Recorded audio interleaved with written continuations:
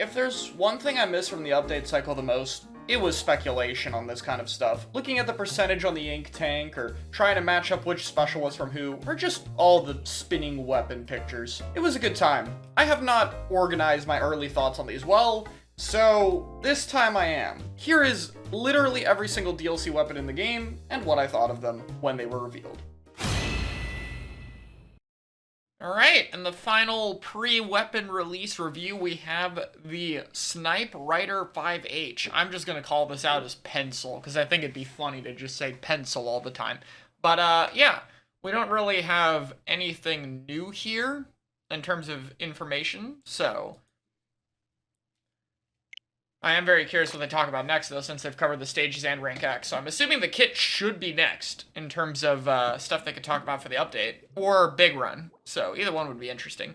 But let's talk about this charger. Most importantly, let's talk about this thing.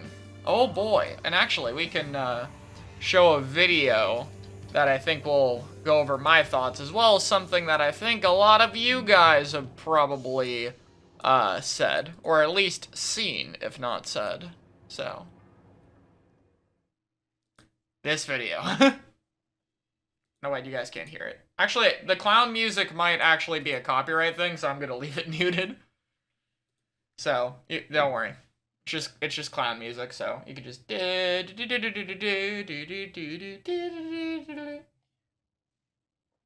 do that. I'm not doing it, but yeah. As you can see, a lot of the community is gonna compare this thing to Bamboo. Like, a lot of people are gonna say it's better than Bamboo. So, yeah, that's the thing. And I mean, they're not wrong that it's somewhat like Bamboo. But Bamboo has one thing that kind of sets it apart. Like, Bamboo's optimal kills right now are like a partial, like this, like 2 partials. So it's like you're not doing these full charge, you're doing these little charges. And what that means is, like, you see how you can move like in between these partials. Like, I've seen some Bamboos even do Ninja recently because it is a lightweight weapon. But you see how, like, I'm not a Bamboo player, so I'm doing this for them. You see how, like, they're barely charging. A Bamboo full charge is about 22 frames. And the partial here is like 10 to 15, probably. So it's like a very small amount of time. Now, you can get your 1, 2, 3, 4, 5 shots with this thing when it's full charge. But first, you have to charge it, and the charge speed, I'd imagine, is probably going to be at least a little bit longer than Squiffer, which is 45 frames, already over double this. So this weapon will not be as mobile. And also remember, like, Bamboo is swimming around between these. And that's another weakness of this weapon I don't think people might have thought about, which is, if you shoot, like, 1 or 2 times, you probably have to stay shooting. Like, I don't think there's a charge hold on this thing. And if there is, then that changes things. But even then, like, dropping in charge hold and popping out with, like, the kickflip is not as fast as Bamboo just being able to immediately pop up. So, like, even if we are assuming you can, like, you can charge hold like a Swiffer, even then it's like, pew, pew, pew, pew, and then you have to, like, this is slower. Doing this is slower. And then you're still having to hit 2 shots. So what it means is, like, when you have your 5 shots, you'll have to be really near the person, because, like, you can chase them with the rest of your shots, but you'll be walking, which will probably be, like, decently fast. I'd imagine it'd be similar speed to this, but it's not the same as being able to shoot and swim. So Bamboo is still way more mobile. What this does have that I mentioned earlier is margin for error. Like, this is actually a big problem for Swiffer. Like, I know a lot of people think, like, good players just hit all their shots, but that's not true. Like, good players have better aim, but more importantly, good players can also move really, really well, which makes hitting things harder. And for something like a Swiffer, like, a lot of Swiffers will play under a ledge, and this is good because, like, if you miss the shot here, then you could get another one by the time they drop on you. So Swiffers can play spots like this. Where they can't play is, like, here, because if I'm here and I'm fighting a good T-Tech, and I miss a shot, I'm dead. Like, they're shooting me and I'm dead. And I can say T-Tech, because T-Tech will be in the game. So what this weapon does is it allows you to actually miss a shot, because you have 5 and you only need to hit 2. So you have a margin for error. Obviously, the more shots you miss, the slower your kill will be. But the point is, you can play more in open fields like this. Somewhat similar to Bamboo there, I guess, but it's going to be a bit different. Like, you're going to charge, peek a corner, and then control space with 5 charges, and then go back around that corner. Or, if you want to push with the 5 charges, you can, like, walk forward with them, and then you'll swim backward. It'll be different, whereas Bamboo won't have that kind of a cooldown. So it's very, like, on-off type thing. It's definitely a more aggressive charger. We know it is cooler, which I think can definitely work fine. Because Bamboo can play with pretty fast stuff. Though an advantage Bamboo has with its current kit is it has Whale. It has an entry tool. And that means it's easier to slot into comps because a lot of the current shooters right now or other things don't have direct entry tools. Like if you're playing it with a range blaster, for example, or if you're playing it with a Dapple Dooley or something. Or a Squelcher is probably a better example. A good bit of shooters still do have it though, like 52 has one, even though that's not like a super good weapon with Bamboo, but stuff like Shot and Splash has it, so I guess those are fine. There's like some picks, but having Cooler will just be a different type of special you want. It'll enable aggressive play. What it will need though is a sub that works for it. I think Wall would be the perfect fit. Like, you would probably need some ink savers for this, but Wall would allow you to, like, wall, and then stand here and shoot 5 times, if you're really far forward. So you could stand further ahead to get your 5 shots off, which, as we've established, people can walk away from you because you have a limited, like, you can't squid form. So if you have a wall, you can swim really far for it. Like, you can wall, get your charges off, and then use that.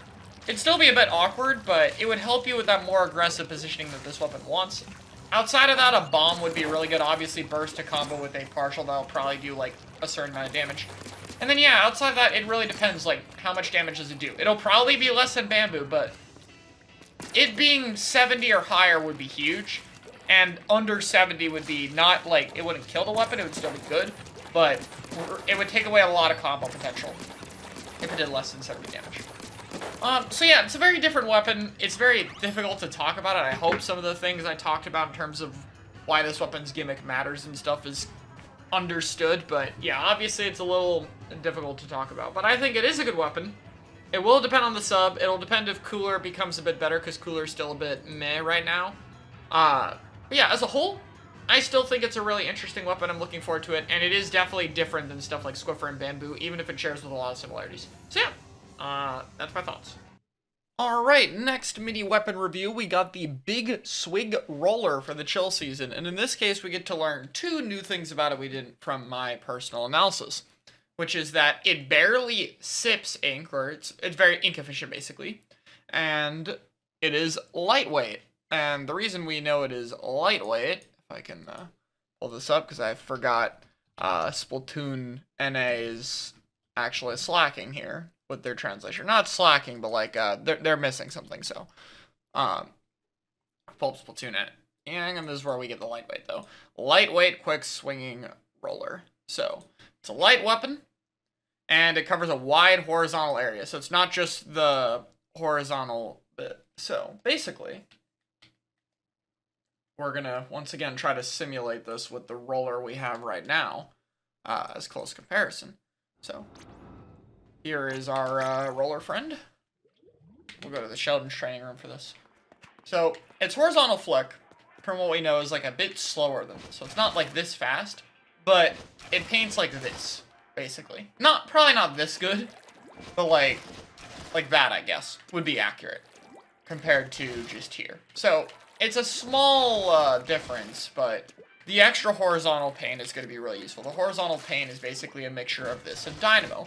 But it's not like that extreme of Dynamo. Like, again, it's like very slight from what we saw in the trailer, and it's not that much slower. So it'll still be good for more quick combat. Like, you could still do stuff like this, it'll just be a little bit slower. I'm actually curious if the range will actually be further or not, because nothing I've heard indicates that it is. So in terms of attacking, it might just be a slower roller horizontal, which is still, like, not the worst thing ever, but definitely a downside. And the vertical flick, like we saw, is pretty similar. It's a little bit faster than this, but it seems to paint around the same distance. The line actually seemed a little bit cleaner in the trailer. Like this part, you can see how thin it is here. It looks like this part actually paints way better and more consistently. That, or maybe they just got really lucky flick RNG since we only saw them do it like twice. But it seems like this part might be more consistent, but this part's going to be a little bit faster than the normal roller. So this is probably in the middle of roller and carbon. This is where we're getting the inverse flingza.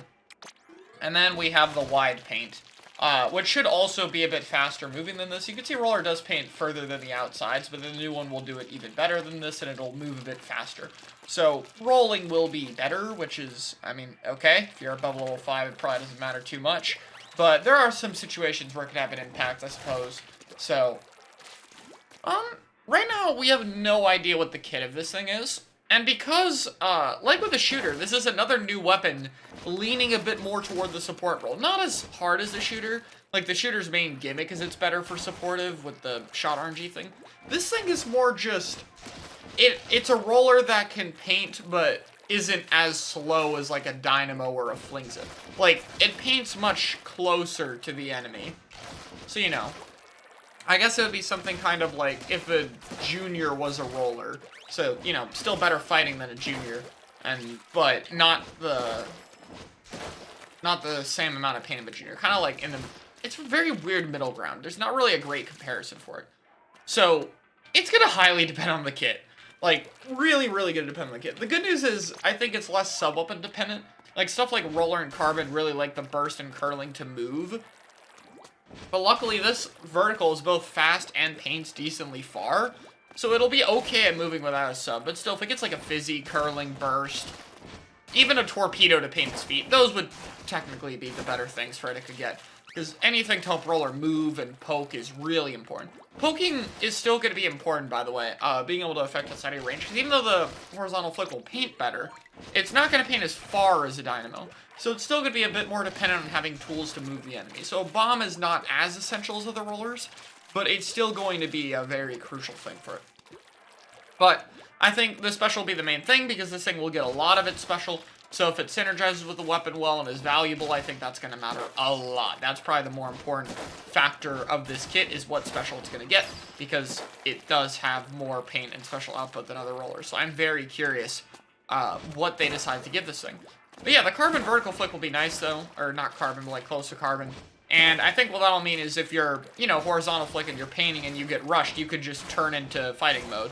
Like, that's basically what it is. It's like the opposite of Flingza, but Flingza is very extreme. Like, you're either painting really far back or you're going really close to people with your horizontal. This is kind of different. Like, your painting range and your combat range are very close together on this weapon compared to Flingza. So it's less drastic of a positioning change, and I think that's going to make it a lot more interesting. Flings will obviously still be probably better overall because it has missiles, but this one might be able to do different things. So depending on what you want in a comp, I think this one would still be fine.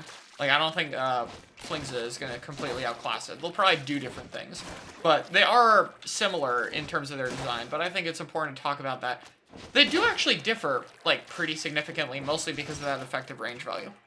So yeah, a lot of different things to think about for this roller compared to the shooter. Like, not as much simple stuff for it. If there was a kid, I could ramble about this thing for quite a long time. So I'm very, very curious. I just really want to know what this thing's kit's gonna be. But yeah, so far, positive impressions, honestly. I'm really, really curious about it. Like, this is a very interesting weapon that I think design-wise will always have some kind of unique spot, as long as the sub and special it has with it makes sense. So I'm looking forward to it. Can't wait for the weapon to come out. I think it looks like a solid option, but we have to see the kit. At the very least, though, design-wise, definitely one of the cooler weapons in the game. Very cool. Alright, hello second channel viewers. Today I wanted to talk a little bit about this thing, the Splattershot Nova. This is going to be like a mini weapon review thing before it comes out. I will do a formal full video on it once the update actually drops, but I figure I'd give a little bit of just kind of random thoughts on it here. So that's what we're going to do. So, as these videos come out and we get a bit more info, if it's interesting, I plan to talk about it. So, this is the Splattershot Nova with galactic range and out of this world look. But the main thing it mentions is that you can fire all day long without affecting your aim. What does that mean? That's this weapon's gimmick. So what does that mean? So let's take a look at the normal splatter shot, for example. So see, when I just shoot the dummy, it's fairly accurate, you know? There's a little bit of RNG, but like for the most part, you know, I can kind of just shoot them, they'll die. Fairly normal. So I think the best way to show this off is to kind of just shoot for a while. So you see at first, it's going to start really straight, but as I keep firing, you'll notice that the shots start to spread out more and more. Like, you'll see this line keeps getting a bit more thin. And at this point now, I have, like, pretty bad shot RNG for a little bit. Like, the accuracy basically gets worse as you continue to sleeve fire. It's not that bad, but it is a factor, and then stacked with jump RNG, that could be a bit of a problem. So the way that this new splatter shot is going to work is that it won't have that. It'll still have accuracy issues, probably. Like, it won't be perfectly accurate. It'll still spread. But it won't get worse, basically, is what they've confirmed. So the accuracy you have when you start firing will be the same as the accuracy when you fired for, like, 5 years. And the reason that matters is because this is trying to be like a support mid-range weapon. It's either going to have slightly less or similar to Splatter Shot Pro range. It's going to have a, like, the same fire rate as Splatter Shot. And it's going to be like a 4-hit kill. So, you know, it's going to be like a slightly slower, faster firing. It'll paint, like, better than this because it'll paint further away. So what they want is they want you to be able to, like, paint a zone or paint an area. And then if someone runs at you, you can turn and instantly fight them without having to deal with, I've just been shooting the floor for 2 seconds and now my RNG is terrible. That's what this weapon's trying to do. We know its kit has Sensor and Killer Well, which are obviously 2 support-orientated things. Sensor isn't the worst thing for it in the world because it has decent range, and location is fine, at least if Ninja Squid isn't lower. It's still not a great sub, but, like, it'll work here. And Whale is, of course, very support. Like, Whale is to help the damage of that weapon, so it's, like, gets kills faster, since, you know, this could be, like, a 4-hit. It's, like, 1 more shot. So, it'll just be something you can walk with. So, the weapon seems to have pretty good strafe speed. So, it's like a splatter shot with more range that doesn't get accuracy prompts, but as a trade-off, it'll kill slower. So, yeah, it's basically, it's a support. It's a mid-range support. It's trying to be a lot of what Dual Squelcher was in Splatoon 1, but I think this will be a bit better because its stats seem a bit better than Dual Squelcher. Dual Squelcher just kind of didn't really fit anything, and Splatoon was a very extreme game.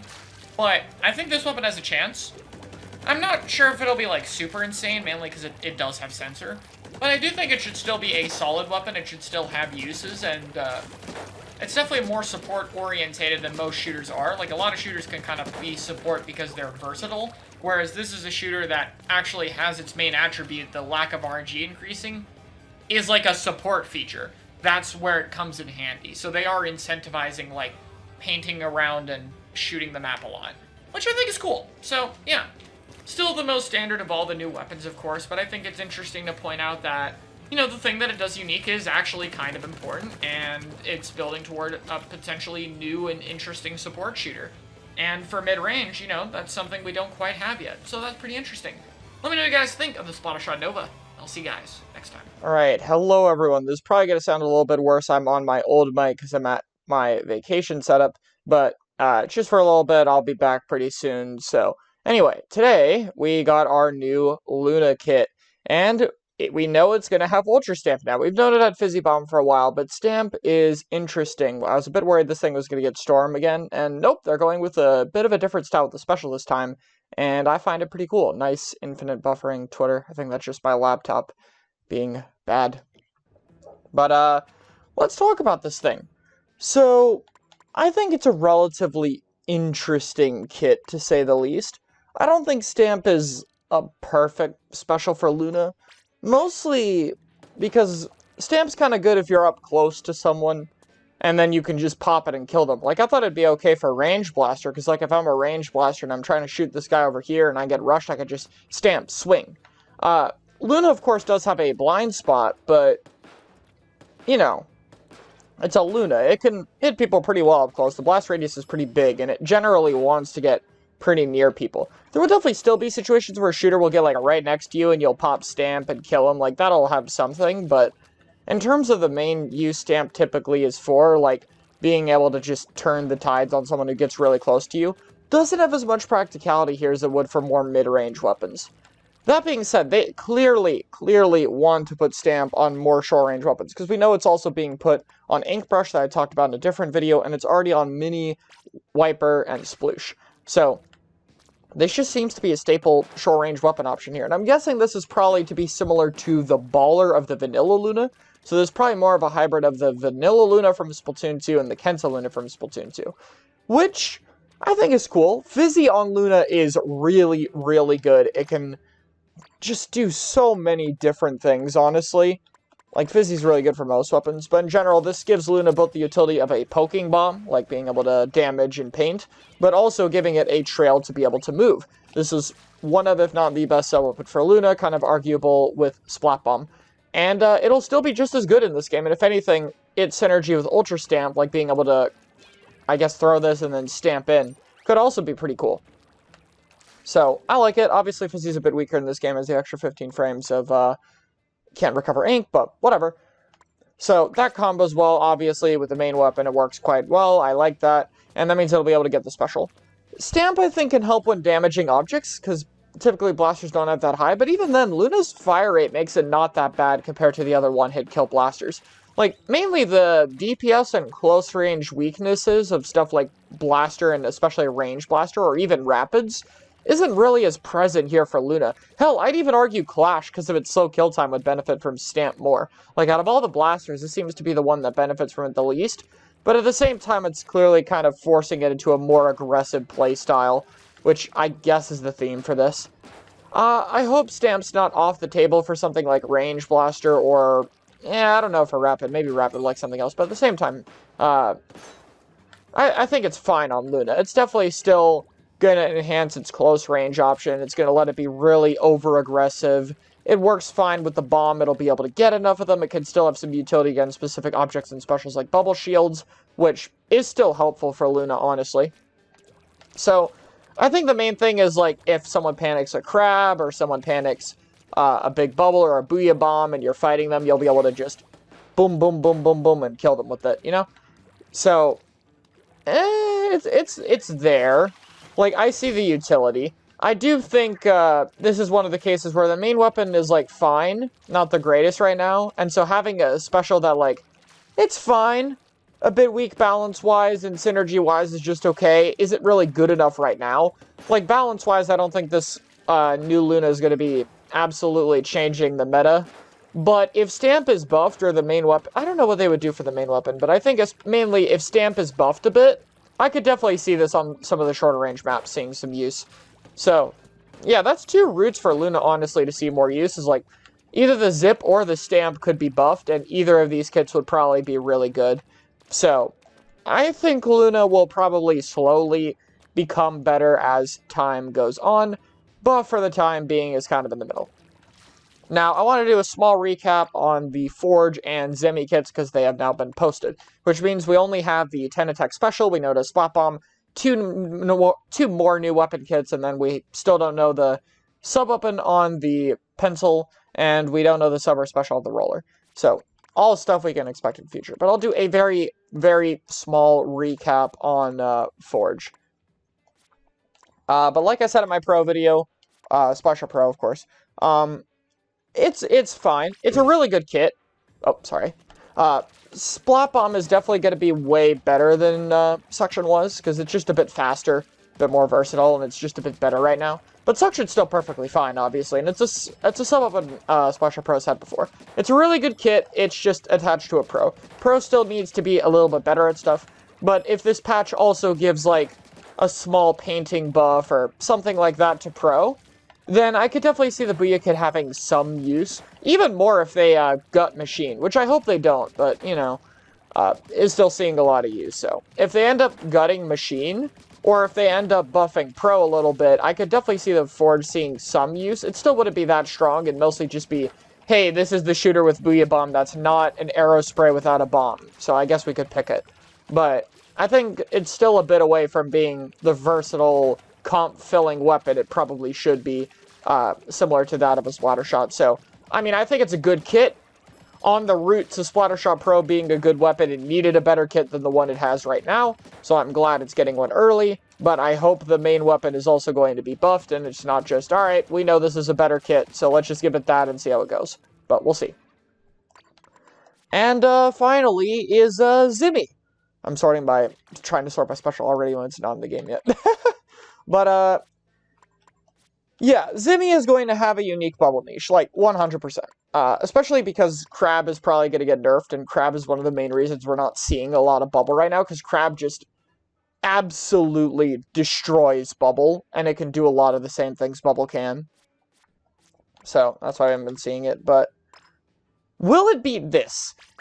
Now, Junior can't fight super well, but what Junior does have is it has much better mobility than Mini, because, you know, start, up, and end. Like, Mini has a fast strafe speed, but this thing can just kind of burst around. But mainly, this thing has a bomb, and a lot of bombs, too, because of the larger ink tank and ink efficiency of Junior. So, Junior is really good for a support with the bubble, while Zimmy will need to also use it aggressively. Like, it'll need to do both. It'll, like, bubble the tower like it did in the trailer, but it'll also have to use it more aggressively. But, unlike the other aggressive bubble weapons, Zimmy can actually fight. Like, it can go and fight things. The weakness of the kit is Toxic Mist. But even with Mist being as terrible as it is right now, because Mist really isn't that effective, and not being able to paint or do damage is really bad for subbuds right now. Like, unless if you're some massive utility like Beacon Super Jumps. But, like, it's good enough for the main and special to make up for it. Because it's just a fighting weapon that could also spam bubble, so that'll see some use. Junior will probably still be the better bomb weapon, because higher output and splat bombs are just that good right now. Especially compared to Mist. But it'll still see some use, definitely going to be something that can fight and bubble at the same time.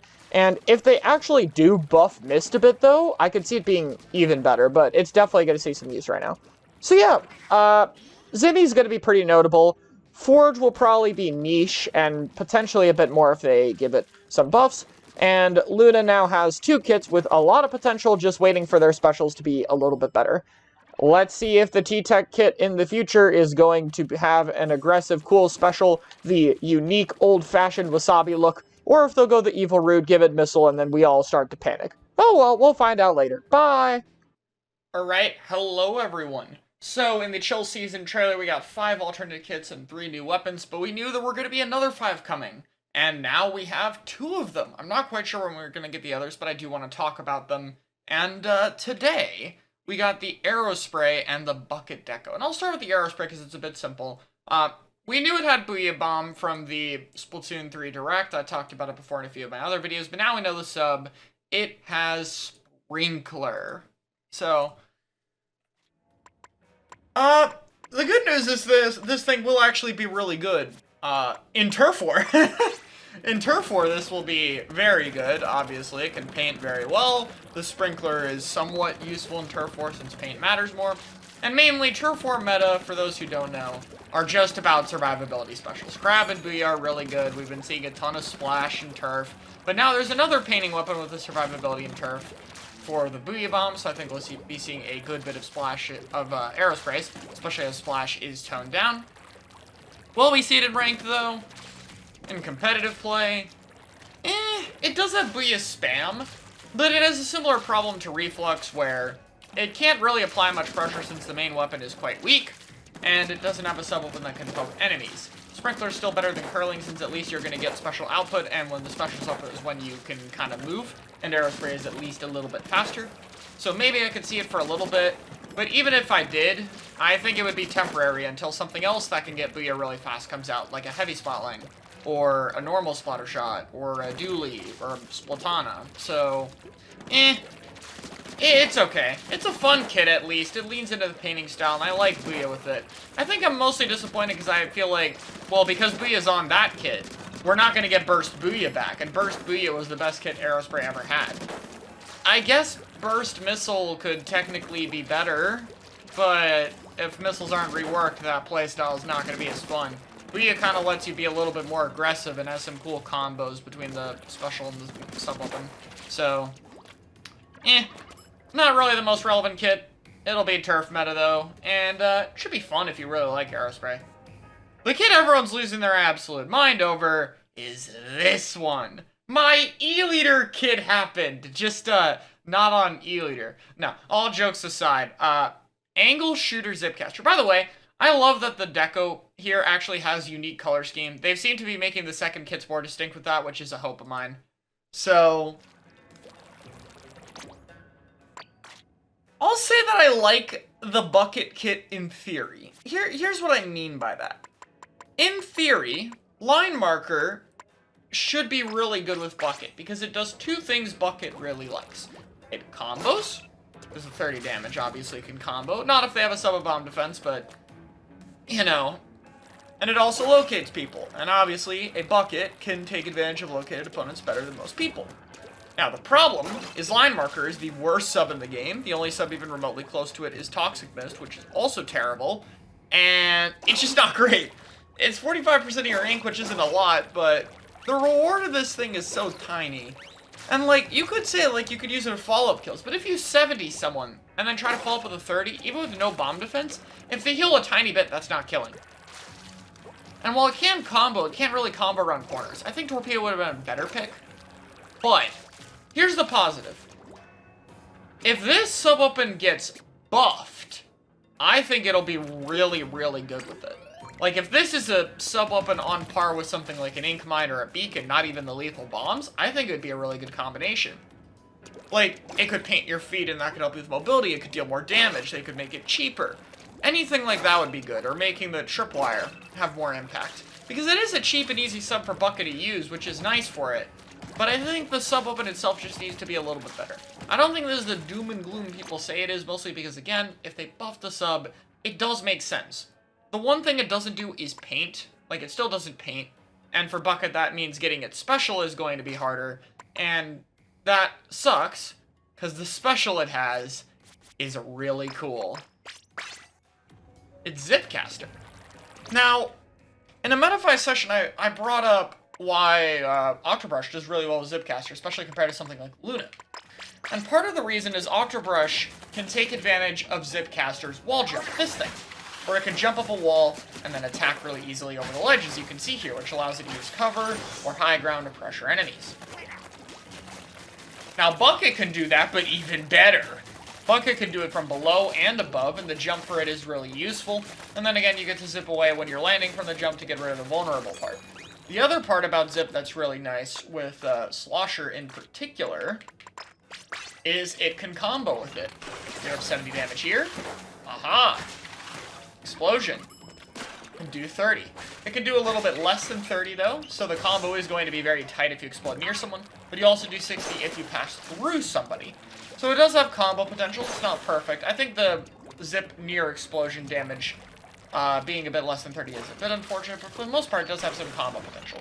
Mostly though, Zip allows Buckets to be able to dive people very easily, because Buckets like to be able to kind of jump on people and get quick kills on them.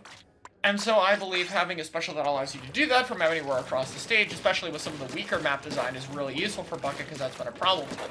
And compared to Tri-Strike, which, while a good special for it leaves you a little bit vulnerable, Zipcaster lets you go in much more aggressively. You just still have to worry about the recall, but it's a much more avoidable problem than having all this end lag of throwing the strikes. So, as for Bucket, what I'd like to say is the pieces are there. Like, the sub and special have good synergy with the main. I can totally see what the devs are going for. It gives it a kit that's better on more flat maps, as well as a more versatile, or sorry, not more versatile, as well as a more aggressive kit. It's two situations that Bucket is kind of needing something new in. That stuff the vanilla Bucket kit, which is more well-rounded, doesn't cover as well. So I like the direction the devs are going for. The problem is that both Line Marker and Zipcaster are undertuned right now. If this kit comes out and Line Marker is untouched, Zipcaster can get away with being untouched and it'll be okay on Bucket. But if it got buffs, like particularly in duration, it'd be better. But if Line Marker does not get buffed, this is going to be a bit of a problem. The Line Marker needs to get buffs too. It cannot stay the way it is. And I mean real buffs, not 30 damage to 32. I mean actual, like, bigger buffs. I think if Line Marker and Zip can be buffed, that's where this kit really shines. And from what I can tell from how the kit's constructed, the devs seem to have a good idea of what Bucket Deca wants finally. But the pieces that work for it are currently just way too weak. So I am very much hoping that it gets buffed. But yeah, that's going to be it. I will say I'm going to be on a bit of a vacation starting the day after this uploads. So if there are new kits, I will probably have to record my thoughts on a old microphone setup some of you guys might be familiar with. So I'm sorry if my voice will sound off in those recordings. But I will try to get to them as soon as we get new kits released. Just keep in mind if it takes a little bit. But let me know what you guys think. Let me know what you guys thought, especially on Bucket Deca. I'll see you guys next time. Alright everyone, today I tweeted out this list, ranking the new kits in competitive play from best to worst. And at the top of the list wasn't a T-Tek, it wasn't a Zimmy, or even the Carbon. It was the Custom Junior. This is the kit I think could be the best in the new patch. Now keep in mind, This is before the patch actually drops. You know, so once we get the balance changes, this list will change. This list is if a balance patch never happens. Like, these kits are just thrown into the current meta. So, that'll change it. When it does, I'll make a video on it on the main channel. I'll do a brief analysis of all these kits for those who don't watch the second channel, condense it a bit, and make a ranking. So, that's something to look forward to. But, why this? Why is this the big winner? Because on the surface, this seems like a very odd pick for the best weapon being added. Like, really? That Junior? Like, Junior's not that good at main weapon. And it has, like, Torp Wave? Is that really that strong? Yes. Yes, it is. Let's talk about why. So, briefly, let's talk about Junior as a main weapon. Now, Junior can't fight very well. It's not the worst at it. Its spread isn't as bad as it seems, but it isn't a great fighter. Its paint range is also not great. It doesn't paint too far away from itself. Everything else tends to be good. It's a lightweight weapon with very low startup and end lag, which means it can run Ninja Squid very easily. It's high mobility. It paints very well and very quickly. Its damage per second, if it could get near something, is actually, like, pretty good. Like, you could damage objects pretty good up close. It has the best ink efficiency in the game. It has a 10% larger ink tank, which can help with the main weapon, but more importantly means sub-weapons cost practically nothing. I have no sub or main saber here. You can see just how long I can shoot after a spot bomb. Keep in mind, Torpedo's even cheaper. So that's all the things Junior is. So Junior is actually one of the better main weapons. I want to get that out of the way. It not being able to fight will matter, especially as more kits happen and things start getting in the way of Junior's niches. But right now, both Junior and Custom Junior don't have much competition. If you want to see why Zimmy isn't huge competition for Junior and they'll be their own different things, check out my video on it. And C Junior I'll talk about right now. So, main weapon aside, Torpedo is very good right now. Torpedo benefits a lot from the increase in slower weapons in the game, because that's generally the stuff Torpedo is good against. Like, stuff like a Charger will have a harder time dealing with Torp than a Shooter. Stuff like Flingza will have a harder time dealing with it, etc. Even something like Machine doesn't really want to shoot down Torpedo. And the other positive about Torpedo in this game compared to the last one is Ninja Squid is very popular. Ninja Squid is a very good ability, and there are some team comps that will run 2 to 4 Ninja Squid on their weapons. So that's very important.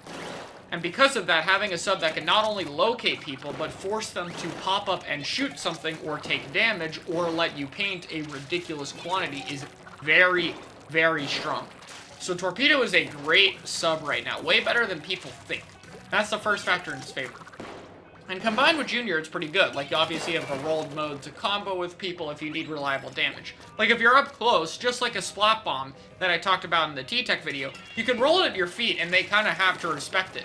In this case, it's not lethal threat, but 35 damage is one less shot to kill and it will paint their feet. And it's like, you can't really miss the rolled hitbox. It's, let me see, it's like over a line, I believe, of range. Yeah, it's pretty ridiculous, so you won't miss it. And if you're able to hit directly, you become a 2-shot, so there's that too. So Torp, very good for combos, very good get off me, very good against Ninja Squid. And being able to be good against Ninja Squid is already starting to sound very strong. So what if we factored into that? We invest into it further and give it Wave Breaker. Now we're talking.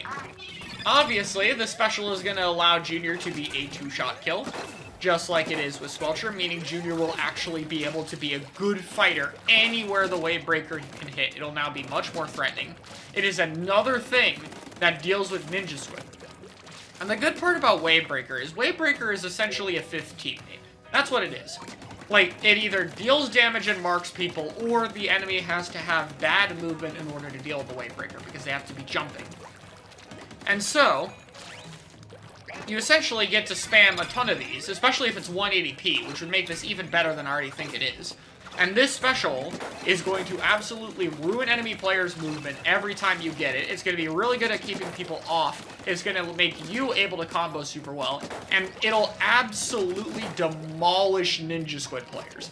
This is a hard Ninja Squid counter. Part of me thinks this kit exists due to how popular Ninja Squid has been. Like, that wouldn't surprise me. Because this feels like a hard answer to Ninja Squid comps. Now, I don't think this kit is perfect.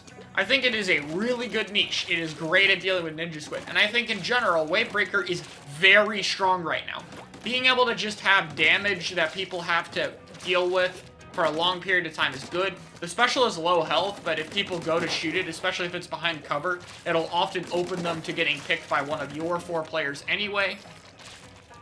Like, I think Wave is a mad underrated special. I guess I'll say it now. Especially, again, if stuff like Crab Tank and Missiles gets nerfed, Wave is one of those specials that's just a few places below them. Not that far off. It's still a top tier special.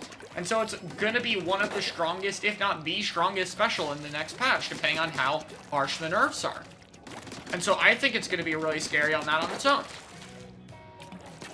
So that's a bunch of different things in its favor. And against non-Ninja Squid comps, I still think the Wave Breaker output is very good, especially on smaller maps like Inkblot Art Academy, where being able to avoid Wave Breaker is really difficult because there's just not a lot of room to fight for in the relevant locations of the map. Once the push gets started, you have a wave on their plat, it's going to hit pretty much everything.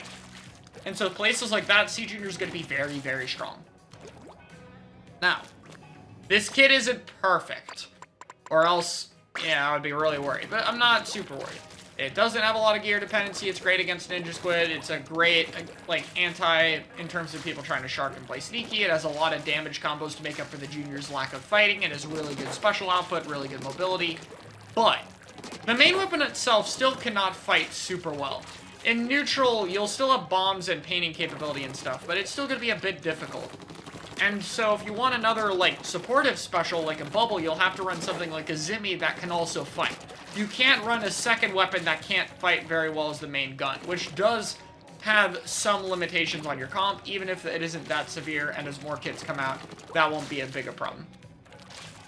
And the other factor is there'll be some team comps that don't have things that are super weak to Wave Breaker. You'll fight non-Ninja Squid teams that don't have weapons like blasters or dualies that are forced to remain grounded due to how their weapons function. And because of that, Wave Breaker will be a bit weaker there. Against stuff like a lot of shooters, I think it'll be a bit more difficult for Custom Junior to find value. So I definitely think it's not a you can constantly pick this thing, but it is very good. It is a brand new niche. We don't have anything that super spams Wave Breaker very well, so that'll be interesting to see. It's a slightly different playstyle for Junior, not that different, but enough to make sense. And it's cool. 2 strong kits on Junior is awesome. This is really good for Junior mains in particular. And I am very, very excited to see what people do with this weapon kit. Let me know your thoughts. I'll see you guys later. All right. Hello, everyone. So we got 2 kits today. I will talk about the other one, but let's briefly cover Inkbrush first, which is, it's Inkbrush Nouveau. So another one of my kit predictions that's about half right, where, like, I get the general direction they're going, but I didn't get quite, get the sub and special both right. In this case, mine is back. I was pretty sure it was going to be, because it's been repeated twice anyway. But instead of something like a big bubble, or even something like a crab tank or reef slider, we ended up getting Ultra Stamp. Now, obviously this vanilla kit is built to be able to kind of enable its team to get in. Like, you have a bomb and you have a very cheap killer whale, and then when those go off, you roll in and you go kill people. Like, it's a very standard Inkbrush kit. It's a bit weird because this kind of playstyle hasn't existed because the bomb kits have always sucked, because it had Strike in Splatoon 1, which you couldn't move very well during because of the whole throwing thing, and it had Splashdown, which I don't even know what they were going for with them. But now that we actually have this kit normal, they wanted to do the kit that worked in Splatoon 2, which is the Nouveau kit, which had Mine and Baller. The way that would work is, oh shoot, the brush got behind you one time, places mine, farms a Baller, runs at you, flicks at you, pops a Baller, rolls around, explodes, flicks again, runs away, you run into the mines while you chase. Like, it's a giant pain to kill. Like, Brush Nouveau was completely different than the style in this brush. And they are trying to recreate that, which I like, because I think having access to both styles is good. This is actually what I want for a lot of the weapon kits. Like, I want both styles of play that the weapons have liked to be available. Like, that's why for range I want a really aggressive kit now that it's gone a good supportive one with Suction Wave Breaker, because I think weapons should have access to all the different playstyles that they've had that have worked for them in the previous games. Now, obviously mine should work just as well, but the big difference in this kit, and I guess I'll use Wiper for this, is Ultra Stamp. So, while Stamp does kind of move, Stamp doesn't help you get in as much. It's vulnerable on the side, so if you charge past people, like if I try to charge past this guy, I accidentally threw it.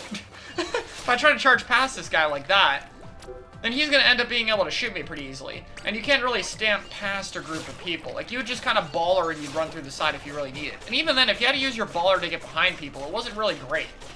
Admittedly, the weakness of Nuvo is getting in is hard. And I think that's a fair weakness, because if it could get in, everything about its kit absolutely wrecks you once it gets there. What I do like for the Ultra Stamp is, first off, its one-hit range is actually pretty good compared to Ink Brush's range, like the actual jump swing. And the other thing is it provides good damage to objects. So it is somewhat useful. Like, it's better than it was with Octobrush. My big problem with Octobrush is the Stamp's rush mode was never really that much more applicable than the normal one outside of the DPS. Like, just normally swinging. But because of the lack of range in Ink Brush, I have it here. And I think the point of Stamp is that it wouldn't get an HP special. Like, they didn't want it to be invincible or invulnerable at some point. And so Stamp gives it an option that still protects it, but also, you could still fight it. Which, fair, I could totally see that line of logic. I also think the Throne Stamp is going to be a really interesting mind game, because most other Throne Stamp weapons can't be behind you. Well, except for Wiper, but Wiper's a bit different. I'm going to have to talk about Wiper in its own video. But it's like, this weapon can go behind you, pop Stamp, and rather than worrying about having an Ink Brush get in your face, you have to worry about a Stamp being thrown at you from super far away. I'm also going to link a video by Spore. They are one of the best Ink Brush players, and they talk about it, and they go into these things a little bit more. And I really like their video on it and agree with it. They have a bit of a problem with mines, which I get because getting in. But again, I think this kit is supposed to be both tools really help when you get in, and you're supposed to build around it in your team comp. So with that being said, oh boy! So a lot of the kits have gotten some form of flack before. I can pull up Kiver's funny tweet real quick. And this is another one where I'm gonna mute it because I'm unsure if I can actually have the sound in it, but hopefully that's enough. But it's like, you know, you see the kid and you laugh and you find it funny and it's all that. And I get that, but here's the thing, like, even these kits being weaker right now is more due to the parts. Like, Angle Shooter isn't that great right now, or Line Marker, and Ultra Stamp isn't that great right now. However, there's a difference here. A lot of the kits that we saw were weak mostly because of balance things. They're things that could be fixed. Like, Bucket Deco's kit makes a lot of sense. It just needs the parts to be better. And this kit kind of sounds like it works. Like, Torpedo is actually a pretty good sub with it, and that's something we knew ahead of time. And now we know it has Reef Slider, which, like, hey, it gets you in and stuff. It makes sense, right? I mean, somewhat, but, there's just, like, a tiny little problem. This weapon is also in the video game with another location bomb and Reef Slider. Uh-oh. I don't really get why they chose Reef Slider. I get it, they had Splashdown before, but why did it put me in this training room? Hello? It had Splashdown before, but, like, I don't think the slider works for it as well, and it's also something that's already, like, on the Tetra. And what makes Tetra work really well is Tetra basically ignores enemy terrain while it fights. Like, you roll and you shoot while you roll. Like, I'm not a super good Tetra player, but it's like, you know, I can shoot this guy while I'm moving around. So I can walk through his ink and shoot at him at the same time. That's a big threat. And Dapple can't do that. Dapple can still, like, get up close, but that's about it. The other unfortunate thing is it can't do the Torp combo anymore. Splashdown comboed okay because the outside or the medium hit would do 70 damage and then the Torp would do 35. But Reef Slider does 60, so the outside of Torp doing 35 will no longer combo. It'll be like Aerospray, where you'd have to hit it direct with a bomb, which is really difficult to do if you were to roll it. And it's like, a displacement tool is so good with Dapple because Dapple's fast. Like, Dapple is genuinely really quick, and in this game, I think Dapple's actually a solid main weapon. Like, if you storm and someone moves, they have to worry about you, boom, being on top of them like that. Like, the second the enemy can't fire you, you close the gap so fast. Like, their rolls are like a mini teleport. That's what I think makes them good right now, and I've even seen a lot of players be unprepared to how to fight Dapple because they see a Dapple at mid-range, and they try to throw, like, a Fizzy at them, and by the time they throw the bomb, they die already. Like, that's what makes Dapple good. Like, after those rolls, it's still vulnerable, and it still has to get this close. But those rolls are so quick, especially when combined with the squid roll, which gives you some armor and even more distance. Like, I could be swimming and then boom. Like, pop-up double roll. Like, that's super good. And this kit kind of gives it away and it doesn't give it entry tools, but at least it's somewhat of a Rainmaker niche, which is probably what they were going for, and the kit's unique. This one's just, it's just literally a worse Tetra. And I'm disappointed by it. Like, this is the first kit where I don't have a good justification for it. Torpedo Rain was right there. That would have been a high-tier weapon. Maybe even better, honestly. And I don't know why it's not there. Maybe it'll be on Luna, but Luna wasn't great to have Rain on it with Fizzy anyway. It'd be a good kit, but I'd be disappointed because of how it affects the rolls. So, I'm hoping that doesn't happen, but now that seems more likely too, which I'm not happy with. I'm just a bit down about it. Like, I don't even play Dapple, but it's just 5 kits in a row. 3 of them that lack the proper entry tools. And 2 of them that are literally directly outclassed by Tetra having basically the same thing. Like, the Dapple Nuvo kit is dead on arrival. Like, unless if you're a passionate Dapple player and you want to play it, you could play it. But, like, in a competitive setting, there isn't a good reason to pick it over the Tetra. Because the kit synergizes better with Tetra, and Tetra's a better weapon. Like, the only thing you could argue is Torpedo's a better sub, but it's not better by that much to the point of picking Dapple. It just sucks, because, like, this could have been the perfect kit for it. And I'm worried now the next kit is going to have Mist and, like, Storm or something. Like, I'm worried it's going to get Mist, and Mist would not work with it. I really hope we eventually get 3rd kits for every weapon, and I very, very much hope that Dapple's 3rd kit is good. But it's going to have to wait a long time now, because everything else is probably going to get a 2nd kit first. So, you know, it's just unfortunate. I guess Dapple will retain the Rainmaker niche for now. I don't even know if that will last, given more kits happening. Could definitely fill the whole beacon thing. So, I don't know. We'll have to see, but to me, I think the Dapple's kit was disappointing. I think it was a perfect chance to give a hybrid of what worked with the clear Dapple kit and what worked in the Nuvo kit and make a perfect combination, or a near perfect one. And instead, it ended up being a recreation of a kit that was outclassed by Tetra, and in this game, it has the exact same fate. I don't care how much you buff Reef Slider, because I would just buff it on the Tetra as well. I think this kit is literally perma-doomed, unless if they hard kill Tetra or hard buff Dapple, then it's not happening. And even if they did that, it still is the problem of one will just be better than the other, which I think is a worse fate to have when you're creating set kits for weapons. This is the problem set kits are supposed to avoid, and, well, it's not avoided here. I hope it can at least be an entry-level weapon for players who want to learn Tetra and at least be fun in solo queue. But, yep, it's a disappointment. I won't sugarcoat it. See ya.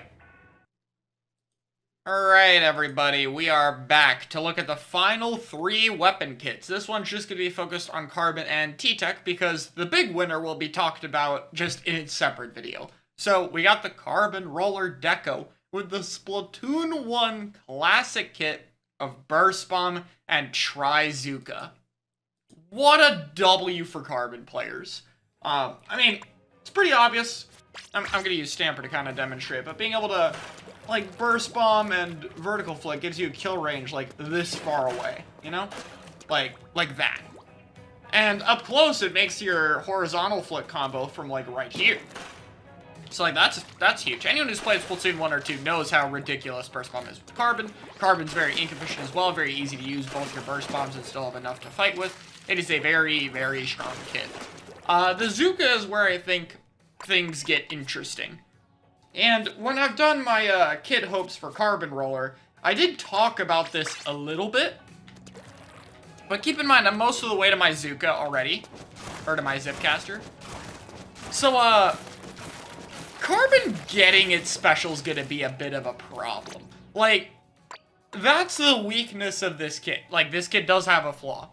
It's going to actually be hard to get Zuka, especially with how aggressive and front line a Carbon will normally play. Like, being able to get that special somewhat reliably is going to be difficult. And it's especially going to be problematic because one thing we've noticed that's been decreasing Splattershot's popularity is Trizuka is pretty difficult and unreliable. Especially in modes like zones where the objective isn't tied to a player that you could kill.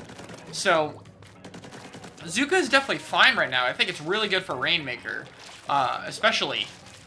But it's not in the greatest spot right now because it's just very, very easy to mess up. I don't think it needs a buff or anything.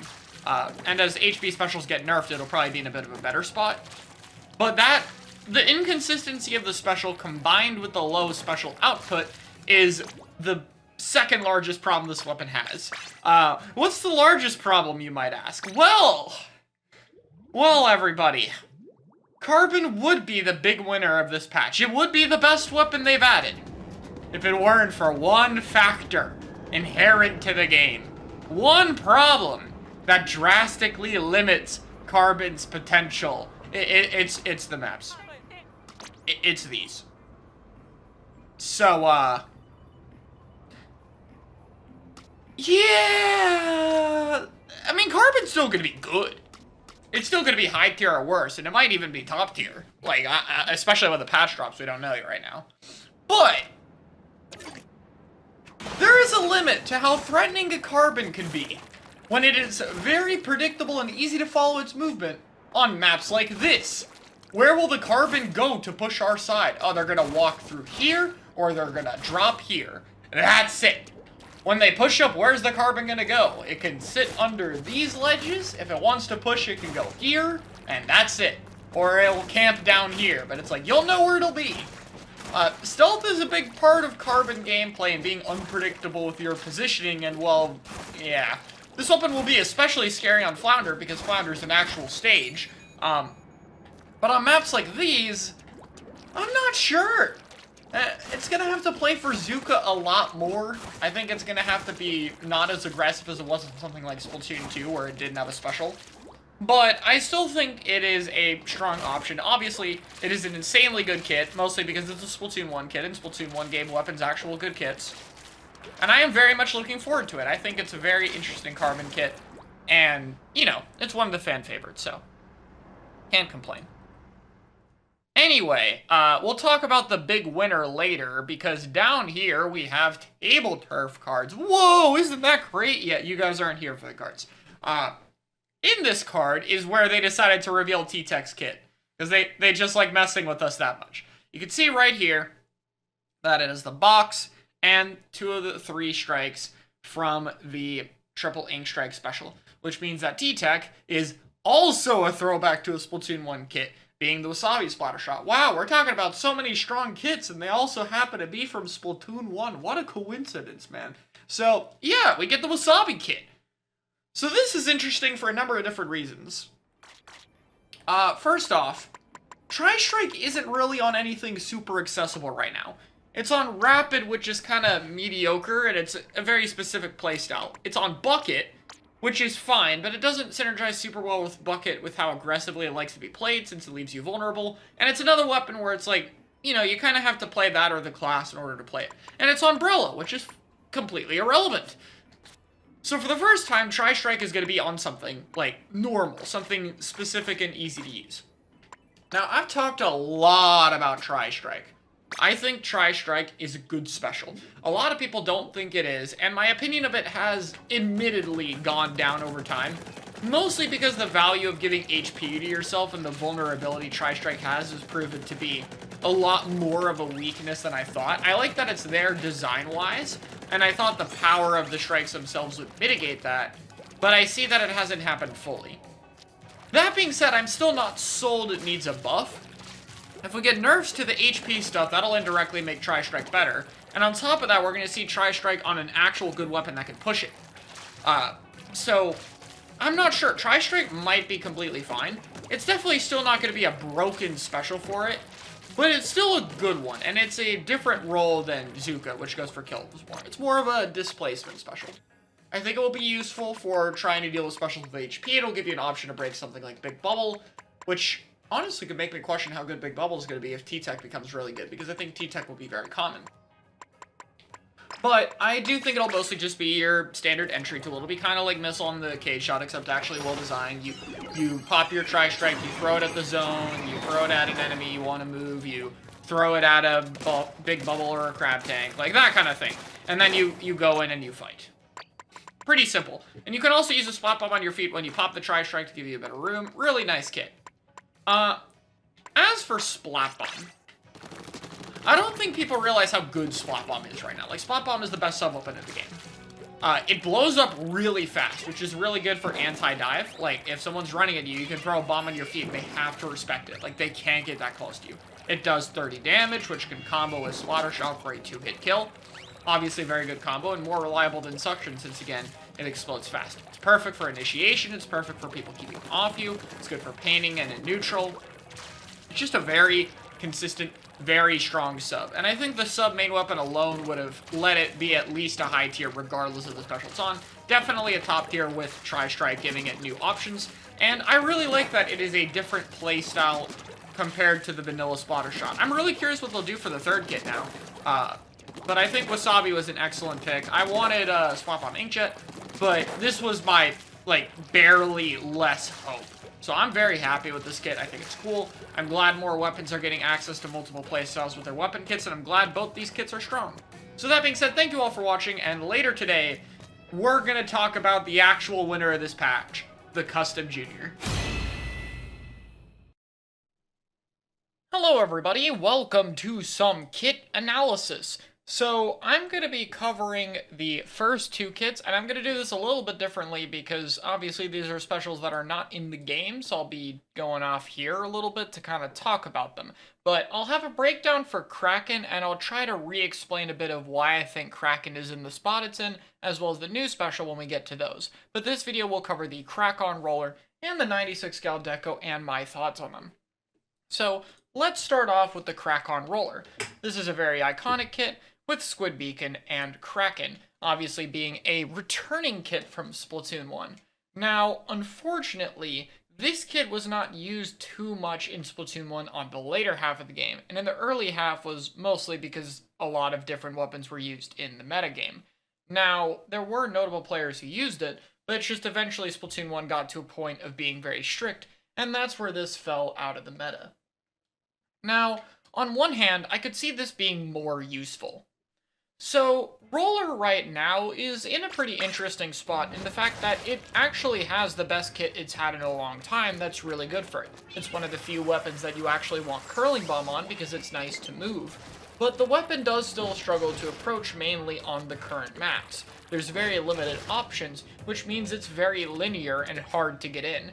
This means for competitive play, Roller really struggles to actually get in positions it can thrive in, and because Big Bubbler is attached to where you are, it doesn't really help you too much. If you get your bubble forced early too far away, it's not going to be great.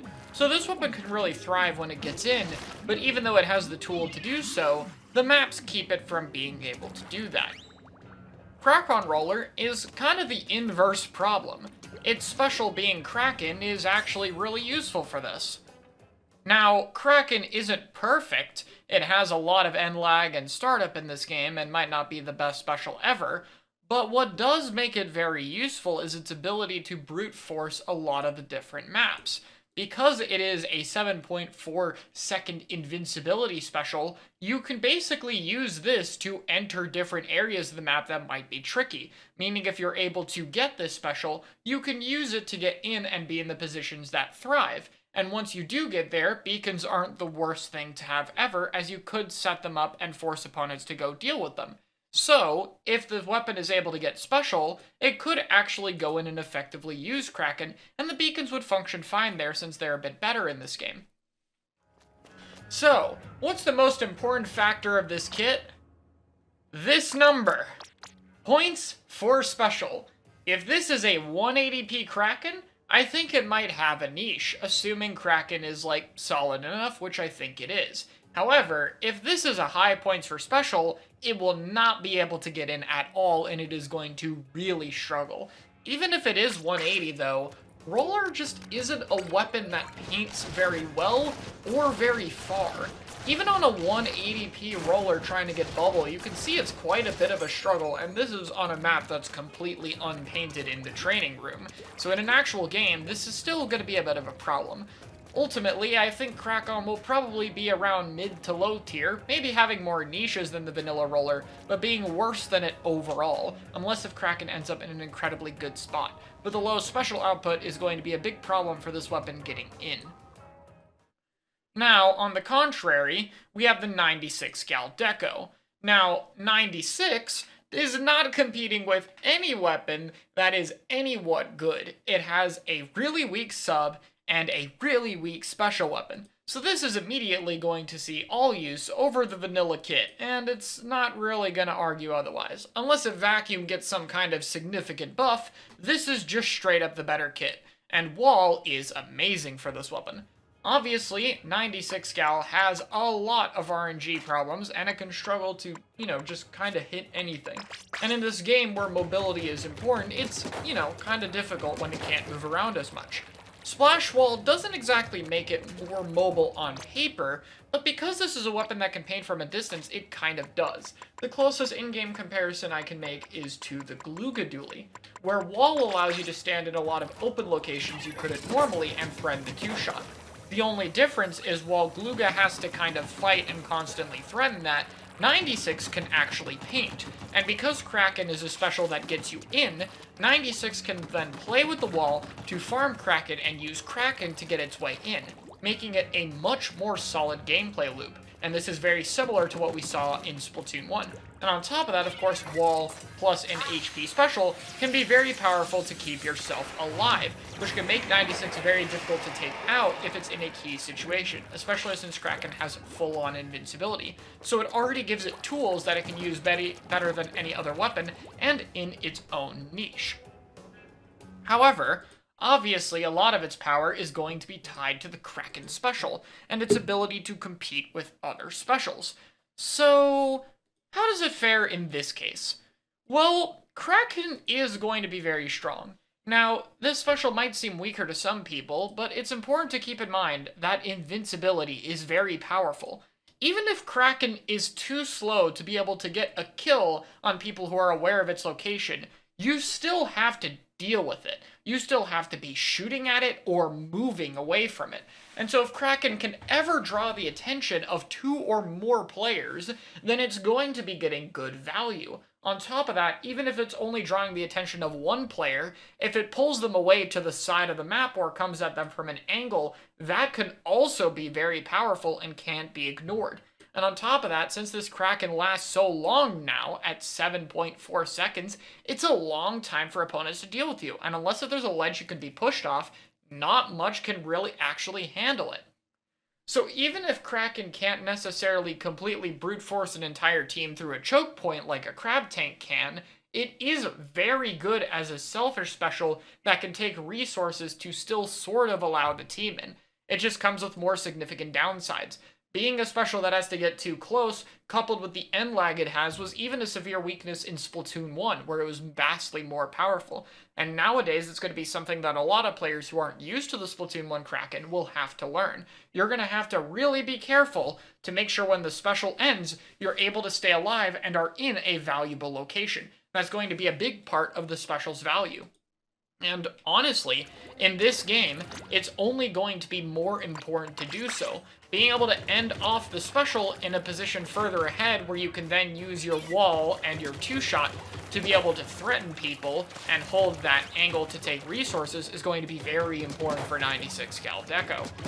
Now, with that all being said, I think this will actually end up a high tier. The main weapon is in a bit of the weaker side, but honestly, Wall is pretty strong right now, especially considering a lot of players are using Burst Bomb.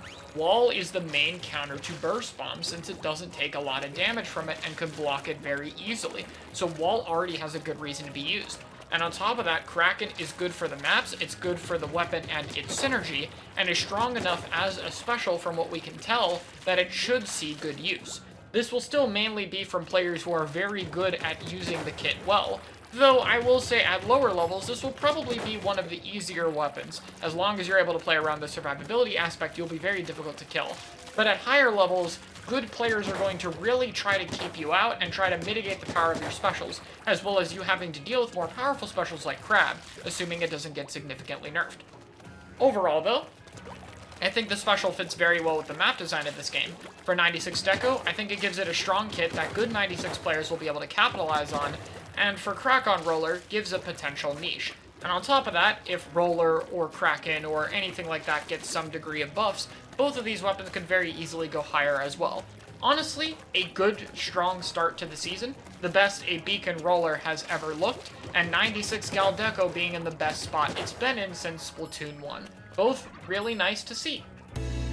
Recently, it was revealed that the Kraken will be returning in the Fresh Season update coming this March. This special is a returning and reworked one from Splatoon 1, and it's one of the most infamous specials of all time, not only for how cool it looks, but also for being incredibly broken. Because of this, bringing back a special this strong is something very interesting that we haven't really seen before. So I want to talk about how Nintendo approached the special, and if I think they did a good job, as well as how good the special will probably be on launch. If you enjoyed this breakdown and want to see more content from me, consider subscribing, and let's get started. Kraken is an invincible squid that can be able to swim around the map normally. It functions just like squid form, so it can fall through grates or climb walls, and it's immune to enemy ink. It's as if you could swim around your own ink any part of the map that is inkable. This special cannot be killed, only pushed back by damage from enemies. Getting into the special was instant, allowing it to be used as a panic button, and it lasted 6 seconds on launch and 5 seconds at the end of the game's lifespan, with its only major downside being a severe amount of end lag after the special was over, meaning it was very easy to be punished. Part of what made this special memorable is it had a lot of unique interactions. Swim speed and Ninja Squid would affect the Kraken's movement speed. You could super jump with the Kraken and even use it to land on grates that you would normally fall through. And for opponents, you were able to Kraken tame, where you knocked a Kraken away from you or dodged its attacks in order to punish it when it was over, which was one of the most satisfying ways to counter a special in the game. It was something that truly fit the theme of Splatoon and felt awesome to use. But it did have one problem, which you could probably tell by now, which is that the special is incredibly broken. You could use it to live situations, force yourself into areas, get kills on slower weapons that can't fire as fast, and especially clear by the end of the game's lifespan, it was just way too good at too many things that were too broken, and it made it one of the best specials in the game, especially as Splatoon 1 got more aggressive, and even nerfs couldn't really do anything about it. Because of all this, the Splatoon 3 version, Kraken Royale, functions a little bit differently than the original, and there's a lot of changes to go over. Of course, when trying to rework a special, it's going to get some new properties, some nerfs, some buffs, and a bunch of changes, so it's unfair to say it's simply the same overpowered thing it was before. We have to reassess it and see just how good it's going to be now. Let's start with the negative changes, the most obvious being that the special now has startup where it's vulnerable, meaning it can no longer be used as a panic button. This trend of startup for specials has been popular since Splatoon 2, and it keeps them being punished instead of something they can just pop and get out of a situation for free, which is a good change. The special itself is slightly slower, but also slightly larger. Now, the size does have a positive I'll talk about later, but combined it means it has a very large hitbox, and it's going to be tougher at dealing with knockback. The size and speed will mean it's more difficult to gain ground when moving forward, and it'll be easier for multiple opponents to shoot and keep it back, which means if it's trying to do something like sit on a tower to get a lead, it's going to be much easier to push it away. The size and speed also make it easier to track and notice, meaning that players are more likely to be aware of a Kraken going around the map rather than losing track of where it is going. Finally, and possibly the most impactful nerf, is that the jump attack is no longer a one-shot, it is a two-hit kill. This not only makes its lethal threat especially lower, but it reduces its object damage, which would have been pretty nice in this game. 160 damage versus something like a 500 HP crab tank isn't great, but it's definitely better than having to hit it at minimum 6 times. This change to me means it's going to be easier if you're comboing with another weapon who can, say, throw a burst bomb or hit a rapid blaster shot to hopefully combo with the damage the jump does, or you're gonna have to spend more time trying to chase and get opponents if it's by yourself, making it easier for opponents in a 1v1 situation to be able to stay alive. These changes seem to be doing two things. First of all, making the counterplay of playing near opponents and keeping the special away from you easier, and 2, preventing it from being used as a panic button, forcing you to be more calculated with when you pop it and how you approach with it. I believe these changes are exactly what the special needs. It keeps it much more fair while still retaining a lot of the same power it has, especially with some of the buffs we'll get into later. The unlock of the special is mostly unchanged. The only indicator we have here is that there's now a red flashing symbol when you're about to run out of the special, similar to Crab Tank, which is just a small quality of of life thing for enemies. The special already had a lot of end lag that made it punishable, especially with how close you had to get a kill with the Kraken, so I think it's fine that it is the same. Now there is one extreme attribute of the special that wasn't changed, the invincibility, and honestly, I'm pretty surprised by this. Reef Slider has some invulnerability, but it's always with a set path that's very punishable. This has a lot more control while you're immune to damage. Obviously, if you get hit, it still has an effect on the player, but not having a way to end the special and kill it early means it's always going to be able to buy a set amount of time tied to its duration, which is something I could see being a problem. It's possible that the other nerfs to it would make it so even if you can't kill it, the Kraken wouldn't be getting a lot of value, but I'm unsure. Survivability is still very important in this game, and I don't want it to be too annoying on objectives. With that being said though, it's really my only major concern in terms of it being potentially too weak, which I think is really good overall, and they fixed pretty much everything else completely. We'll just have to wait and see if invincibility is something that needs to be tweaked or not, but changing it to an HP special shouldn't be too difficult if it's needed. Anyway, Kraken did get some positive changes. One that I mentioned already is the size. While this does make it easier to target, it also means that jump hitbox is pretty large and difficult to miss if you're on top of opponents like we've seen in the demo video. It's a small thing, but it does matter, and could be helpful if you have opponents trapped in tight corners, such as the bottom right of Hagglefish. It's also gained new abilities, having access to the Squid Roll and Squid Surge. I assume this will do damage the same as jumping, though we can't confirm it at the moment. This is especially helpful for mobility, as Kraken does have a limited turning speed and does not have access to substrafing, a technique very useful for changing directions quickly, and can now use this in order to maneuver much more easily. In addition to that, the special has gained a new charge attack, seeming to have around the same charge time as a Squid Surge that lunges you forward, making you temporarily immune to knockback but hard to turn. This has its own fair share of vulnerabilities, but is a cool way to add depth to the special. If you're tamed against some weapons in Splatoon 1, there's not too much you can do. Whereas now, if something like a shooter is trying to keep you in a corner, you can use this attack to force your way through and make them move. This is an option that takes a bit of time, but has clear use cases, and is a great way to add more depth to the special. The final buff is something I haven't seen people talk about very much, which is the duration. At the end of Splatoon 1, it only had about 5 seconds, but now it seems to have about 7.4 seconds. Obviously, since it requires multiple hits or a charge to kill, a bit of extra duration is useful, but it does guarantee more time where you're unable to die, so coupled with the invincibility is a very strong buff. Honestly, I really like the buffs. It's important to not just tone back the special from Splatoon 1 or it won't feel great, so adding these extra options as compensation keeps the special fresh and feeling powerful. We still have a few unanswered questions. Will the Kraken still stack with gear abilities like Swim Speed, Ninja Squid, or maybe Intensify Action up? And would Intensify Action decrease the amount of charge time required to use the charge attack? On top of that, they might have also disabled super jumping with the special, like they did with Trizuka. I wouldn't be surprised if some of this was toned back, but I hope it's not to the point of taking away cool things like Kraken super jumping. That wasn't broken and was just cool, interesting tech that would be nice to have. Alright though, that's a lot of changes. So how strong does the special seem? Well, let's start with the good news. It's definitely not going to be on the weaker half. Specials like Ultra Stamp, Reef Slider, or Ink Vacuum that are really vulnerable and don't provide a way to get in really struggle in this game. This special does provide a way to brute force your way in, which is very important for these maps. On top of that, the invincibility means it can deal with stuff like Crab Tank and actually tank the damage from it, forcing Crab users to either shoot at the Kraken and allow the rest of the team to play a 3v3, or for the Crab Tank to shoot other players, allowing the Kraken to get in. Now, obviously, specials like Crab Tank that are very strong and can control space at a distance still have an advantage, being able to keep the enemies far away, and Crab Tank has a lot more options to deal with Kraken, especially in a 4v4 environment. Personally, even with the invincibility, the speed the special provides along with the knockback that's going to be much more difficult to deal with makes me think it's not going to be one of the best specials in the game. It's also worth noting specials that can be in the air, such as Zipcaster or Inkjet, will also be very good at dealing with the special. So for me, I think it's going to be kind of in the middle. It'll be a great entry option for a lot of shorter range weapons that can threaten a lot of weapons in close range combat that, if it can't kill them, can at least have them focus a Kraken instead of being able to do something more productive. It has a lot of unique use cases and can be great against some other specials. Ink Vacuum is an easy one where counterplay comes to mind, but also stuff like punishing a Booyah Bomb after it's thrown, or contesting enemies in a big bubbler that would normally be very risky to do at that range. Personally, when looking at my special tier list, I would put it in always somewhat useful. It's difficult to find a situation where popping Kraken wouldn't yield some value, but trying to get as much as something like Crab Tank or Antenna Missiles is going to be difficult and very inconsistent, making some of the latter special is much more reliable. With the analysis complete, I'm very happy with what Nintendo did with the special. It looks more balanced and more fun than it did in Splatoon 1, and I hope I can see it on one of my weapons. Custom range blaster, please.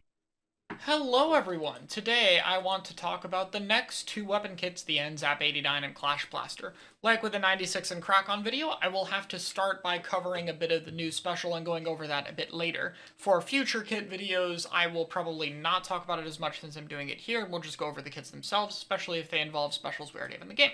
But anyway, to start, we have the NZAP 89. Finally getting this version back, and it's going to be a very different playstyle from the original that I'm quite looking forward to.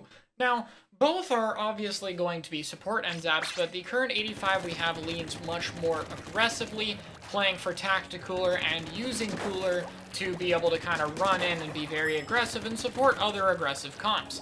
The 89, on the other hand, is paired with Autobomb and the brand new Super Chump special. And so because of that, it's going to be playing more of a displacement style. It'll be very similar to how 89 played in Splatoon 2, or like how TEKKEN played. Now, in Splatoon 2, K-Shot basically invalidated 89 for the most part, even though both were very good because they were similar. But in this game, Tri-Strike and Super Chump have differences in how they are used, and so we might be seeing one over the other, especially if it's another 190p weapon, which wouldn't surprise me because they're making a lot of the shooters that. For now, though, we have Autobomb as a sub-weapon, which is very underused, and honestly is a sub that I think gets a little bit too much flack. It is a very cheap and reliable bomb. It only takes 55%, the location it provides has gotten more powerful in this game, and even if the explosion radius is very small, it does still do a good job of scouting, locating, painting, etc., and won't take up much of the NZAP's ink tank. Not that it's a very ink-hungry main weapon, but it's definitely there. Still though, of course, weaker than Splat Bomb, and the main weapon is definitely weaker than T-Tek. So the difference is it worth having Super Chump over Tri-Strike with how valuable Tri-Strike is right now? It's still in a pretty good spot and will only get better as long as HP specials are still in the meta. So, the reason I did not cover Super Chump in its own video like I did with Kraken is because we know a lot less of this. Mainly, we don't know the damage of the bombs themselves, as well as the damage required to destroy them, which can make or break the special. There are a few things we do know, though. First of all, for the Super Chump special, it is a deployable. This will probably be very similar to Big Bubbler in the fact where you have to place it somewhere, and that limits it a bit. But the positive here is once you place it, it'll basically launch itself. I'm guessing that it has some form of set trajectory or aiming. It doesn't look like across the map range.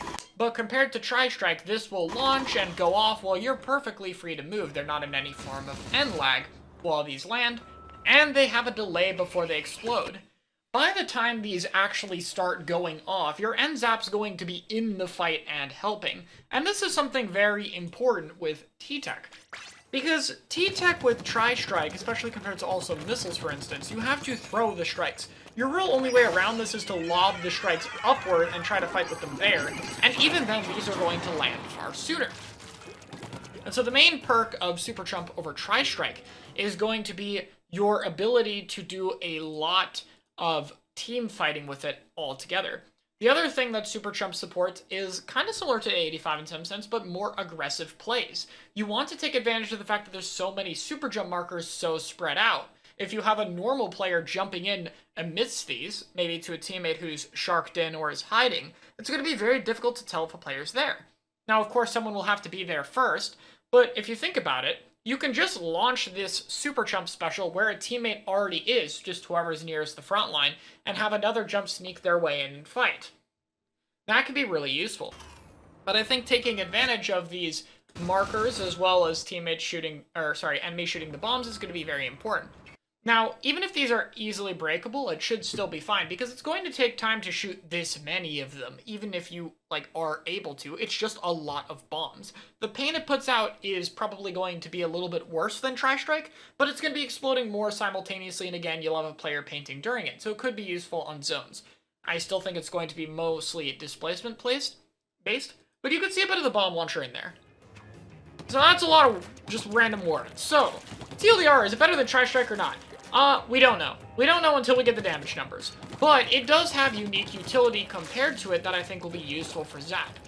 Honestly, I think it might have been better if it was on T-Tech because of the better main weapon, but Zap is still fast and able to fight with it, so depending on the comp you do, I can see it being useful. But NZAP players are going to have to go in and fight with the special very well compared to sitting back and spamming it.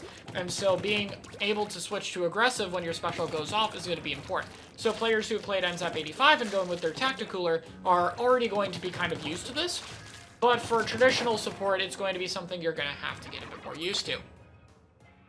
Outside of that is the Clash Blaster. Now, I'll start with the obvious part, which is Clash Blaster. Its kit is not great. Mainly, Curling Bomb just isn't that good on a blaster. The main problem with curling on any blaster that isn't rapid, really, is it needs more than just a way to walk forward. It needs a get-off-me tool to keep enemies away from you. It needs a poke tool to move enemies at a distance. And it needs to be able to paint for special. Curling does not do a lot of it enough, and unless if it's buffed in some way, it's just going to be very mediocre for Clash, which unfortunately is one of the weaker main weapons in the game right now that also has another strong kit. The only utility it provides is, again, going to be involved with the special with Super Jump. Now, you're not going to be getting this often, and this is a displacement special, so it cannot be your primary displacement special weapon. You will need to have two of these, which isn't the worst downside in the world, but it's going to be a bit awkward. And on top of that, since this is at a distance, a Clash who's far up is going to need to back off a bit in order to pop and use this.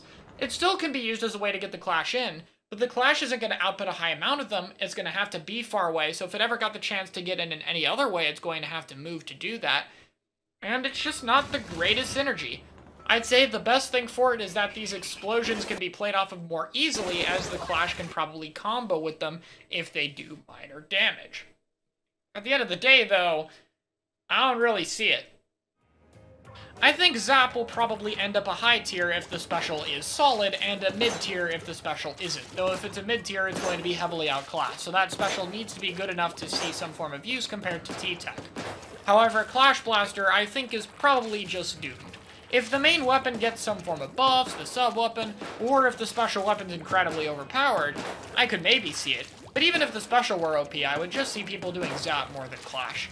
It'll be a good solo queue weapon, it'll be fine there, it'll be fun, and it'll be a cool alternate playstyle for Clash Blaster users, but it's not going to be anything objectively meta-defining. Still though, I think it's better than the kits it's had in Splatoon 2 regardless. Curling Bomb being mixed with, I believe it was Missiles, is around on the same par as this, but at least this has a bit better synergy with the main weapon, whereas missiles were so important you needed something that could output a lot of it where it was awkward. In this game, I think the special and how the game is played will fit a bit better with Clash. So yeah, okay weapon, high tier weapon. So far, the kits are off to a pretty good start. Let's see what we get next.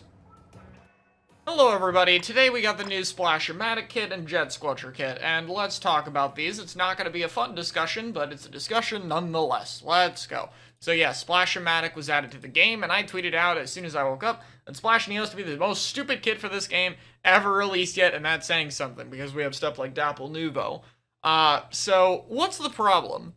Also, by the way, the quote retweet ratio on this, and the Japanese one is not much better. It's not ratioing it, but it doesn't look very positive. So yeah, it's Suction Bomb and Tri-Strike. And if you look at that and think for 2 seconds, it's like, well, great. That's fine. It's a displacement kit that's really good. What's the problem? Like with Dapple, T-Tech is in the game. Except this one's even worse because these weapons are even more similar. And the subs are even more similar. And the specials are still the exact same. Like, what are we doing? We just put this in the game. Like, why are we have 14 sub-weapons. And now 17 special weapons. How are we getting kits this repetitive? I talked about how NZAP 89 earlier in this update did it well, having a kit very similar to T-Tech, but having a sub and special that do slightly different things, allowing there to be use cases for both options. Any positive praise there is kind of out the window because we forgot it a week later when we made the Splash-O-Matic, which is just hilarious. Now, to be clear, T-Tek has the better bomb. Suction no longer has insane object damage because it's 180. So, like, this is just straight up better. The only mode you can make an argument for is TC because it'll stick to the tower. And even then, I think that Splat Bomb is going to be fine. It was never an issue for T-Tek players to play on tower control. But outside of maybe, and again, maybe tower control, one kit is just going to be better than the others. Right now it's T-Tek because it has the better bomb. But like, one of these is just going to be played over the other all the time because they're basically the exact same thing. Oh, Suction's better than Splat Bomb now? Time to pick Splash instead. Oh, Splat Bomb's better than Suction now? Time to pick T-Tek instead, and that's it. And if that's all the thought process that goes into picking your weapon over the other, yeah, we probably made some mistakes along the way. And you know, we could have had this. Zipcaster was on Splash originally. You know, it looked cool, it made sense because it had the perfect accuracy, and it would have been a different playstyle, and no shooter has Zipcaster. Like, what do they do? Put this on the Sploosh tomorrow? I'm gonna jinx it. It probably is gonna be on the Sploosh tomorrow, and we're gonna have to live with that being a poor option. I don't know, maybe that could work, but yeah, not as, whatever. Besides the point. It was right there, you know? It was right there. They literally had it in the game at one point. So, I don't know, it's just disappointing. I don't think there's any other word to it. It sucks. Yeah, it's not gonna be broken, I hope, but it's just similar to T-Tek, and there's no reason to put it in the game, and that's really about it. So it's kind of disappointing. What else is there to talk about? Manta's not getting the changes it needed. No spawn region changes, no extra routes added. Maybe the ranked modes have something, but so far we got nothing. The left side still has pathetically no cover, so it's very easy to spawn lock. The right side has that rail added, and this part's a bit lower, but that's it. Still limited entrance routes in the mid, still forced to go through mid.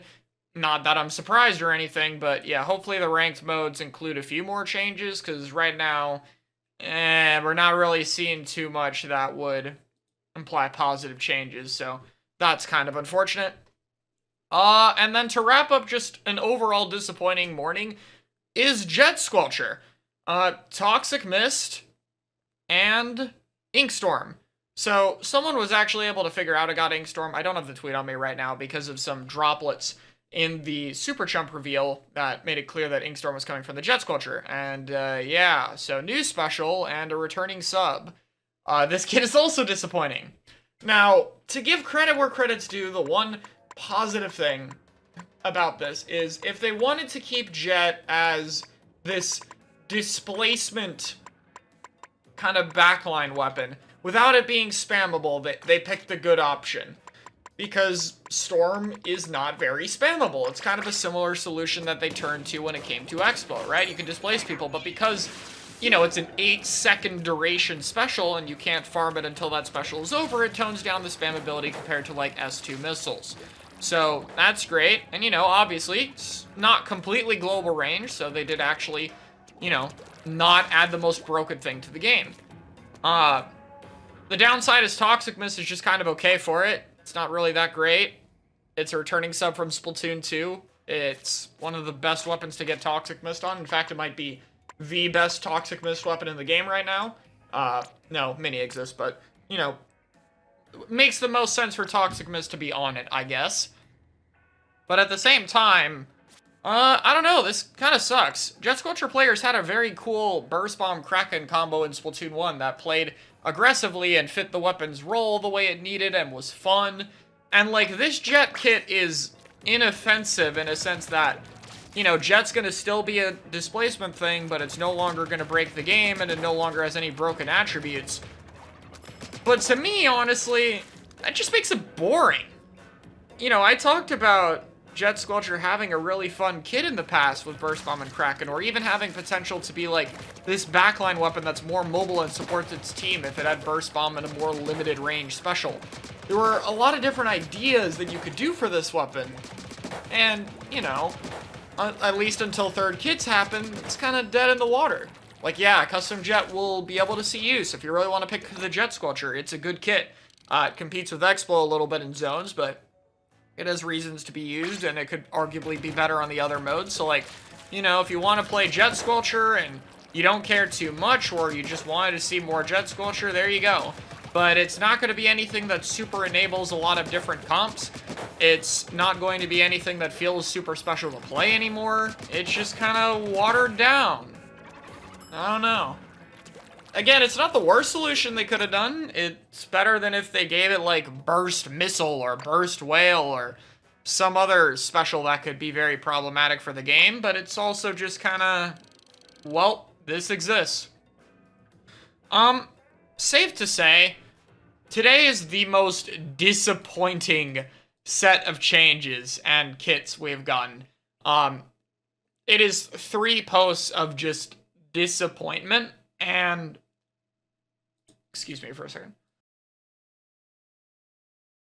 Voice dying for a second over the lack of sensible kits. And yeah, I don't know. And also at this point, it's highly likely that Kraken and Super Chump are only on 2 weapons, even though we put Inkjet on 3.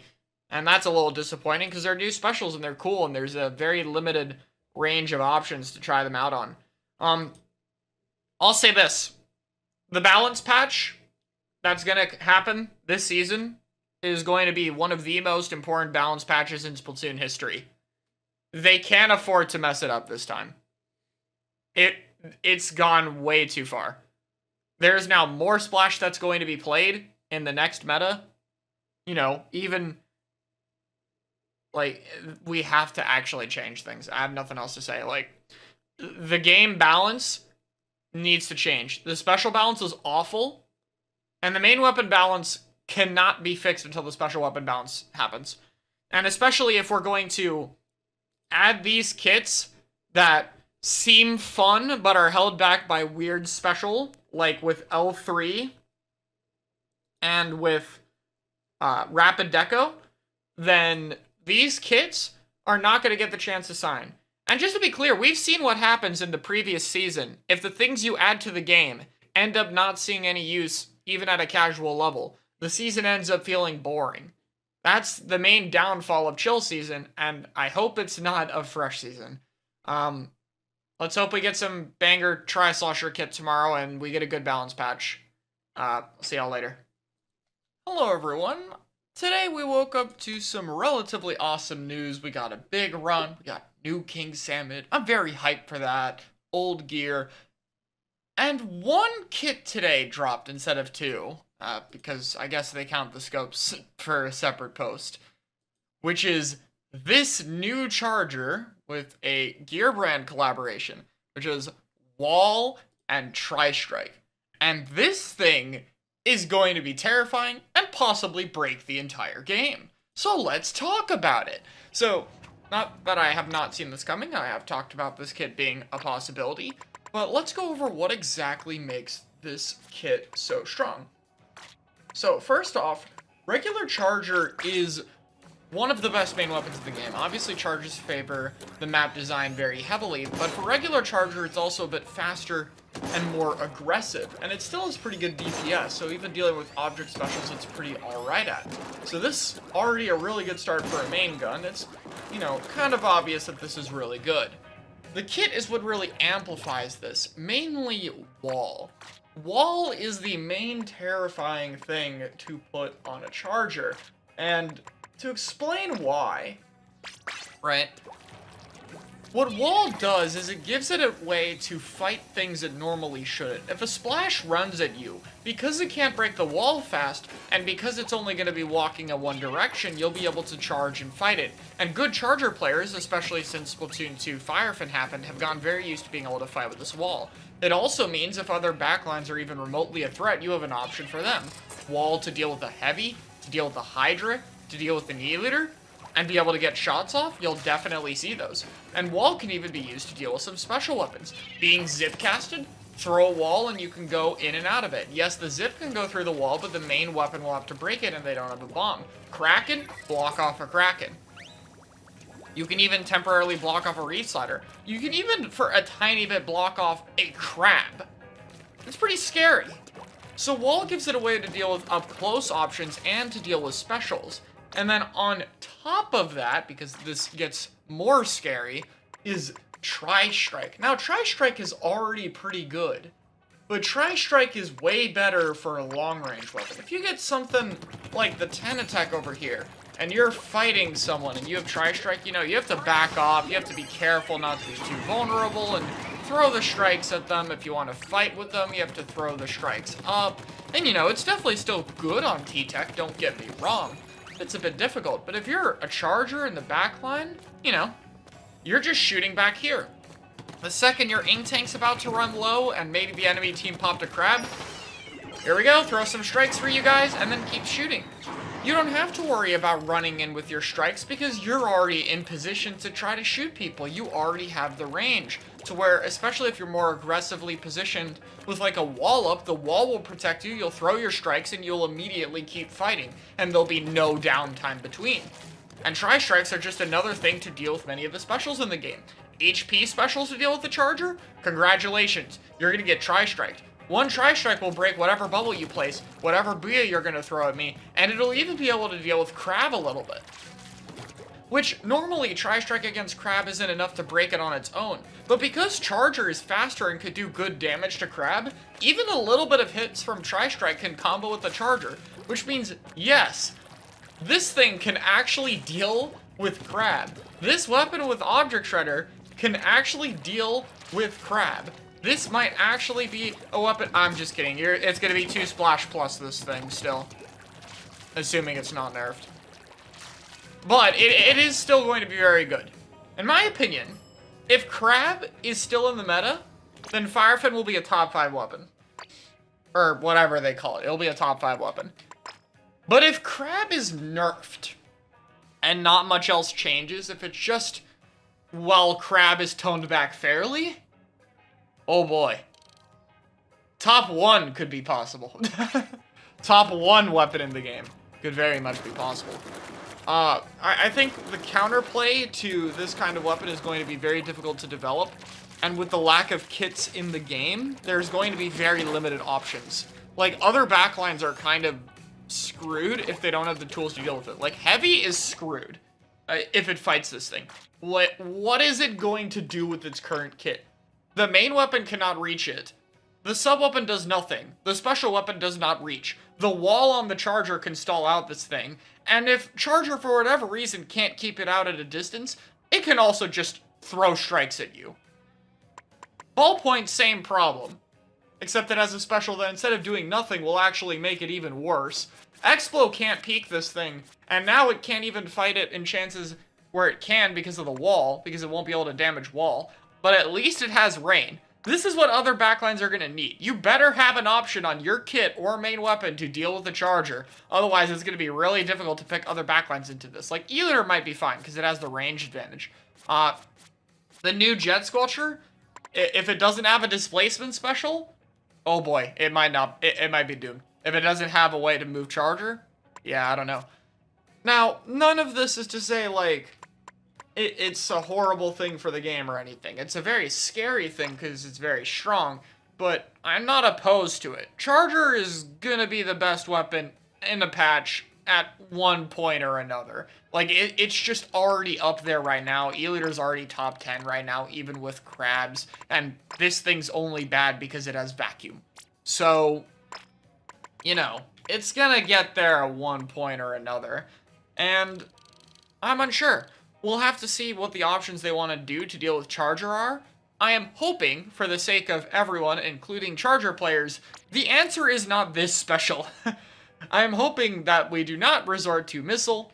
Whale would be more fair, but Whale doesn't even seem to do too much to Charger, honestly, because they just take advantage of the fact that it tracks it and strafes slowly, but we'll have to see what comes up with an option to it. But on the positive hand, if they do want to buff specials like Inkjet to deal with it, you know, specials that Charger can fight, I think it could lead to very positive changes. Because buffing the right kind of specials in the game is very important for its balance, especially on these maps. And so if a weapon like this new Charger can not only be a good answer to Crabs, not only be really good, but also kind of force the devs into making more positive game balance changes, then this might not only be a scary weapon for the game, but it might also be something that helps push it in the right direction. And, you know, that sounds pretty nice. So yeah, outside of Rainmaker, this thing's gonna be insanely strong. Gonna be very good at what it does. And, I don't know, we'll have to see, really. Again, I predicted this kit. I kind of still want this kit because it looks very fun. And I think at the end of the day, the balance of how we deal with chargers on these maps and buffing counterplay options is something that has to be done anyway. But for the time being, where those options don't really exist or at least have not been developed as much, it's going to be a little scary. Let me know what you guys think of the charger, and I'll see you guys later. Well, good morning, everybody. Today we woke up to news. So, first off, we do get a good look at this stage, and I will save this for the little stage analysis thing I'm doing with this map and Manta. It'll be similar to the Brine and Flounder review, just it'll also feature any redesign since the map's project is out, and at that time I had planned to do that, and so I didn't want to cover that twice. But the TLDR, this actually kind of looks maybe okay. The rail kind of goes left here, which has replaced the Great Path. The stage has changed a bit since the direct's gotten a bit worse, but pretty open spawn region, pretty solid paths, different routes through mid, even a bit of inkable walls. So it definitely looks like another step in the right direction, but we'll have to see when it comes out, and especially when we can judge the ranked mode layouts. This definitely looks like a Tower Clan Blitz layout, but again, that's all first impressions from this short video, and not our opinions on the actual stage with all of its layouts out. So hold on for that video. Let's start with L3. So L3 in this game has been kind of in an unfortunate spot because it repeated Curling Bomb. And Curling Bomb is not only just not a great sub, but it doesn't really do too much for L3. The main things that like curling are things that could actually take advantage of the mobility. And I mean, L3 is not the fastest shooter, which is probably why it has it, but I don't know, this isn't exactly slow either, especially when you can normally stack run speed with it. Like, again, not as fast as other shooters, but not a big deal. And it sucks because this thing got Crab Tank, and Crab Tank is amazing. But because of Curling Bomb, and L3 of course being a bit worse of a main weapon than Splash as well, we haven't really seen anything out of L3. And luckily, players held out hope, because L3 has always consistently got Burst Bomb on its second kit. And even though it had Torpedo on the Table Turf card, or whatever happened there, it's got Burst Bomb back.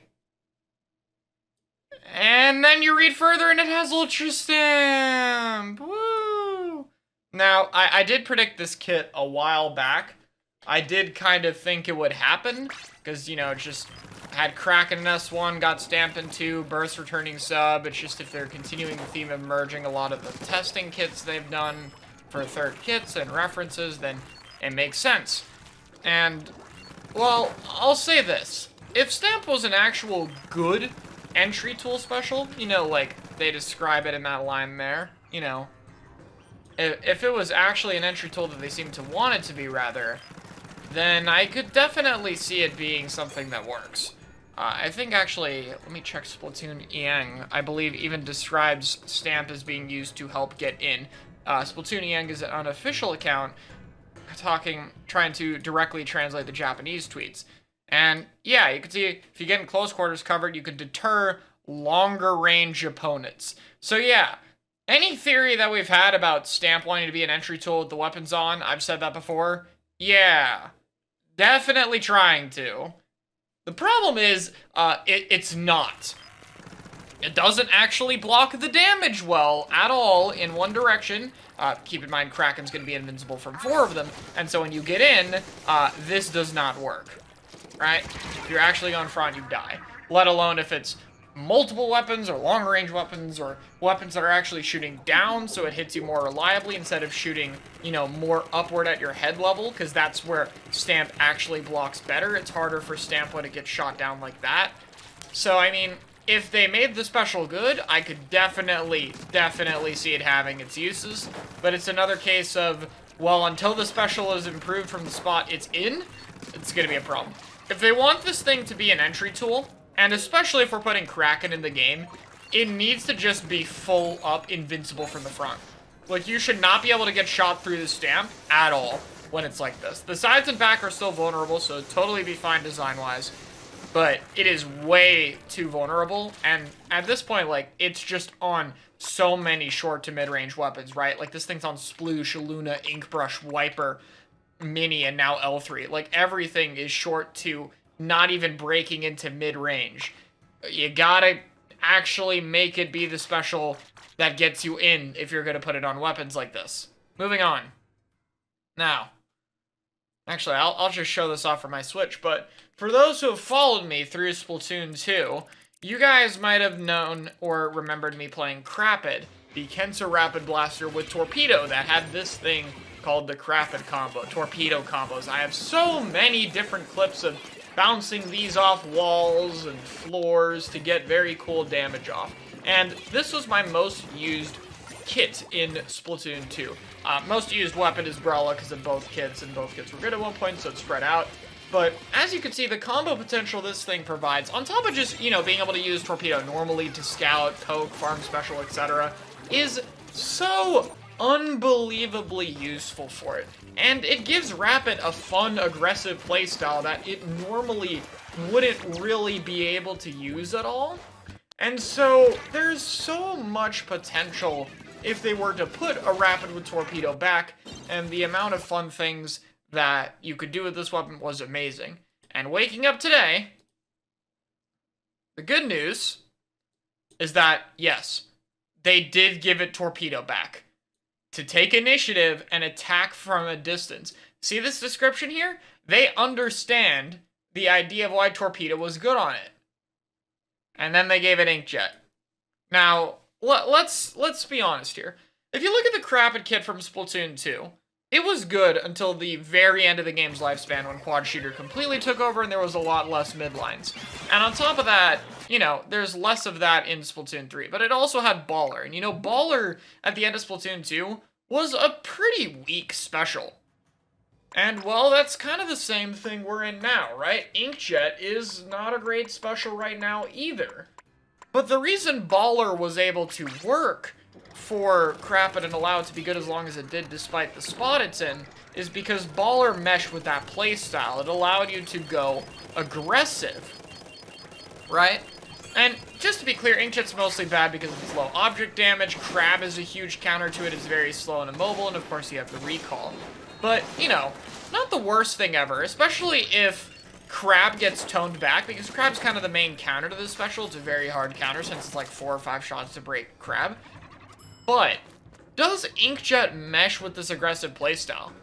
Well, yes. And surprisingly enough, the devs actually kind of understand that, saying if someone's closing on you, use your Inkjet to take the high ground and counterattack. They actually want you to use Inkjet as a way to fight and get access to a one-shot.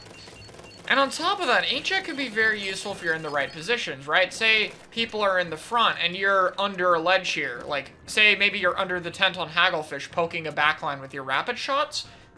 The jet's probably designed so you can go and follow up. You get a few shots off, you Inkjet, and you chase them around. And yes, my Inkjet's very bad, sorry. I'm gonna have to actually learn this special if I want to play this, but I'll talk about that later, I guess. So, it does actually kind of fit the playstyle. It has some potential, and on top of that, the main place you'd use Rapid, especially if you're someone like me who wants a second weapon to use alongside Stamper because range is not good right now, you know, Tower is the main mode you would use Inkjet on. It's also the main mode you would pick a Rapid on. And so, it kind of has a chance, honestly. You know, I'm still not super upbeat about this kit. Ideally, I think Inkjet just needs to get buffed, and especially Crab needs to get nerfed for it to be really good, because if you're Inkjetting and there's just 3 Crabs and your Crab just, and the Inkjet just immediately kills your Crab, it doesn't matter if Inkjet's slightly better on that mode, it's going to be a problem that'll need to be fixed. So, I don't know, on one hand, I'm very excited and very happy to have this kit back. That was so fun for me. This is the one kit I've really missed from Splatoon 2, and enjoying this weapon has been very difficult with the kind of camera turning Splatoon 2 has, so I'm very happy to have it back.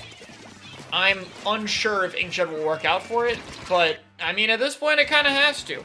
I have to hope and try to find a way to push it if I want it to be good, because there's not going to be a Kensa Rapid again. There's not going to be Torpedo on another blaster.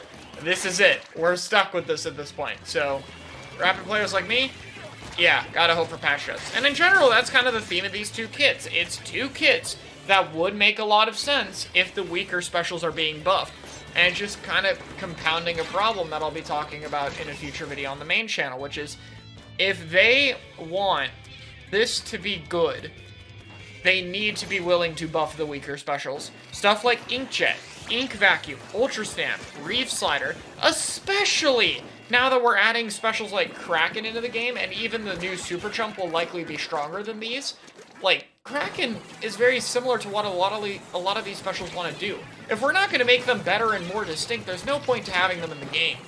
And so, I am very much hoping that happens. Do I think Inkjet will get buffed this patch? No. I think that they're going to use the, well, it was only on 2 weapons, so we don't know what was the problem, and because of that, not buff it. Maybe Stamp has a chance now that it's on so many weapons, but we'll have to see. But yeah, I will be a little bit optimistic. I think even if Crab isn't super nerfed and Inkjet isn't super buffed, that it will have a niche on tower control. And, well, that helps me out a bit to have a second weapon I can play, so, you know, I'll take that. But let me know what you guys think, and I'll see y'all later. Sorry, everyone, we're a little bit late. I kind of slept in this morning, I won't lie. Anyway, let's take a look at the new kits we got. So, you know, after the chaos that is last night, today we woke up to some good news. We got the music system, we got online table turf, they didn't forget, and we got 2 brand new kits. First off is the Neo Sploosh-O-Matic, which, I'm sorry, Sploosh players, if you were hoping for Spot Bomb Kraken, or really anything very good, you're not gonna get it. It's Beacon Killer Will 5.1, which is obviously very, very similar to the Splatoon 2 kit of Beacon Missiles. And, yeah, it's an option in the game for sure. Realistically, Sploosh itself is not exactly an amazing main weapon right now, and it kind of needs a very good kit. The main things it has is just that it's kind of the fastest weapon in the game. It's really quick to like get in and out of ink, and on top of that, you actually accelerate quicker when swimming with Sploosh compared to other weapons. So you just kind of dash around everywhere. Its paint's fine, paint range is short, and all that stuff. Right now, it's held back by having one of the worst subs and one of the worst specials in the game, and its only niche of having really insane object damage for Rainmaker is, well, kind of beaten out by Wiper, which, while it does not have the same object damage, it is pretty close, and it can do it from a distance, and it is a better sub, and a better main, and it fits better with the spell. Anyway, so, it's got Beacon, which, on the one hand, is cool. Now we're gonna go from 2 Beacon weapons to 4. The downside, none of them are very good still. Kraken might be the new best one. I don't really see Neo Sploosh doing too much. The one kind of place you would maybe see a weapon like this on is Flounder, and, I don't know. I think, like, something like Kraken would be way better on a map like that to really fit the niche you want. And, special for this being Whale is whatever, really. It's our 3rd shooter with Killer Whale, so I'm a little bit surprised, but I think I realize why they did it. They didn't want it to be missile, so they made it Whale. And that's the good news of this kit. We got no missiles in this season, let's go! No new missile weapons, we survived today. We have 3 weapons with identical subs and mains to Splatoon 2, but all of them got missile replaced. Maybe the devs do know, who knows. So I think that's why I got Whale. Now, it probably should have gotten Super Chump instead, that way you could use the beacons and the Super Chump as kind of a kit synergy thing, you know? Like, you could fake jumps in, and it's easier to fake those jumps in because you could also be jumping to nearby beacons, for instance. You know, that could be really cool. So I felt like that was lost synergy, and I'm a bit disappointed that we only have Super Chump and Kraken on 2 weapons. But really, as a whole, Sploosh was a weapon that was almost surely not going to get anything more than mid to high tier, even with an insane kit. And having it so that we don't have to deal with missiles, you know, I'll take it.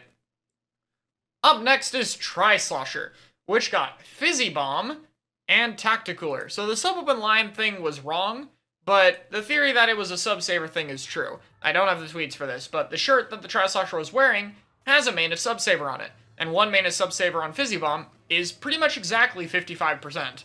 So, Yeah, the Splatoon dubs do a little trolling sometimes and debated everyone. This kit is much more interesting to me. Now, let's get the obvious stuff out of the way. Yes, Tacticooler is not that great special right now, and that's going to be a bit of a problem. But there's a few positives. First off, Fizzy Bomb is just a good sub. Like, it's just one of the best subs Tri-Slosher could have gotten. It gives you a bit of a mobility tool, so that's really cool. Splatoon 1 Seeker reference, question mark. It has charge mode, so you can throw it and you can move people at a distance. You know, it's just overall a very useful sub, and Slosher players are already familiar with it if you played Machine, which, if you're familiar with the meta, you probably played Machine. So, something you have a lot of experience with right off the bat. And considering this thing is Mist and Inkjet, it's already going to easily trump its current kit. Now, what makes it interesting to me with Tacticooler is it's a different kind of weapon to get cooler. The only aggressive cooler weapon we have right now is Dapple. Dynamo kind of has to, but Dynamo's still mostly a support weapon. It's going to be painting. And so weapons like Zap have a high focus on special output, which is a problem with a weaker special. On top of that, double cooler comps, which are something that are theorized to be pretty solid with the ability to just kind of cycle your coolers and use the special saber to have everyone go in and just kind of go in, try to get kills, and then if you get kills or if you don't, you're still painting up and you can get your next cooler because you're using your teammates. Something that might be possible. But the problem has always been that you don't really have a double cooler option. And then, even then, we could potentially see more coolers if it was on an aggressive weapon that is going to die and not get a lot of specials a lot anyway, so it having a weaker special isn't as much of a problem. Both of these are fixed with Tri-Slosher. Tri-Slosher Zap, for instance, could be a double cooler comp, kind of similar to Double Armor in Splatoon 2. But, you know, not breaking the entire game this time, which could be really fun, inventive, and exciting. And in general, it's kind of fine that Cooler is on a weapon that doesn't really rely on special output that much. Tri is very much a weapon you pick right now for the main weapon. It is great at bullying short-range shooters, and in particular, is one of the weapons with the best matchup towards Splash, which is the most relevant matchup in the game. Cooler isn't going to exactly get you in or help you deal with Crab very much, unfortunately, but it will allow you to really be aggressive. And most of the maps you want to pick Tri on are short range with a good bit of approach options like Flounder, where Tacticooler is better anyway. Basically, the special fits on the weapon really well and might allow Tacticooler to see some use, which is awesome for me. Seeing a comp with something like Tri and Rapid maybe, where you really want the Intensify for the perfect RNG and mobility, could be really cool. So honestly, I see some potential with this, and this could allow Tacticooler to actually see some use in competitive play, because all of your other weapons can cover the stronger specials, and you can always just play around the main weapon anyway. I don't think we'll be seeing any Respawn Punisher Tri-Slosher with other Respawn Punisher Tacticooler weapons. I think that's mostly a thing for support cooler weapons, because then the only time they go in and risk dying is when they have the special that negates Respawn Punisher. And, that's all the kits. Definitely not the most, you know, super amazing set of kits in the world. There were definitely a lot of downsides and disappointments, but there's some cool stuff here too, and I'm glad it got to be wrapped up with something really interesting. I've talked about it a bit before, but I'll say it here. The next patch really needs to be a special balance-orientated one. There are so many kits from the previous season, like Inkbrush Nouveau, kits in this season, like L3D, I'm aware these are both stamp weapons, and just in general, a lot of already existing kits in the game that are held back by either weaker subs or, more often than not, weaker specials, Tacticooler weapons, Reef Slider weapons, Ultra Stamp weapons, Inkjet weapons, especially Ballpoint. You know, and of course all the vacuum weapons too are good examples of things that really would see more use if the specials were rebalanced to be a bit more even. So, for now, the big thing we're waiting for is our last bit of multiplayer news. What is going to happen in that balance patch? It's got to be a good one. So, let me know what you guys think we're going to get, and it was fun to go through the kits once again. Thank you all so much for watching, and have a good one. We are gathered here today to send off a friend. We didn't have him here for a long time, but for almost 24 hours, Blaster players got to have more hope than we've had for 6 years. This S-Blast 92, based off of Super Scope, has so much potential. It had so much hope. And really, I enjoyed that 24 hours of really believing I was going to be able to use a range blaster in the North American Open. Or something similar to it, at least. It had a good life. But, unfortunately, receiving Sprinkler and Reef Slider has, unfortunately, put it to rest earlier than expected. Maybe one day, it'll be able to come back and be stronger than ever. But for now, blaster players are stuck playing the washing machine, after all. It's a sad day, but let's remember the good times. Yesterday, when we got to see it. We've now remembered all the good times. Goodbye, S-Blast 92.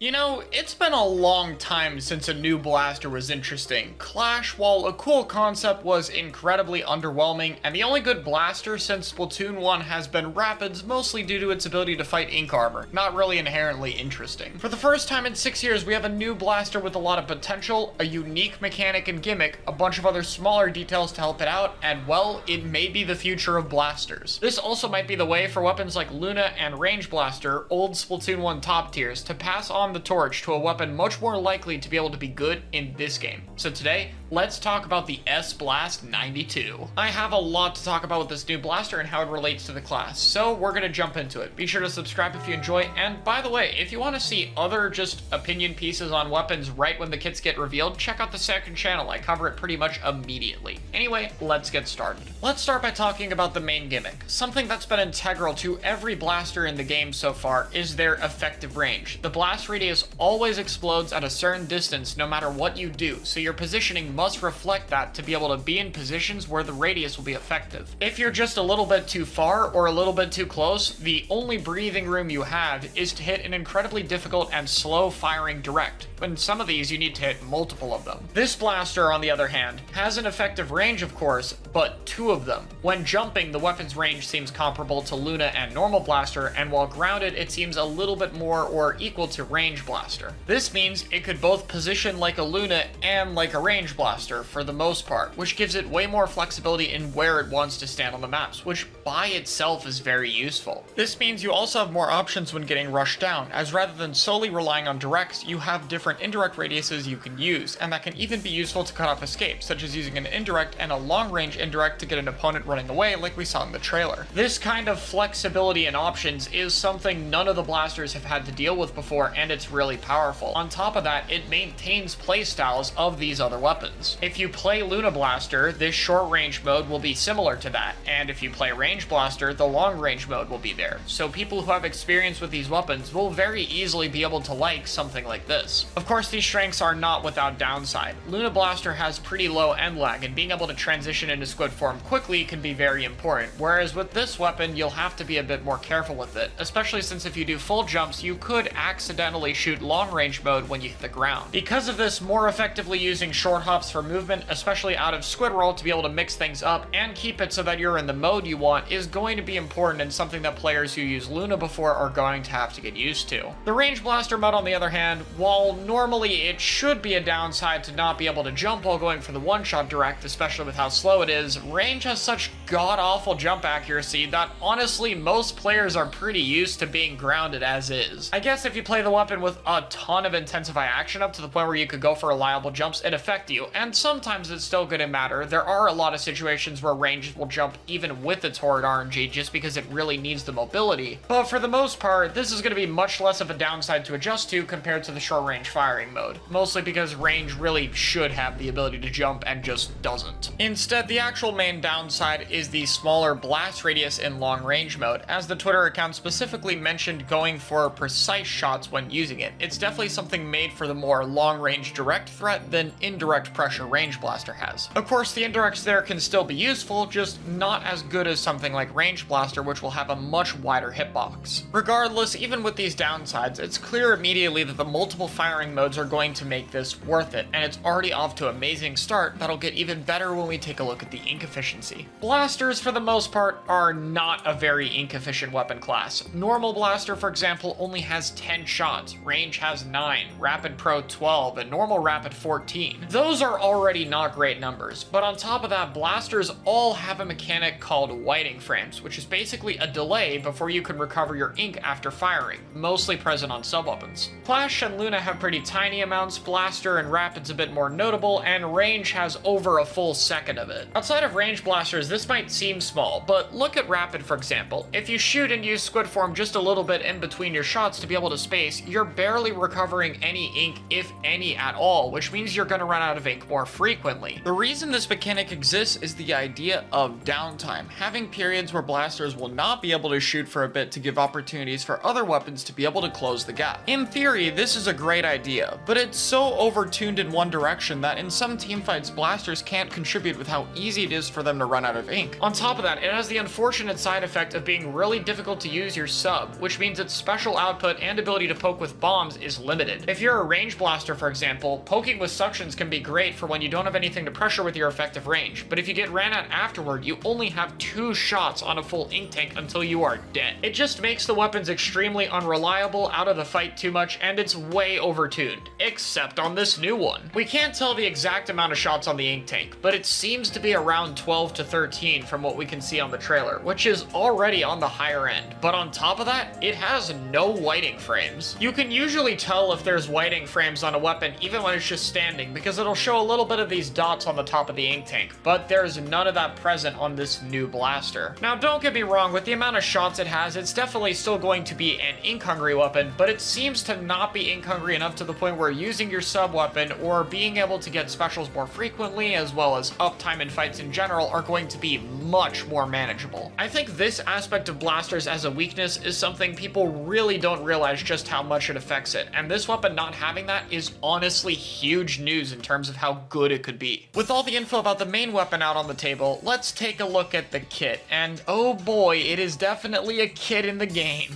God damn it!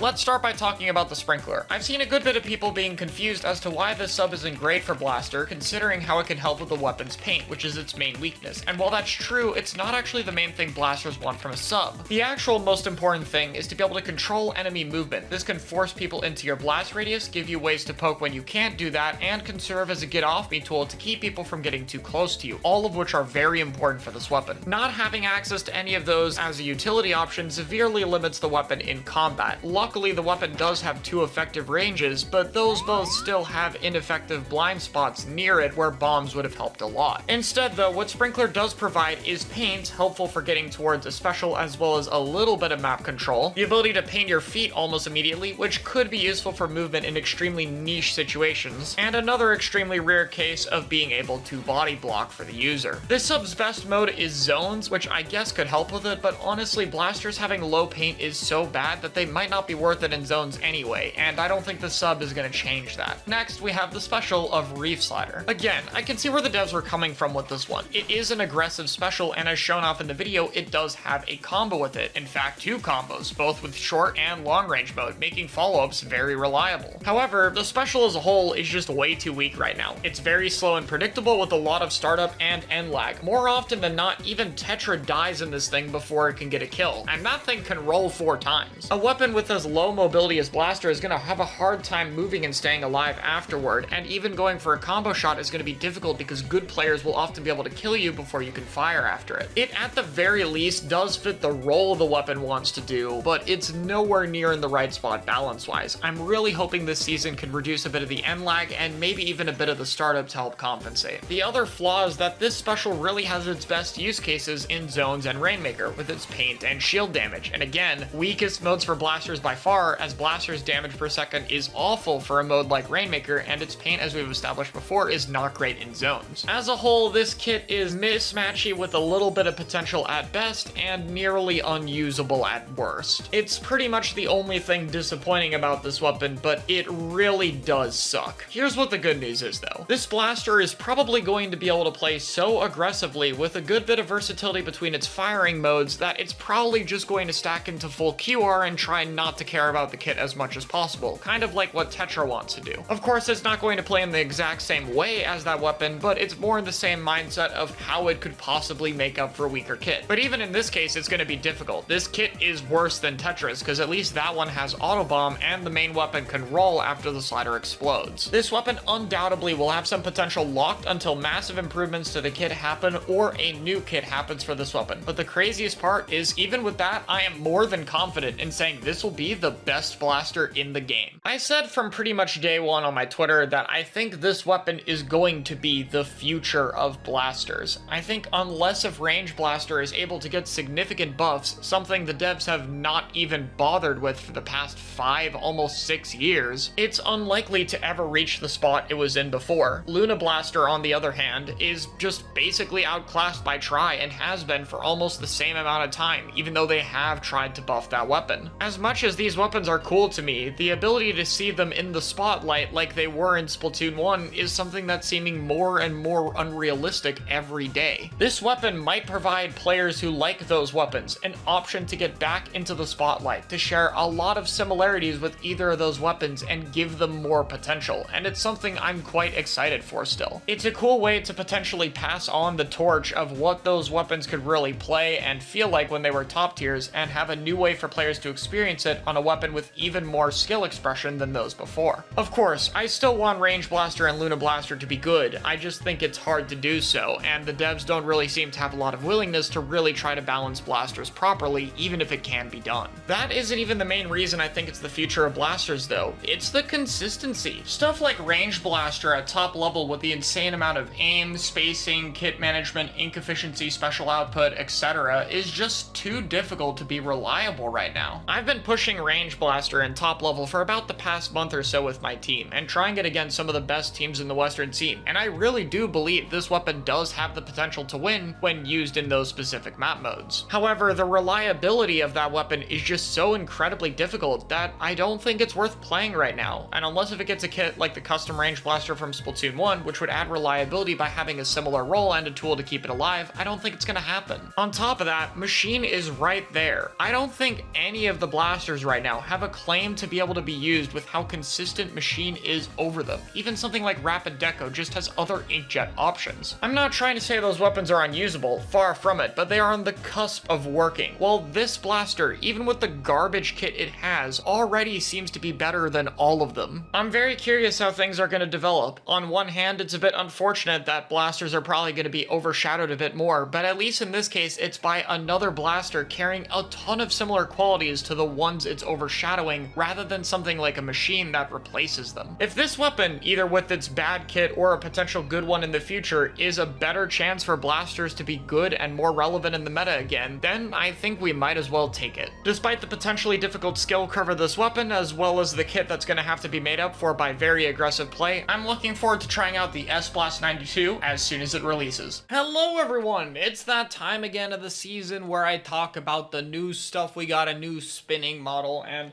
yeah, I know blasters did not get a video on here, but that's because the 92 Blast will be getting its own video on the main channel that'll come out tomorrow. I also know some weapons like the Big Swig Roller and the Nova Shot have kits that we're like 99% sure of, which is Line Marker and Inkstorm on the Swig, and mine and Inkjet on the Nova, but I'm going to wait for official confirmation to talk about those. So, today, we're going to focus on the other new weapon, the Paintbrush. Now, while this weapon is new, it's not really inherently super complicated. Like, it's pretty much just has the rolling speed and attack speed of Octobrush with more range and a bit more ink efficiency, or a bit less ink efficiency, I should say. The weapon is pretty ink hungry. And the main downside is you'll see any time before it flicks, and therefore even before it rolls, it has that little wind-up animation. You can see this pretty much every single time, and it's quite long. It will give people a bit of time to react to, but it's not too much to the point where, like, I could see it being a major issue with the weapon or anything. We also know that its kit, this thing has Curling Bomb, and it has Wave Breaker, which I think is very interesting. So, my thoughts on this weapon as a whole. At first, I wasn't really too interested in this. Not that I thought it would be bad, it's just I didn't really care too much for it, but now I think this kit is going to make it very interesting. This is definitely going to be a support Slayer kind of role. It's going to be very similar to the Dynamo of brushes, But I think what potentially could set this weapon apart, outside of just the kit, is its kind of reliability to be able to paint and move. So, for example, if we take a look at brushes over here, I don't know why I'm sorting by specials, you know. Octobrush, for example, like, it kind of flicks, and you see it's kind of difficult to move here. Like, when I flick, I don't have, like, a clear path to follow. It's one of those things you don't really think about too much, but, like, this is why brushes would flick and then go down, and then be able to swim. So, like, you would, and also why it's, like, you would jump and flick, and then kind of do this, you know? Like, you would do this to be able to swim. Swim, roll, jump, that kind of thing. This new brush doesn't have that problem. It basically paints, like, in a solid line in front of itself as well. So it's like that, and then it kind of spreads out the further out it gets, more or less. So it's much easier to, like, flick, and then when you stop flicking, swim and go and attack. That, I think, is very useful. The mobility it has, honestly, might be better than Octobrush, funny enough, even though it's supposed to be slower because of that paint. And while the swing mechanic is a bit limiting, it does have some mobility options it could use. Mainly, you can jump and you can keep flicking. But the main thing to keep in mind is if you want to try to roll and then counterattack, or if you want to try to swim and then counterattack, you're going to have to go through that wind-up animation. So if you're in the middle of a fight and you need to get a bit of extra damage, you have to be really careful with when you decide to move and what you decide to do. So I think that in itself is a very cool mechanic that has a lot of depth to it. The range of this new brush seems to be, like, significantly further than Octobrush. Probably not too much. It's probably still a 3 to 4 shot, but it'll probably be, like, around here, a bit more comparable, maybe a bit further than Tri-Slasher range. So, curling on this thing at first seems a little bit redundant. I wasn't too surprised by it because the two normal bombs were on this, and I knew it had a 70% sub, as I covered in the analysis. But honestly, I think it's way better than you might think for curling bomb. For a lot of curling bomb weapons, the sub is kind of just unnecessary on them because they already have sufficient mobility. Like Sploosh, for example. Clash could kind of use it, but not too much. L3, again, a little bit. Reflux, a little bit. But, like, Roller is the only weapon here where it's like, yeah, you really do want this, this paint trail mobility. It is very useful compared to having to do a jump and swing, and that part is understandable. But since this brush has this kind of, you know, wind up, like, how long it's going to take to do this versus a brush swing is actually going to be pretty comparable. Which means, by extension, the utility of Curling Bomb to be used as a potential movement option is going to be there. I think it's going to be pretty high. And on top of that, of course, this sub still does paint a decent amount, which means if it has a good special, it's not going to be hard for this thing to get a lot of its said special. And it has Wavebreaker. Not only is this a good special, but let's take a look at the Wavebreaker options we have in the game right now, right? We have Custom Junior, which at first when it came out showed some promise, but it's become very clear that weapons that only paint and spam special, even if they have a bomb to poke, aren't really that good, unless if it's a missile weapon, that could be the one exception, but in this case, it's not really thriving too well. It's quickly fallen off just because of its inability to fight. Range has to have ridiculously optimized play at a consistency level that's nearly impossible to achieve to work at higher levels of play right now. And even if we're gonna throw that aside, this thing is barely getting any ranges, any wave breakers anyway. So it's not really something you can pick for the wave. That leaves E-Liter, which again, not really something you pick for the wave. Uses it a bit more selfishly at times and doesn't have as high an output anyway. Dually Squelcher, which has output problems, is like not as hard as range, but still very difficult to actually make work between your kill time and DPS being very inconsistent and how you have to take advantage of the rolls, meaning you have to be very aggressive. It's extremely gear dependent. So again, another one of those weapons that the risk-reward ratio and the kind of skill curve on it is too skewed in a way that isn't fair to the weapon to the point where we don't see it that much. And it still struggles with Wavebreaker output. The only reliable Wavebreaker weapon we have seen so far in this game to be picked is Heavy Spiraling. This is the only one that's seen common use.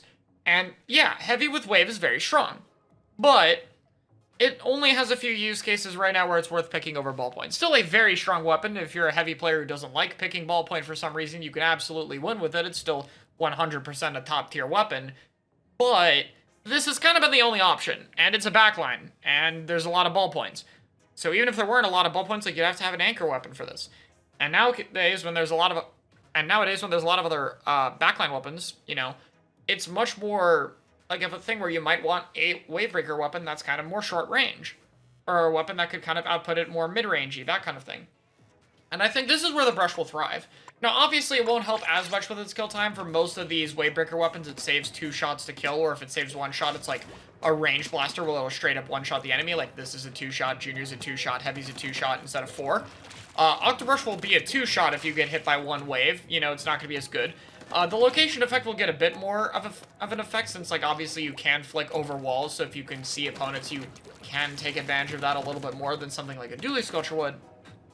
But for the most part, I think the main utility is just having a Wavebreaker weapon that can reliably output it as a support. I could very much see this weapon see some use for supportive Wavebreaker, especially if that ends up being strong. And we don't really know too much, because we haven't seen one Wavebreaker in comps too much, so I could absolutely see it being something that's more valuable than we realize. I can already think of a few matchups where you would absolutely want this weapon. For example, Tetradually, or Dualies in general. This will be very good against those. Like, Tetra just is going to get hit before it even gets in range. The whole map's going to be painted. There's going to be a billion Wavebreakers on the field. It's going to be pretty crazy. So, I do think brushes who are going to be playing this weapon are going to want to play a bit more to the Wavebreaker, kind of like a support, probably run a bit of charge up on it, and kind of play 50-50 with it. But I think the Wavebreaker output could be very useful. Where do I see this being picked? So, I'll be honest. I think Zones and Clams, this weapon has a very bright future. Zones, the paint, is very useful, and Clam Blitz, obviously, is a great mode for Brush with the mobility. Rainmaker, I think, is probably the worst mode for Wavebreaker by a decent margin. It's kind of mediocre there. The main weapon's DPS and mobility is okay there, but curling's also not amazing. It can kind of do damage to the shield. It would probably be fine in Rainmaker if you really wanted to make it work, but I don't think it'd be necessarily, like, good there. The one mode where I think this thing will see no use is, unsurprisingly, Tower Control. Yeah, this mode has such good weapon diversity. Makes Turf War almost look viable sometimes. It's kind of crazy. Yeah, this thing in Tower Control is gonna be pretty damn awful. You have curling, so you have no way of affecting the Tower Rider with even your sub-weapon. So even something like Octobrush will, in theory, have a way easier time. The special's fine on that mode, but the main weapon and the sub being unable to affect Tower means you're, like, super dependent on it, and in general, Brush just really struggles in this mode with the tower pull. I think this is not going to be the mode you want this weapon in. Yeah, it's a bit of a shame Tower in this game just has so little weapon diversity. Like, you really just want to be a weapon that controls space, doesn't die, and use specials that can keep the push going or stop Tower for a long time, and that's stuff like Machine and Splash, and just... It kind of brings out most of the meta weapons and makes them a bit too extreme in this game and very snowball-y, so it's a bit unfortunate in general, but especially for this weapon, it just doesn't fit. It doesn't really have the capabilities to do any of that. But that being said, yeah, I think high, maybe top tier weapon if, like, the frame data is a little bit better than we think and Wavebreaker as a support becomes more useful, which, again, we don't have a good basis for, so it might be. But I think it would be safe to say high tier weapon in Zones and Clams, very good against specific weapons like Tetradually, can probably work in Rainmaker, probably stay away from it for Tower Control. Very cool weapon. Let me know what you guys think. I'll see y'all later. What's up, everyone? It's that week where I get to talk about all my pre-launch kit thoughts. They're all gonna drop here. I mean, we've already talked about the Blast and the Brush, which are new, but now we gotta talk about all the kits, and yeah, these were certainly a debate on Twitter. So let's talk about them. First up, we got the Cherry H3 nozzle. I mean, the H3 nozzle nose. It's the Cherry kit. It's the Cherry kit. It's being repeated again, and yeah. So I'll say personally, I'm biased, and I like this kit.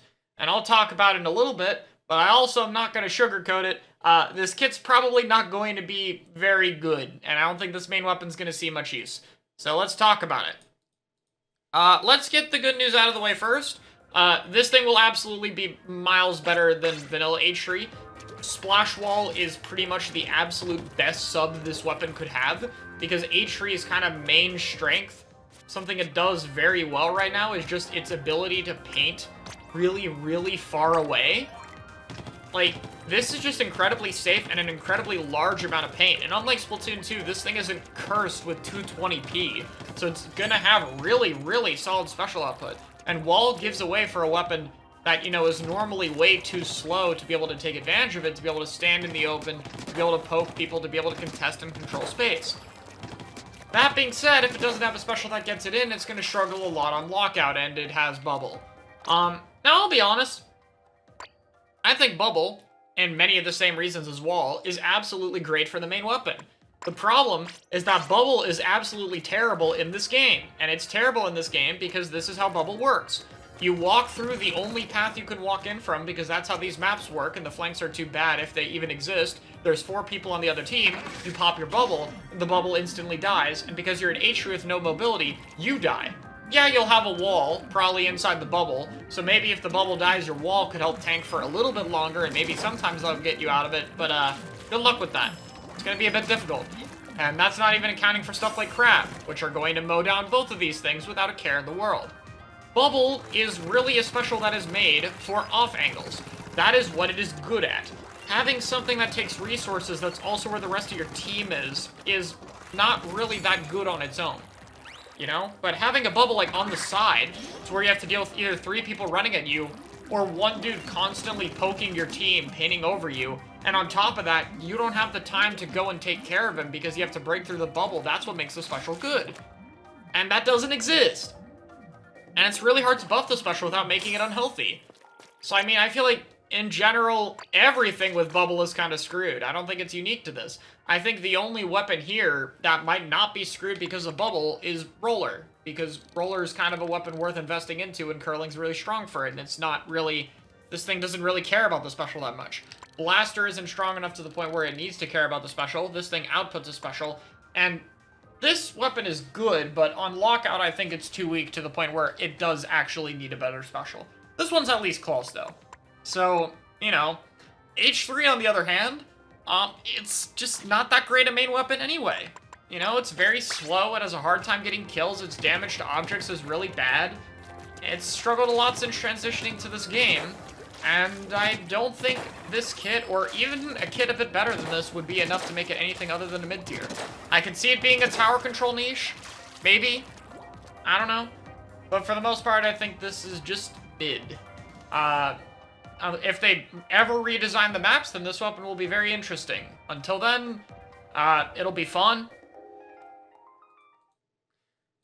Rapid Blaster. So, a lot of people have been hating on the fact that this has line marker. Let's get the easy stuff out of the way again. First off, like with the previous one, this is easily going to be the best of the 2 Rapid Blaster kits, because the other one has Ink Vacuum and Toxic Mist, both of which are really, really bad. On top of that, Killer Whale on this weapon is really, really good. Whale is very nice for weapons that can kind of easily deal damage that combos with it. 85 and 70 damage with 2 indirects, for instance, are both good numbers for that. It also locates people and tracks them through walls, which makes it very easy to follow up on, and it's an entry tool. It's a mediocre entry tool right now, but it shouldn't be anything better considering, you know, global range auto-locking special. And the synergy with Rapid Pro absolutely makes it worth it, especially if you run other weapons in your comp that can take advantage of the whale damage. Great special for the weapon. So let's get to the part that everyone's ragging on. Yeah, this thing. The dart. Oh boy. Dart. Woo. So let's get over the basic use cases. It can locate people. Only for 5 seconds. It has a damage combo. Only if you hit a super difficult direct hit, which, yes, can sometimes be faster. And it can paint a wall. Or, like, your feet if you're trying to run away. And it's cheap. That's it. Like, all of those are strengths. But, like, does it contribute to actually doing anything to where it's worth 40% of your ink tank? Probably not. Like, there'll be some niche cases. Mainly, like, you'll go for the combo sometimes because the other way of getting a kill will just be too slow. Like, you'll need a direct plus dart combo. It's, like, your only way to kill fast enough, you know? Like, Bucket does it sometimes for the same reason. Here's the thing. Line Marker is just a terrible sub. Luckily, Rapid Pro isn't that sub-dependent a weapon. It would have been nicer if it got something different, but it can definitely live with Marker. And I have one piece of good news for any Rapid Pro players. There's one change that Line Marker absolutely needs to be good. They could make this thing do way more damage and locate for way longer and travel way further, and none of those would make the sub good enough. There's one change they can do that would fix the sub's problems. That needs to do damage. The actual wire, tripwire, line itself. If that was able to do damage, suddenly, this thing has more of an impact even when it's not in direct line of sight. Suddenly, this thing has a much higher chance of hitting someone, and then you could use that to combo with a direct hit.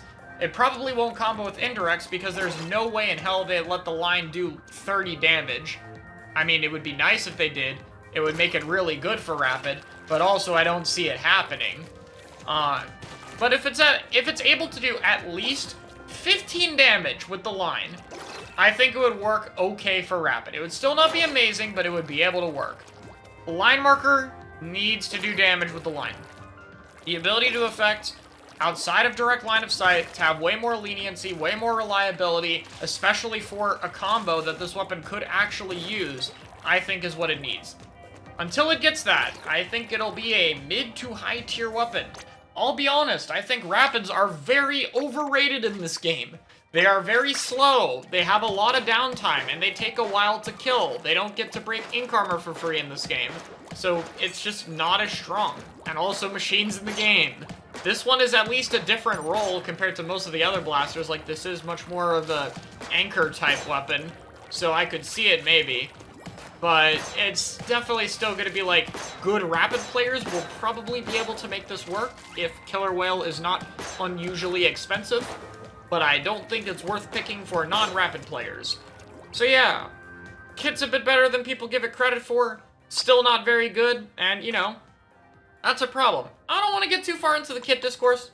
In fact, I'm doing a video on it Wednesday to some degree, but I'll just say this. Kits that have good synergy with the weapon and are like mediocre to high tier sound nice in theory.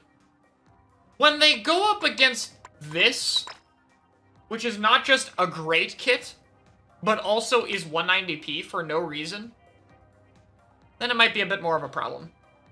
Stuff like this has to be toned back. Not enough for it to not be in the meta because it's a very healthy meta weapon, but enough for its relative kit value while still feeling strong to not drastically overcase or overshadow other, you know, solid, decent at best weapon kits. This stuff can't be 190p. The strong kits in this game have to be 210 to 220. Like, they just have to. So, if stuff like Machine, Ballpoint, and Splash are toned back a tiny bit, not enough to kick them out of the meta, but enough to make other options a bit better, I think a lot of the kits we're going to see this season, but especially stuff like Rapid, are going to have a lot better of a chance of seeing use. But yeah, that's my thoughts. H3 is low to mid, Rapid Pro is high to mid. Cool. Alright, it's time, everybody. Thursday morning. I can't wait to see what weapons got revealed today. And, okay, it's cards. Okay, these are literally just screenshots from the direct, so there's nothing new here. We specify S-Blast 92s for the corners. That's cool. And win streaks. A table turf level 120. Bro, I have to get to level 50 at one point. This is gonna... There better not be anything behind a level that far. Anyway, so we didn't get a new weapon today. So instead, we're gonna talk about the Big Swig Roller, because we actually know its kit. Now, I'm not gonna go through and show exactly how, but at one point during these gameplay videos, we see it using a line marker. Keep in mind, there's not even a Rapid in these games. The teams have been consistent. That's how we've known one of the weapons on the purple team would have missiles. And we know it has Inkstorm. So we know the kit. It's line marker Inkstorm. And let's talk about it. So I want to get right off the bat, because a lot of people seem to underrate rollers in general, but especially this one. The Big Swig Roller is a good main weapon. I've seen a lot of people compare its paint to Reflux, for instance here, and say that they're kind of similar. So let me get a few things off the bat here. Let's directly compare with Reflux here. Here is one shot of paint on Reflux. Okay, we're gonna shoot forward. Okay. Now let's go get our Big Swig Roller, and let's paint over here. Yeah. Yeah, it's a little... So yes, obviously the Reflux fires faster, but having paint in a burst like this is actually better. People who have played Splatoon 1, who have fought Dynamo back when that thing used to be a painting weapon, not when Nintendo says it's a painting weapon and it's not, are aware of this. This can flip a zone. This can paint a space very quickly. So like if there's a bunch of bombs going off on a zone and all of a sudden like 40 points worth of paint just appear on it, that's very scary. And on top of that, this burst of paint means it paints farther than a lot of other weapons you might expect. So something that the Swig, or sorry, not the Swig, something the Reflex really struggles with is painting at a safe distance. Like, it starts to run out of its spawn paint to paint. Meanwhile, this thing can paint quite safely because it paints very far away. And if you're really close to special and your horizontal can't reach, you also have a vertical, which reaches significantly farther, and it doesn't paint amazing, but like, if you need a little bit of extra paint a bit further away, you have a tool to do so. On top of that, Swig can actually fight. If its vertical flick doesn't kill, the horizontal is a very free combo. So if you vertical here and you're close, you just horizontal, and the horizontal has the biggest hitbox in the game. This is wider than Octobrush. It is very, very, very hard to miss. And 35 damage is a very good combo number, so that's very good too. It's guaranteed 3-shot. Double vertical also kills from a very surprisingly far distance since the buff. You know, it's not all the way, but it's pretty damn far, all things considered. So this weapon can actually defend itself and kind of fight. Mainly vertical and horizontal is the combo you want, because the vertical is actually hard to hit and the horizontal is easy to hit. So something like a vertical flick and a horizontal to combo is very useful. So this weapon can actually defend itself, actually has pretty decent damage, can paint, and we're not done. It has another niche. Remember, this thing got double damage to all objects in the game. This main weapon looks like it hits like an absolute, like, I don't know, like a paperweight. I don't have a good analogy for this. But if you're a crab, and this thing is next to you, it will immediately break your crab and then bop you on the head and you'll die. Like, that's a thing this weapon can do. Like, if you're a Splash up close fighting a Swig, oftentimes it's actually better for you to not pop crab, because it'll break it and give you M-lag. And breaking object specials is a very valuable use case. Now, unfortunately, we don't see the current kit. Even though it's a pretty good main weapon, it has this, which does about as much as you'd expect. It drains the ink tank of the main weapon. It's only really useful with LDE, and even then it doesn't really help the weapon move, which is admittedly where it kind of struggles. And it has this. So if you ever want to stop painting for 6 seconds, and then get a shot that won't hit anything, and maybe attempt to protect a teammate that probably won't work, as your vacuum will either get insta-filled, or they will have specials, or they will not care and ignore you, then you can do that. So, yeah, vacuum, worst special in the game right now. Not great. Okay. So, thanks, Nintendo.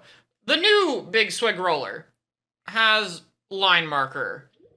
So I'll be honest, I've seen so many people coping that like, let's go, it's a combo sub, everybody, it's insane. Guys,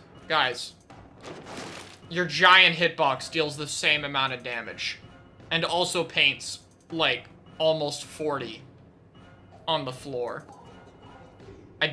It's okay. Up close, you also have this. So up close, not really a combo. Okay, but maybe if you like double vertical and then you can line marker them. Okay, I guess. You can paint walls slightly faster. You can use it to like climb a wall by like darting the wall and swimming up it. That's a little bit faster. I guess it could be used as a movement tool, though honestly, like, you know, that's fine. You can, like, throw it at your feet and jump. It's not going to be that much faster, but it's something. Oh, yeah, right. Oh, okay, so this is just... Right. Yeah, look at this. That is one vertical flick. Like, I just want to get a comparison, okay?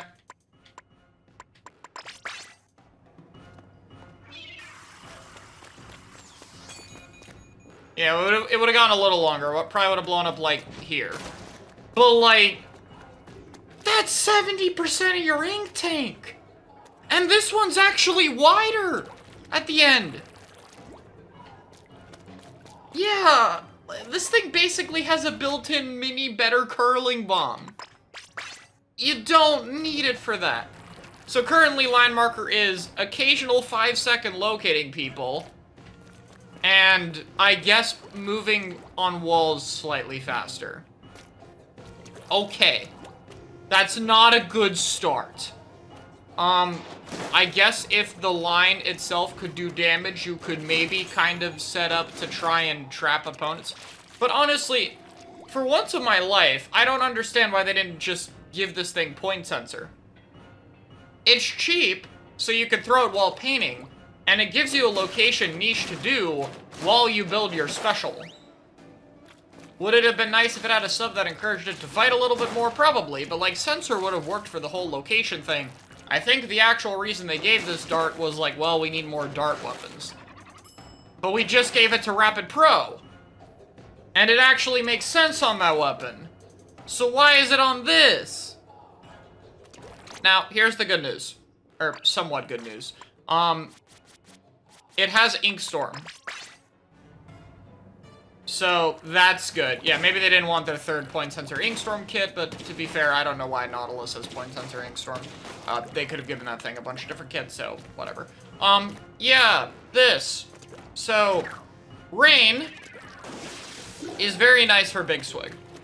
Big Swig's 35 damage, which Expo actually has similar, can be much more threatening with Rain on the field. It also makes it much more likely that it's going to combo and kill things, so it's going to boost its kill time, and it's also going to paint at the same time this thing does. So if you found painting over a Big Swig when it's contesting the zone for 5 years, annoying already, please keep in mind now instead of popping a special that's going to prevent it from painting, it's going to pop a special that will instantly refill its entire ink tank and then also paint for 8 seconds while displacing you. So yeah, that will be a very valuable zones thing. Very valuable. Unfortunately, it's probably locked in a zones thing. You could maybe get away with this thing in Clamblets, not this kit, the other one.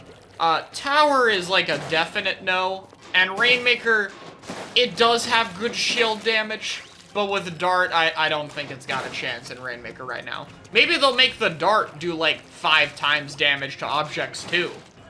You know, that'd be funny. Just make it so the line marker does like half the shield damage. Okay, maybe not half, but you know, could do that. And then maybe it'd be a Rainmaker thing. At least then it would have some synergy with this weapon, like you can throw darts at the crab. Low-key, that sounds kind of fun. That was a meme buff, but maybe actually do that, Nintendo. Anyway. So yeah. I think this will be a very good zones weapon. And yeah, I've seen some people talk about how, like, Inkstorm isn't perfect for it because you throw the storm and then you can't instantly farm another special. But one, you can't with most things in the game, and B, you don't want it to. You do not want this thing to be able to constantly spam specials. It having a special with the cooldown is probably for the best. Most specials having a cooldown is probably for a good reason. So yeah, I'm glad this kit will see use. I'm a little bit sad line marker is dampening its potential a bit. Like, that kind of sucks. But besides that, I mean, could maybe be better in Rainmaker in the future. Probably could be okay in Clamblets, and good for zones, I think, is nice for this weapon. It'll have a niche. It's a shame it's locked in a mode like Explo is, and it's another storm weapon that's kind of mainly wants to play one mode, but, you know, we got a good kit, so I'll take it. I'm kind of looking forward to it. I think it'll be fun. I think it'll have a good niche. So yeah, thanks for watching. Hello guys, today the Splattershot Nova got revealed. I don't know if this is really something worth talking about for a full video. What's that on the oh my, we are doing the missile thing. I mean,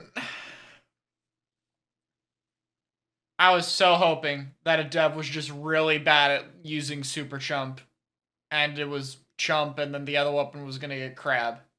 Instead, it looks like, unless if there's a secret weapon, we're probably not getting a Crab, or a Chump, which sucks, and, we're getting missiles.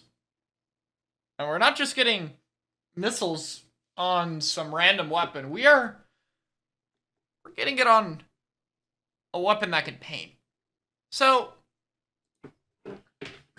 you know, let's just do a small little test, okay? How long will it take me to get missiles? You know, this training room, not accurate, who cares?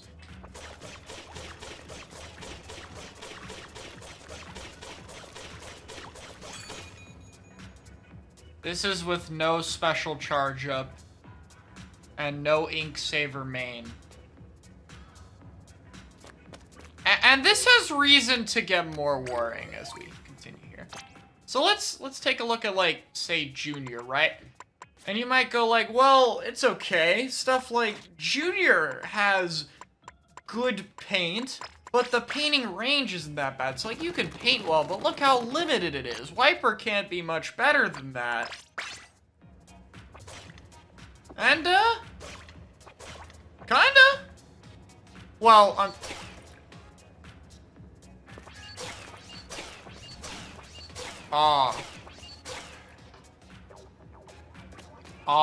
right. Right. Okay. So let's get this part out of the way first. This thing better be minimum 210p on launch. Surely there's no way they put it at the same charge as an Ultra Stamp. Like, this thing better be 210. Like, surely they looked at these, and they're like, yeah, okay, if this has to be 210 and this has to be 210, Wiper has to be at least 210. Maybe 220. But, I digress. So yeah. I've talked about why these weapons don't see use. In short, zones only niche. Terrible main weapon, can't fight, so it gets run down.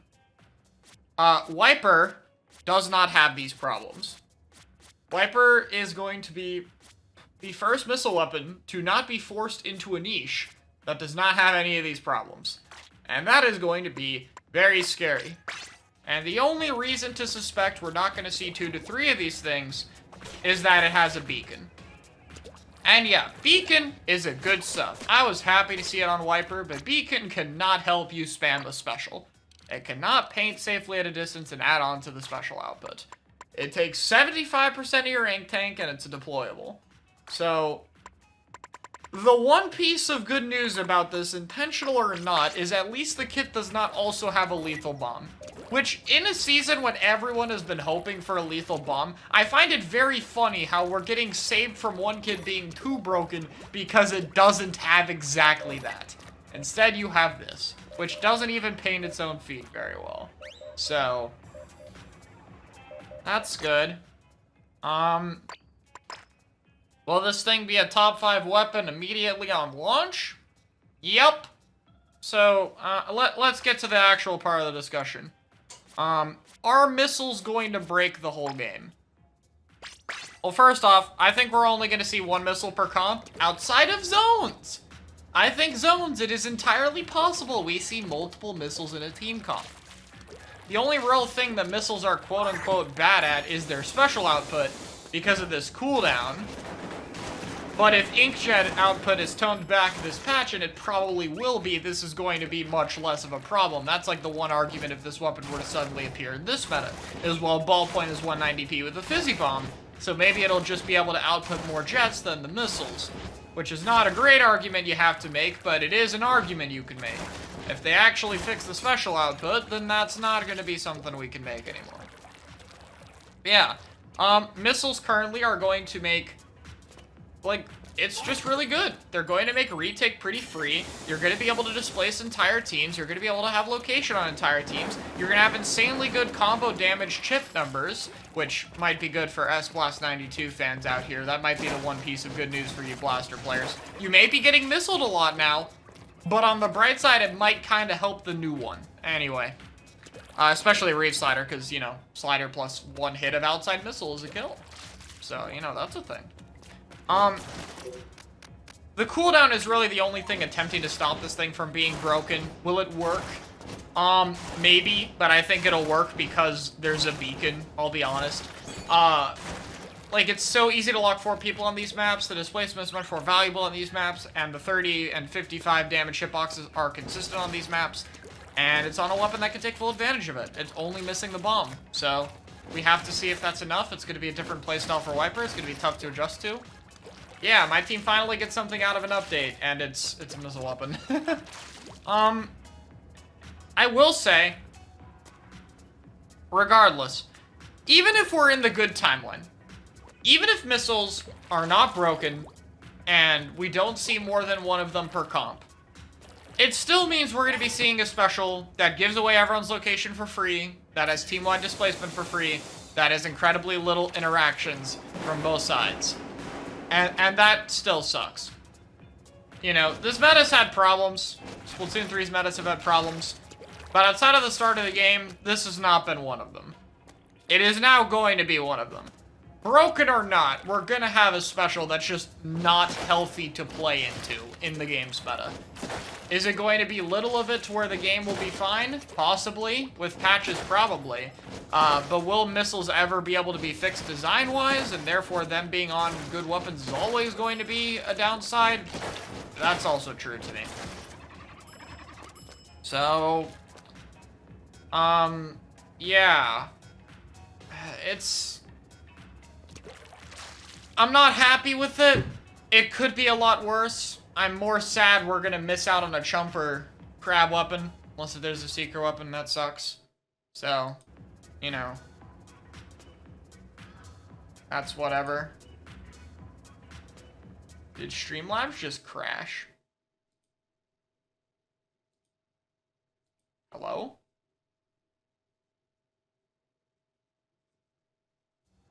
Oh. Okay. Anyway. If ballpoint spammability is toned back with Inkjet and this thing gets slight buffs and Inkjet isn't too over nerfed, I think we could maybe see some of the Nova. Alright, hello everyone. It's day 2 of the alternate kits being revealed, and I'll be honest everybody, I was not expecting much from the light Tetra Dually after seeing it at Sprinkler.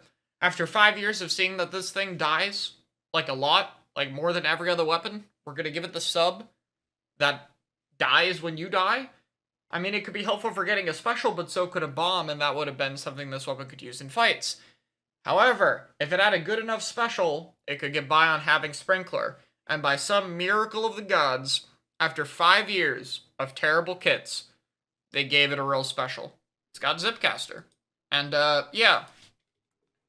This will easily be the best weapon to have Zipcaster in the game right now. We have Luna, Carbon, and Octobrush, all of which are very short range and limited. We have Slosher Deco, which actually is pretty good with the Zipcaster, but just is a weapon we don't see too much. Ever since the 50 damage buff, this became a very reliable zip weapon. And we have Stamper, which is fine, but it does have a bit of a mediocre kill time.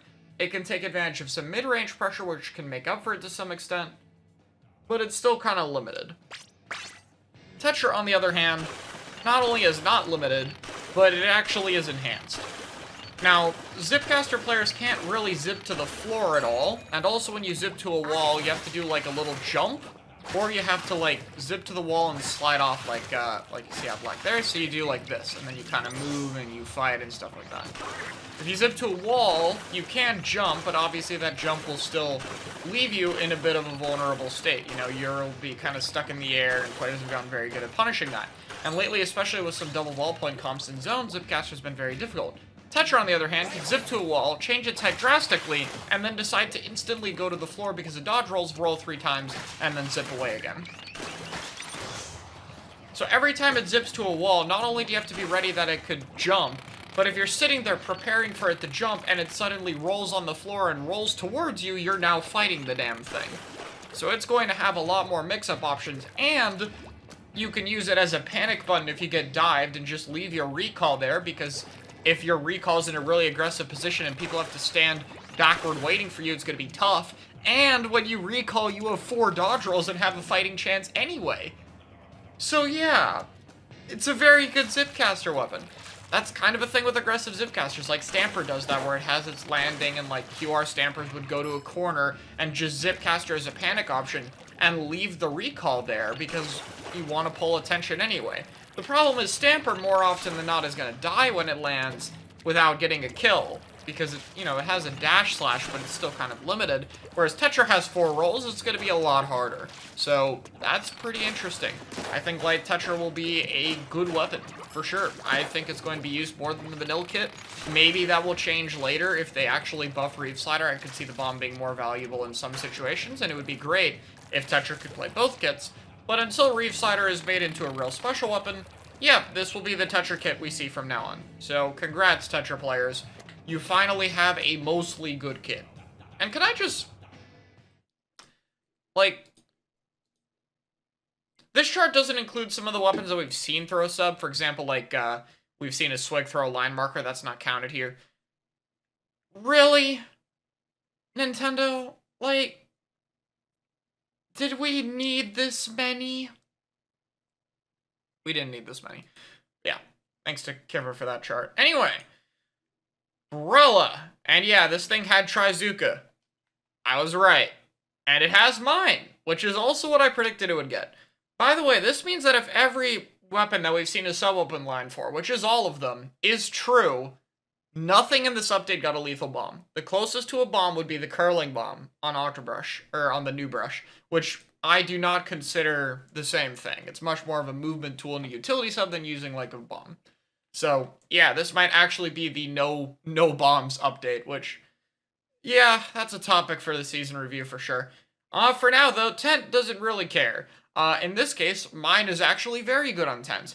It's been very good on Tent, and I'm glad they brought it back instead of Splash Wall on it. So that's great. It's honestly a sub that's just very useful for traps. You can set it up much more aggressively because you have the Tent shield as well. So, you know, for most weapons with mine, you know, if you need to get in, you don't really have a way of using mine aggressively. Whereas with Tent, you can, like, launch a shield, go shoot around, and you can even place a mine or two before you go back and then try to get your next shield and use that as kind of bait. That'll damage people, and then you can keep pushing forward with it. On top of that, when you hold map control, not only do you have 10 shields to worry about, but also 2 ink lines. So yeah, it's a sub that has great synergy with Tent. Tent is very good with these deployable kind of subs like Mine and Beacon, and it's great to see it get both of them. It's, for once, a weapon that's actually going to get subs that have perfect synergy with a weapon twice in a row, which is great to see. The special, on the other hand, is Trizuka. And like with how the Tent Shield fixes a lot of Ink Mine's problems, it also fixes a lot of the consistency issues that Trizuka has, which is awesome. And the main issue with Trizuka is it's very difficult to get consistent value out of it because it's only 3 shots. Even if you have really good aim, it's going to be tricky to hit 3 consecutive Trizuka shots in a row on people in an actual match, you know?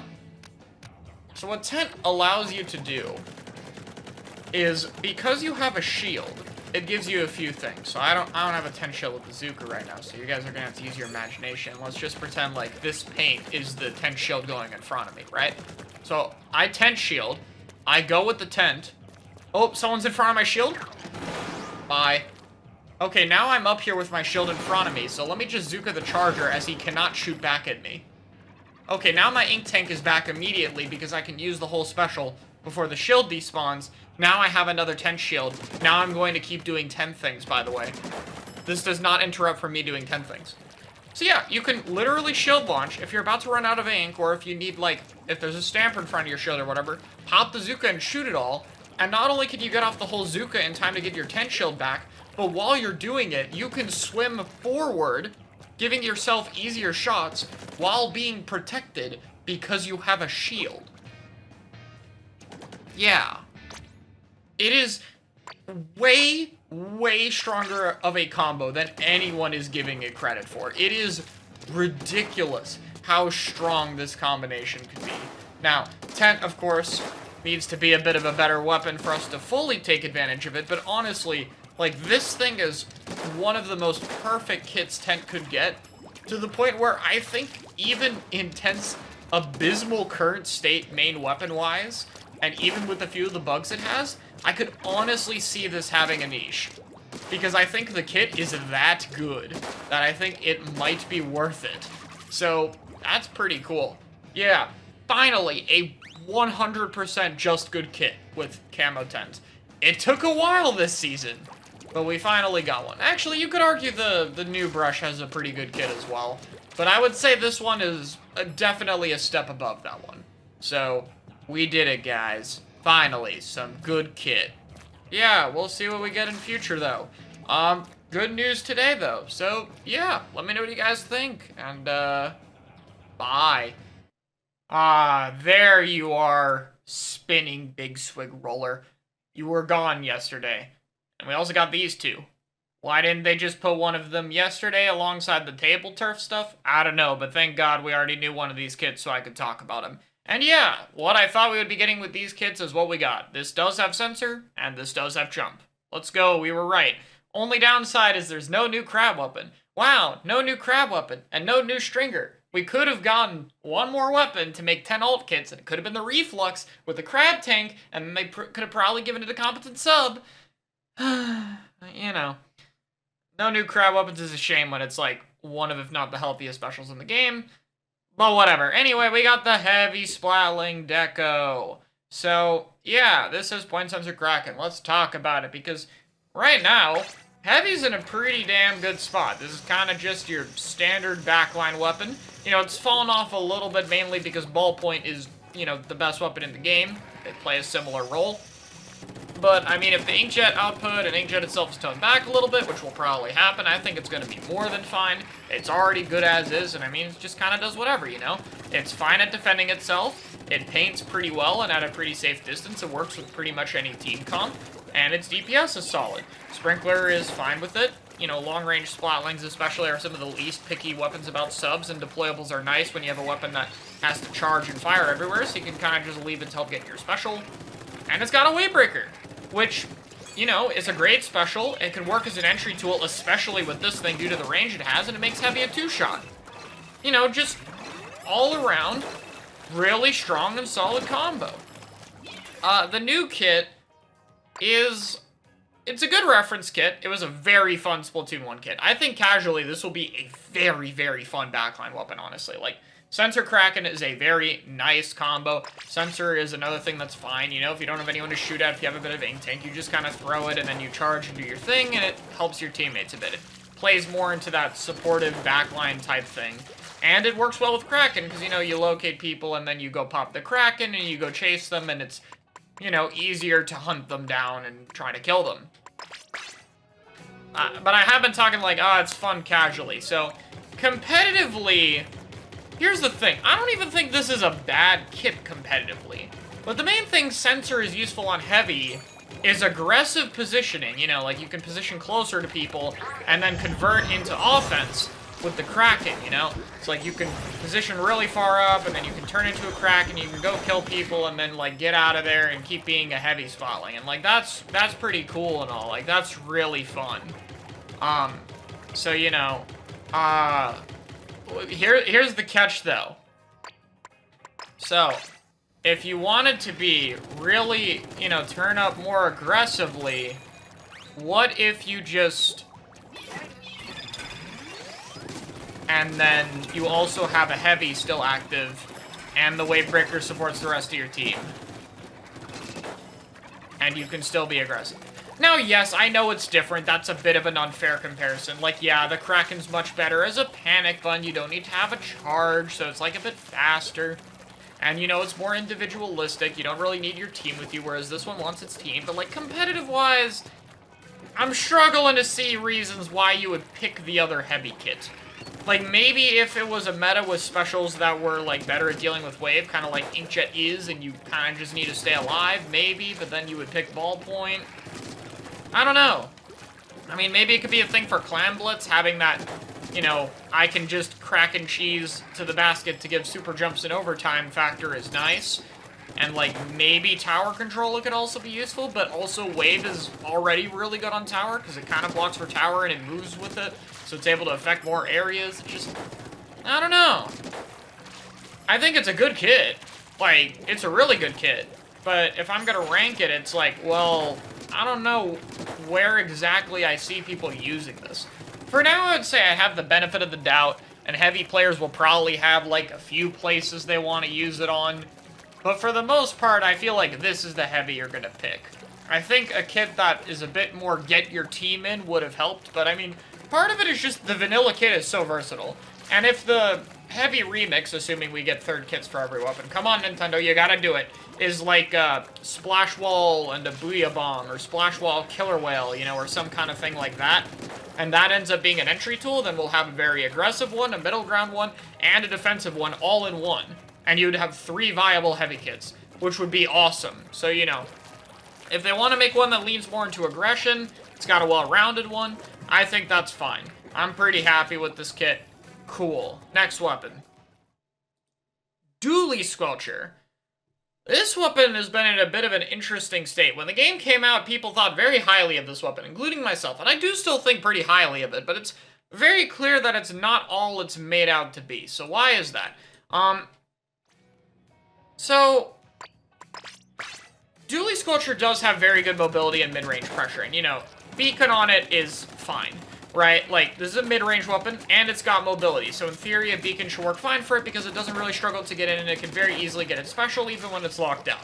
On top of that, the special it has is Super Chump, and Super Chump is a, like, solid entry special by design, you know? Like, you pop it, and you go forward, and you take an area, you know? So, like, you can pop, jump, and it's very explicit, you know, walk forward, or roll forward in this case. You can quickly refill your ink tank, use these as mini shields, and then the explosions can combo with your damage for kills. It's cool. Like, it's a very nice combination. And this kit felt very thought out. Like, I'm seeing a lot of patterns here. I'm seeing reference a bit of Splatoon 1 Dual Squelcher with the beacon because we're addicted to referencing previous kits, mostly for the better, but sometimes not for the better. I'm thinking, okay, beacon could be really nice for a dually because it's got dodge rolls. Super Chump is really nice for this to go in, and then also, you know, this could enable, like, Squelcher plus Dually or Squelcher plus Tetra, combinations we know from Splatoon 2. You know, like, this kit's very good at working with the second Dually. This is a kit that works very well as, like, being one of a 2 Dually pair. And that's really great. Like, that seems to be the thought process. And I think this kit, honestly, really does work for that. I think it makes running, like, double Dually comps a lot easier. There are a few problems, though, unfortunately. The main thing is Dually Squelcher's damage right now is kind of inconsistent and kind of weak. Sometimes his kill time is fine. Most of the time, it's pretty whatever. Main power-up did make this a lot more consistent, and without main power-up, it's kind of struggled. I think its RNG is a little much sometimes, as well as it only doing 28 instead of 30 damage can be felt. So sometimes it can struggle versus HP specials. Sometimes in fights they just drag out a really long time, especially if you're using a lot of your rolls. And the ink efficiency is low, so even the kit that has a bomb kind of struggles to use it. And Squelcher is something that kind of wants to play different gear, mainly quick respawn. Another factor is, of course, the maps. It's harder to use your rolls and get in on side angles because the maps are hallways. So it's a bit more difficult to use the fact that you're a Dually Squelcher to your advantage than it was in Splatoon 2. So here's what I think needs to happen. The obvious one out of the way is Chump needs to get buffed. These things are just kind of whatever right now. They're kind of better in zones and turf because the paint output they provide, especially on a zone, is harder to ignore by comparison, but for the most part, the Chumps are way too weak.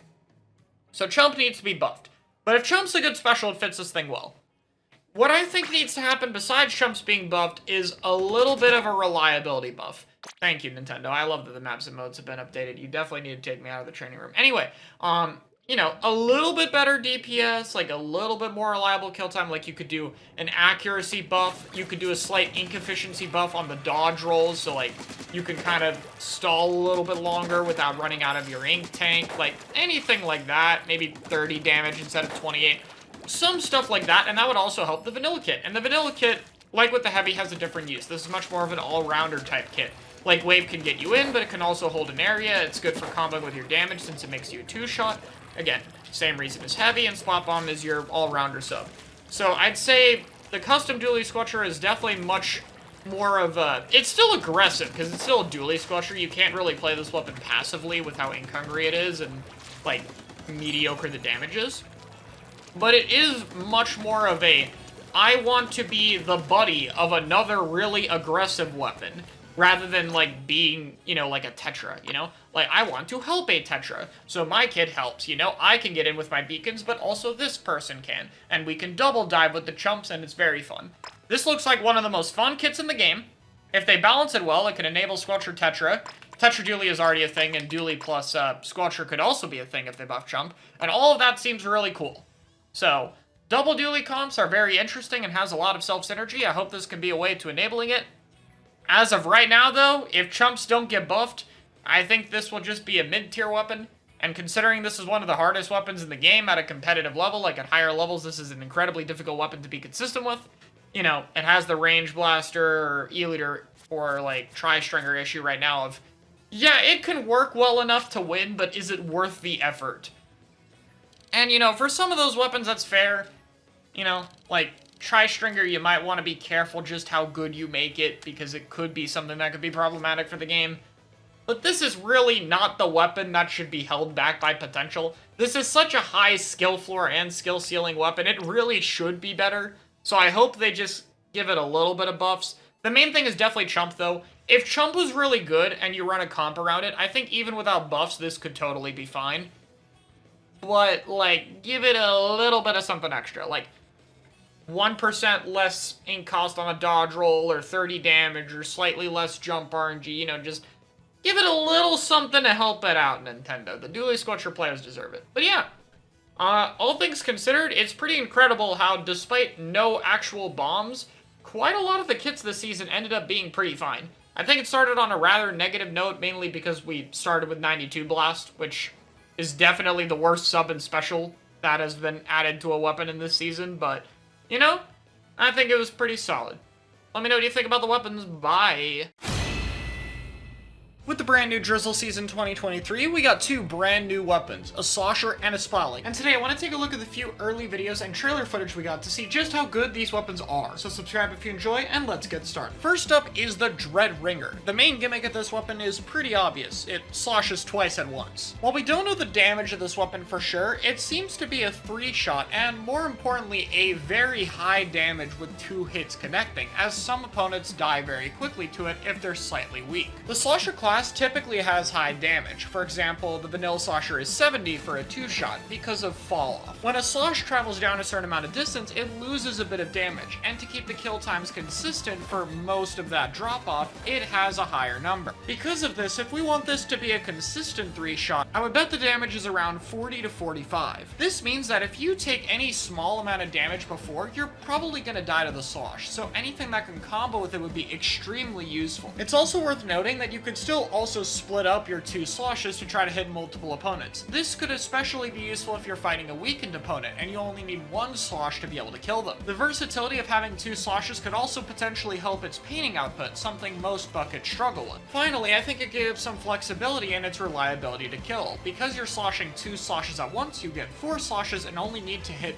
3. This means you can miss 1 slosh, as long as the rest of them connect to get the default kill time without it being changed too much. The sloshes themselves look very similar to the vanilla slosher. It's hard to see too many differences to them for sure. They could have a bit more or less range, but right now it's hard to tell. One thing worth noting though is I'd say this slosher is definitely going to be a bit slower compared to the vanilla one. Since you're taking the time to have 2 shots, you're definitely going to feel the speed difference. I would make a comparison that this is probably closer to the range blaster of the bucket class, if you assume the vanilla blaster is like the vanilla slosher. It exchanges speed for a better hitbox and a much harder hitting shot. I think this is a very solid start to a weapon though. The vanilla slosher is already one of the better main weapons in the game right now, very good at fighting off shooters and other close range options, as well as taking advantage of its unique hitbox to hit behind corners or get reliable damage, and this slosher should be able to do the same. However, of course, no weapon is complete without its kit, and first off, the sub looks pretty good, Suction Bomb. I don't have a lot to say with this thing. It should combo with 2 sloshes, which should be extremely useful since they come out at the same time. It's a sub that can help with its poke and paint output since it would be a bit weak at that, and is great for charging its special on a weapon that won't be as good at painting. It's not as good in combat, but we've seen Suction on the vanilla slosher in Splatoon 2. It's more than serviceable. The real part that's got everyone guessing though is the special weapon.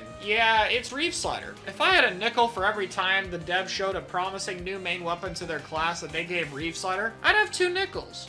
Which isn't a lot, but Wow, it really happened twice in a row. Honestly though, this might be the best weapon to get Reef Slider. Not only do you have one big hitbox to try to kill someone after the slider, you have two of them. Considering the 70 damage, we know that one of these two sloshes should easily be able to combo. Unless if one of them does less damage, but I don't see anything to indicate one slosh is weaker than the other. This means it should be extremely easy to get follow-up on your Reef Sliders, including possibly following up on targets in 2 different locations if you manage to hit both of them. I've already seen that can be pretty useful with S-Blast short range mode, but I think this is much more flexible. Obviously, it's still Reef Slider. It's not an amazing special by any means. It's still on the weaker half, but I think the synergy with the weapon will mean it's probably going to be more than fine in the meta right now. I think this will be a solid high tier, if not maybe a potential top tier, depending on how the stats turn out. It seems like it'll be in a great spot, and I'm really excited for it. So next, let's take a look at the new Splatling. We finally know what this thing's deal is, which is its fire rate is modified based on how long you charge it. The more you charge, the higher the fire rate is. The charge time itself is slightly longer than heavy, so it takes a bit to charge up, though probably not as bad as Hydra. On a max charge, it seems like its fire rate is faster than other Splatlings, and Splatoon JP has specified it's still a 4-hit kill, so this thing will be pretty fast. This higher fire rate will also mean its pain output will be pretty good, which is especially notable given the kit we'll talk about later. It does seem to have 2 more other downsides though. It seems like it has slightly less range than heavy. It's hard to tell for sure, so I could be wrong on this, but judging from the trailer, it seems to be around where GooTuber is, which should be slightly less than heavy. Its biggest problem though is that it's going to have a harder time defending itself than stuff like heavy or ballpoint. Remember, the less charge you have, the slower your fire rate is, and we can see in some clips when it's fighting on the bridge just how slow it's firing compared to a full charge. It still seems to be able to defend itself up close, but it doesn't seem like it'll do it as well as the other options, meaning it's more susceptible to being rushed down. Flanks and stealthier approaches are going to be very good against this weapon. That being said, the stats here are still pretty crazy, and it has a good kit to tie it all together. Curling Bomb is a bit expensive to use too frequently, but it can help in some niche movement situations and is still nice for the pain output given that it has Tacticooler. Splatlings aren't usually too picky about their subs anyway, especially the more long-range ones, so I think it's fine. This is a Tacticooler weapon, and I think this will very easily be slotting into the meta. I see no reason why this thing, even if it's a high points or special like 210, shouldn't struggle to get a good amount of coolers in a game.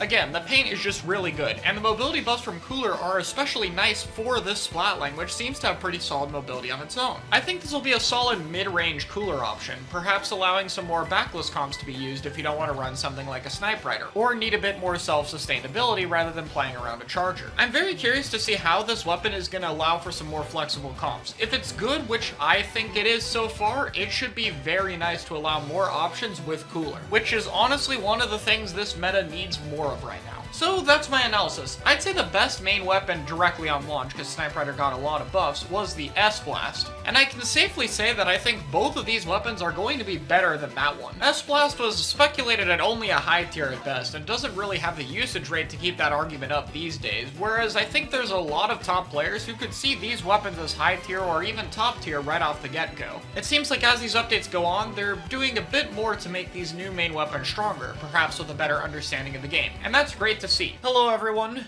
So, yesterday, we saw this video. Showing off the new bucket, looks very cool. Again, I'll do an entire video on this and the Splatling, probably on Wednesday. But we're not here to talk about this today. We're here to talk about one of the weapons, which kits we got basically revealed in this video from watching very closely. You can see some jetpack shots going off right about here. And if you're wondering what weapon that's from, I think Jet is one of, if not the best special in the game right now, next to Cooler. It's this. Sorel Umbrella. And it's got Autobomb as a returning sub. This is the second best kit they could have ever given this weapon. The only better kit would have been a Burst Bomb. So let's talk about Umbrella. And I'm still a little sick, so if there's some pauses in this recording, that's why. But we'll get into it in a second. Anyway, I want to start out by talking about how terrible the current kit is. I've gone on record saying this is like a bottom 10 kit they could have given this weapon. I really think it's that bad. Sprinkler can help charge your special, and that's about it. And that's not great for this weapon. This weapon needs help fighting, especially ever since it got the damage nerf. And so Sprinkler doesn't do a lot for it. It's not the worst thing ever, but it's pretty bad. Like, some weapons are okay having Sprinkler. This kind of utility is fine with them. but not this one. And Tri-Strike prevents you from using your shield. That's something the specials did really good in Splatoon 2, is you would run out of ink because it's a very ink-hungry weapon. I mean, look at this. Like, look how fast I run out of ink. And then you would pop your special and you would shoot shield and roll bombs at your feet or have storm going off, whereas this thing... Yeah, you just die. Tri-Strike does not work to allow Brella to play the stalling game, which is the main thing it's still good at. As a main weapon, the main thing that makes Brella just kind of meh right now and not awful is the fact that you do have shield stalling. And now that they've bug fixed it enough to where your shield works mostly consistently, it can actually do that. The longer you can stall out fights and annoy the enemy to death, the better for this weapon. That is what it's good at doing and being really annoying at doing that. Now the new kit doesn't give it a way to continue doing that in the same way, but it does something better. It gives you a reason to care about and fight this weapon. If you ignore Umbrella now, as it's shooting and shielding and doing its own thing, it's now going to charge up an Inkjet. So you can have it in the Brella stalling, and then you run at the Brella, and the Brella will jetpack boost in the sky and then just start shooting you forever. You know, and try to get a kill and do Inkjet things. And then when it recalls, it's going to come back, and it's going to have a freshly regen shield and shield its own landing. And then keep fighting you again. In the same way where Tetra's really nice with zip recall because you can roll to stall after you land, Brella does the same thing with its shield. You land and you already have a shield up. That is really, really powerful. Very, very strong. So the special has great synergy with the weapon. It allows you to stall, it makes people fight the weapon, so you're going to be able to get into more engagements that you're able to win, you're going to be able to stall more people, and since you have Auto Bomb, which is a cheaper bomb, it's going to help you get more of them. And Auto Bomb will also help way more in fights. Versus wall weapons, you'll have an option if you want to DPS something like a Rainmaker shield, if you need to scout areas, because Brella's paint is really bad. I don't think a lot of people realize this. Or, it's not really bad, but it's not good. Like, this paint looks kind of weak. The fire rate makes it okay. But if it didn't have the fire rate, this paint is just Bucket's paint. And I mean that very literally. Like, it is almost identical to Slosher's paint. It's a little bit thicker, I believe, and the end for Bucket is a little bit thicker. So, you know, wider trail, wider end part. But Brella makes it a bit more okay because of the fire rate. That's the main thing.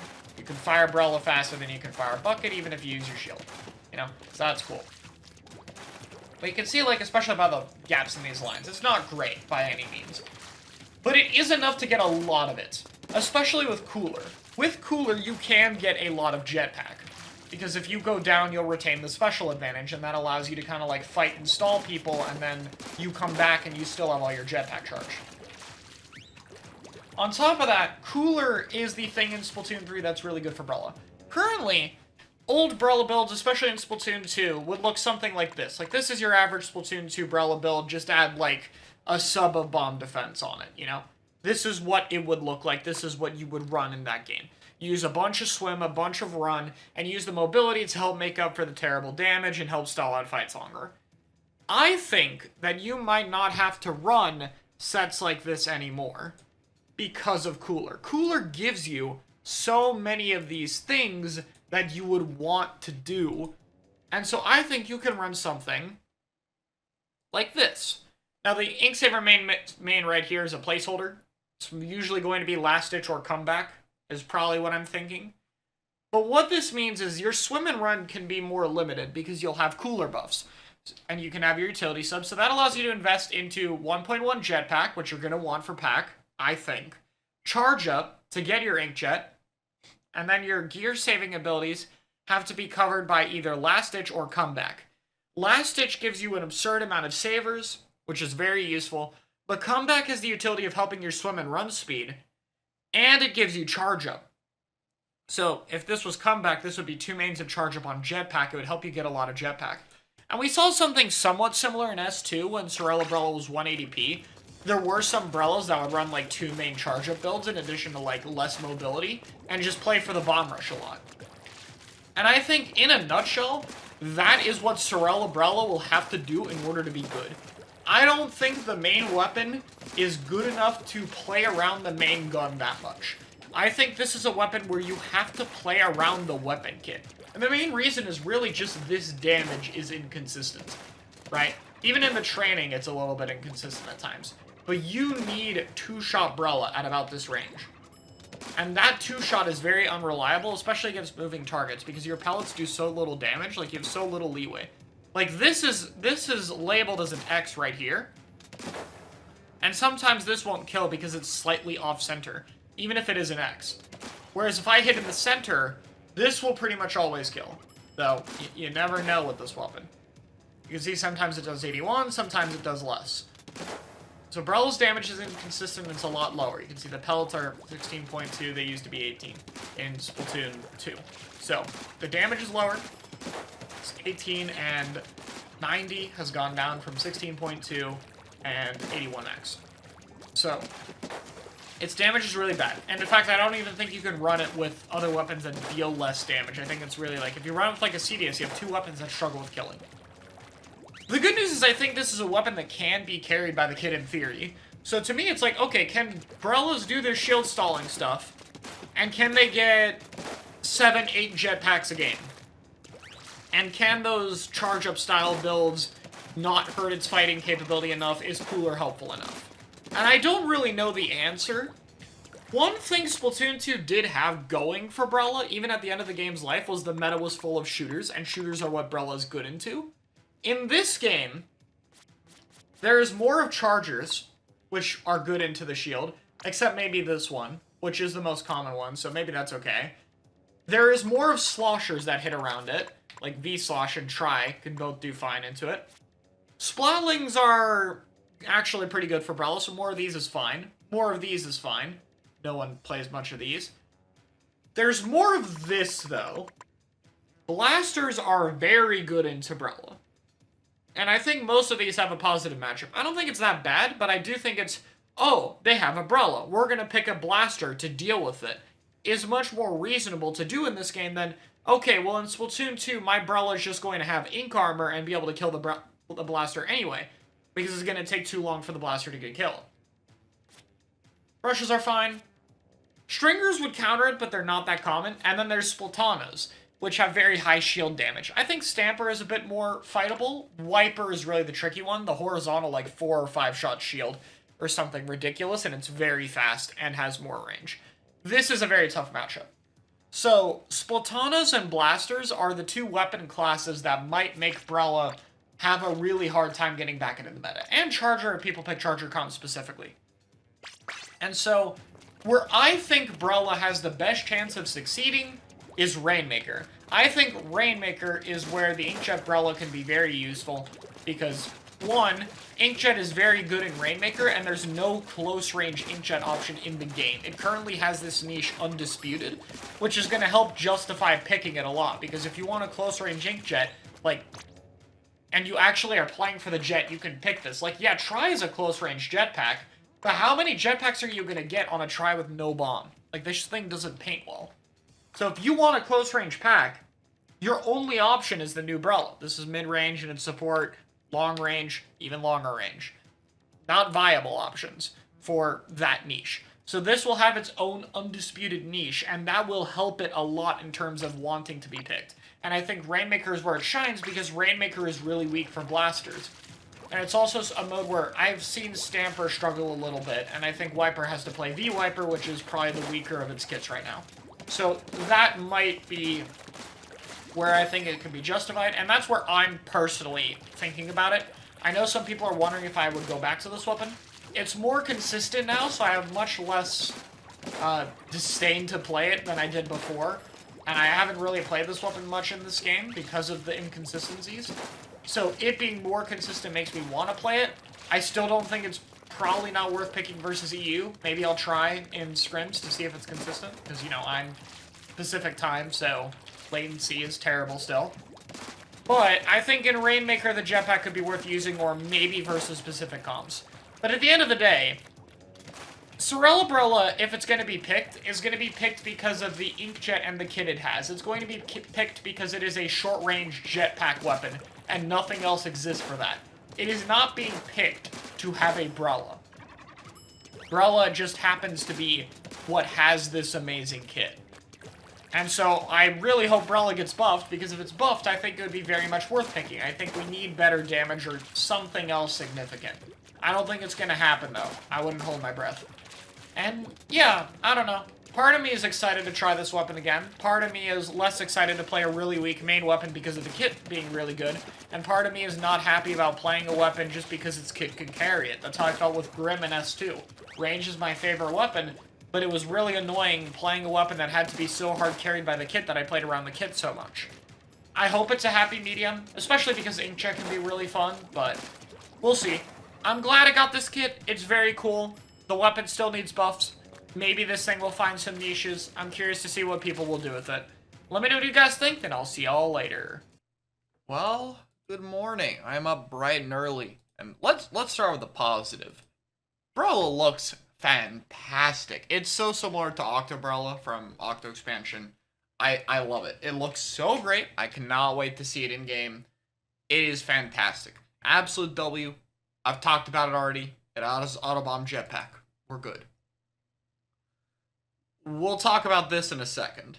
Also, I really like the design of this as well. The deco just kind of wraps around it everywhere. It's more clear in the 2D model too. That's cool. Well, guys, we've been waiting for this one. This was arguably the best main weapon out of anything they've added by a mile. And, well, Beacon Ballpoint is no more. It's not happening. Instead, our favorite backline, the Ballpoint, was given something I expected to go on the Hydra. Mine. Now, I'm a bit disappointed that Beacon isn't happening, because this is the third game in a row, I almost said fourth game for some reason, where I don't like half their Beacon options. Like, Sploosh, Roller, Dapple, and Octobrush all got Beacon again. Out of all these weapons, the only one to see long-term success has been Octobrush one time in Splatoon 2. Hell, this is a Splatoon 1 kit that nobody played. And they brought it back.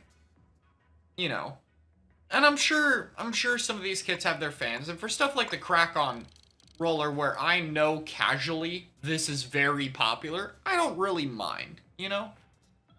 But man, Octobrush, if you're gonna give it the Beacon, you better at least bring it back with the Kraken, you know, that made it work. And now we have Ballpoint, one of the Beacon weapons that did work. Like, think about this lineup. Tent with Beacon is in a good spot. Wiper with Beacon. CDS with Beacon. And then Ballpoint. We would have had 4 viable Beacon weapons.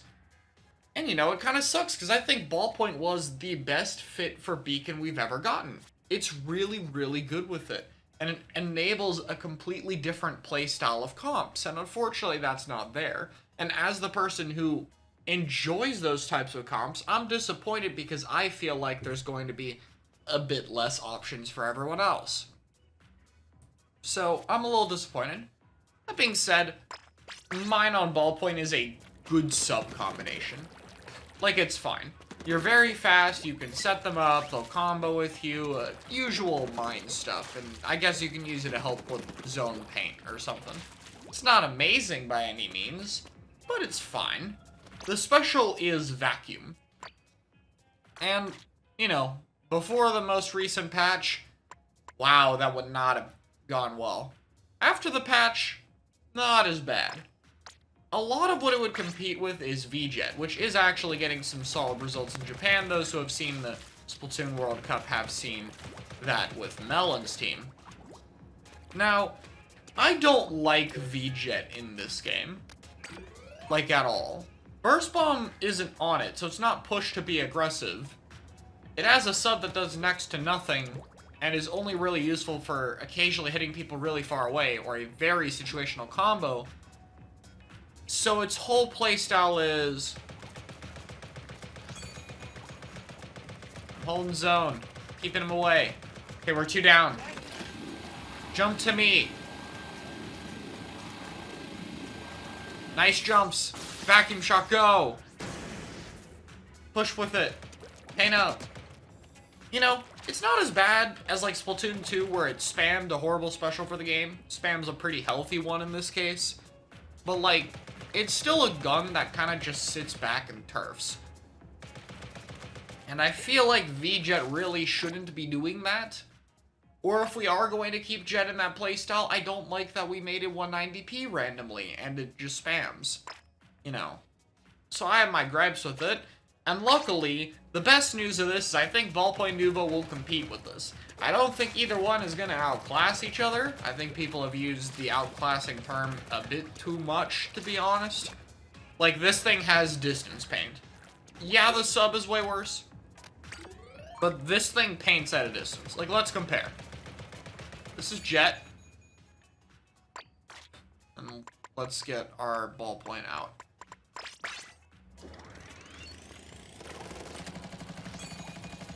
And this is ballpoint, right? Very clear winner here, you know? And that's with me messing it up a bit at the end and getting extra paint, right? V-Jet will be fine, because, yeah. That, and, you know, it's a bit easier to fight with at times. Like, more mid-range fighting, I guess I can do better than ballpoint. So, V-Jet will live. Ballpoint will have uses. Probably in Rainmaker, especially, where that extra DPS would be really good. Jet doesn't really do a lot of shield damage, so this thing being able to do this is very good. So maybe this will be, like, the vacuum weapon for Rainmaker, I could maybe see. So that might be something to think about. But I don't know if it has too many use cases. It's not the worst kit or anything. It's fine. Anyway. I'm glad this thing will be potentially picked over V-Jet a bit more, and I think the kit can work. Oh yeah, and I guess I'll say it here, but run speed does stack with vacuum, so that's nice. You know, that's some nice synergy. Anyway. I finally get to talk about this weapon. And I feel like I'm gonna make some people upset. I'm gonna say it. I don't like how this weapon plays at all. I waited to talk about my opinions on this weapon a bit when Splatoon 3 came out, because I wanted to see if it would change. But Blob, in this game, goes behind a snipe and does this. Low ink. Sprinkler adding to the paint in the middle of all this. And it gets like a bajillion paint in a match. And that paint is far away. That's like what it's good at. And I really don't like it. Like, I don't like that it plays like that. And the other part is with this kit, it's not even good at doing that right now. Like, or not good at doing that. Like, it doing that does not make it good. It's like fine. Since it got the paint buff, it's back to that being much more oppressive. Before the buff, when it did this, it didn't paint as well. But now, like, I mean, look at that. Do we, like, you know, let's just bring out a fair comparison here, alright? Here's Blob, and then what we just talked about.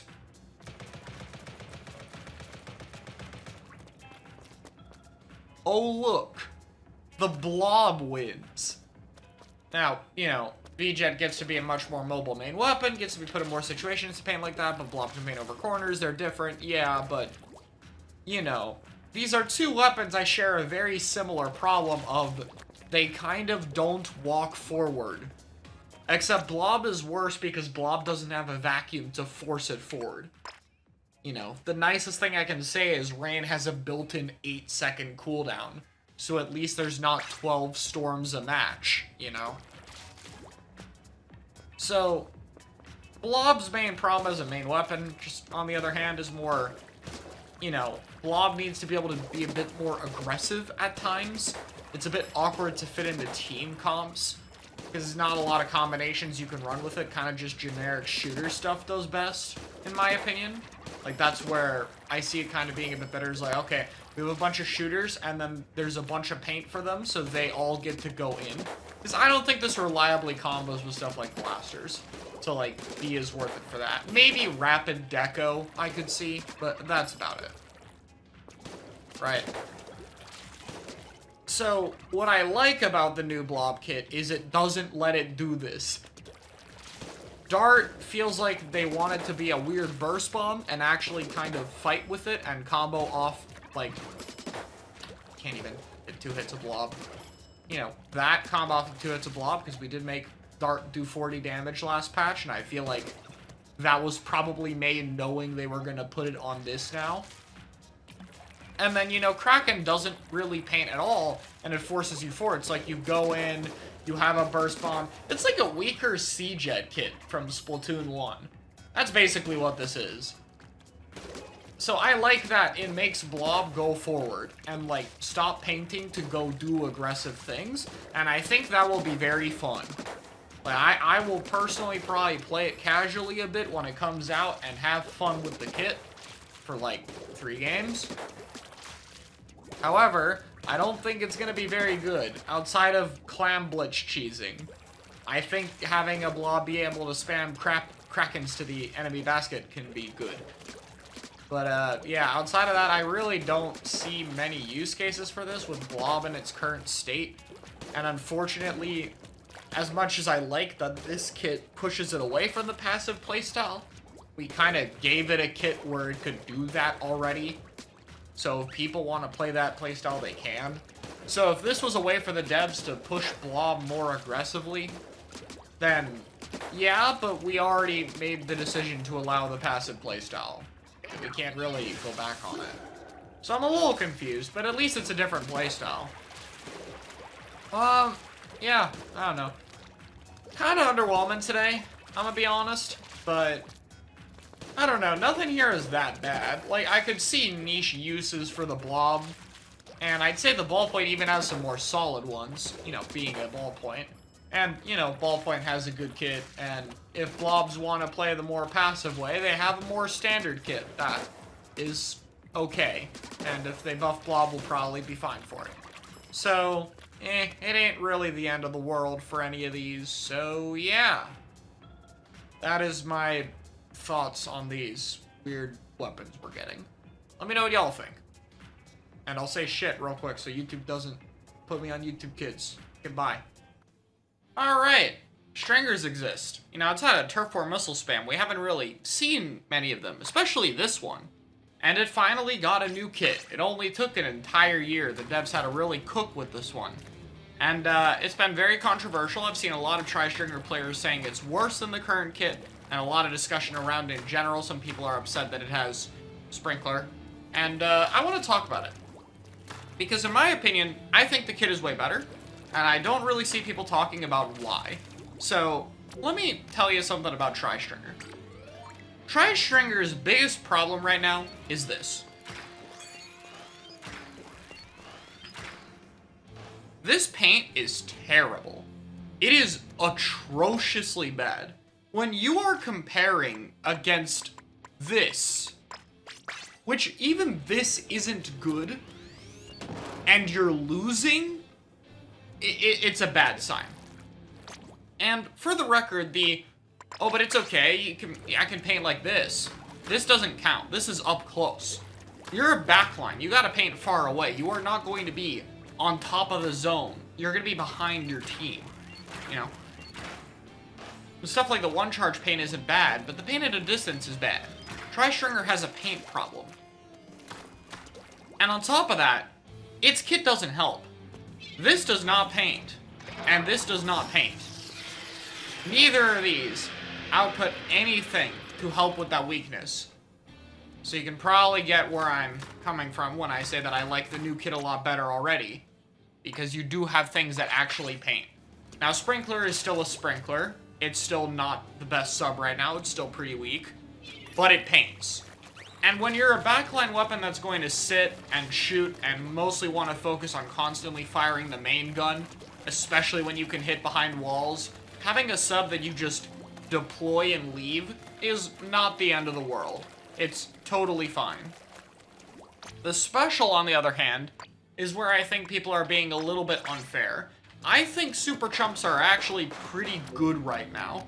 Like, they're not amazing by any means, but they do help get in. And I think super chumps have two advantages over other specials. One is their paint, which you can see why that's important already.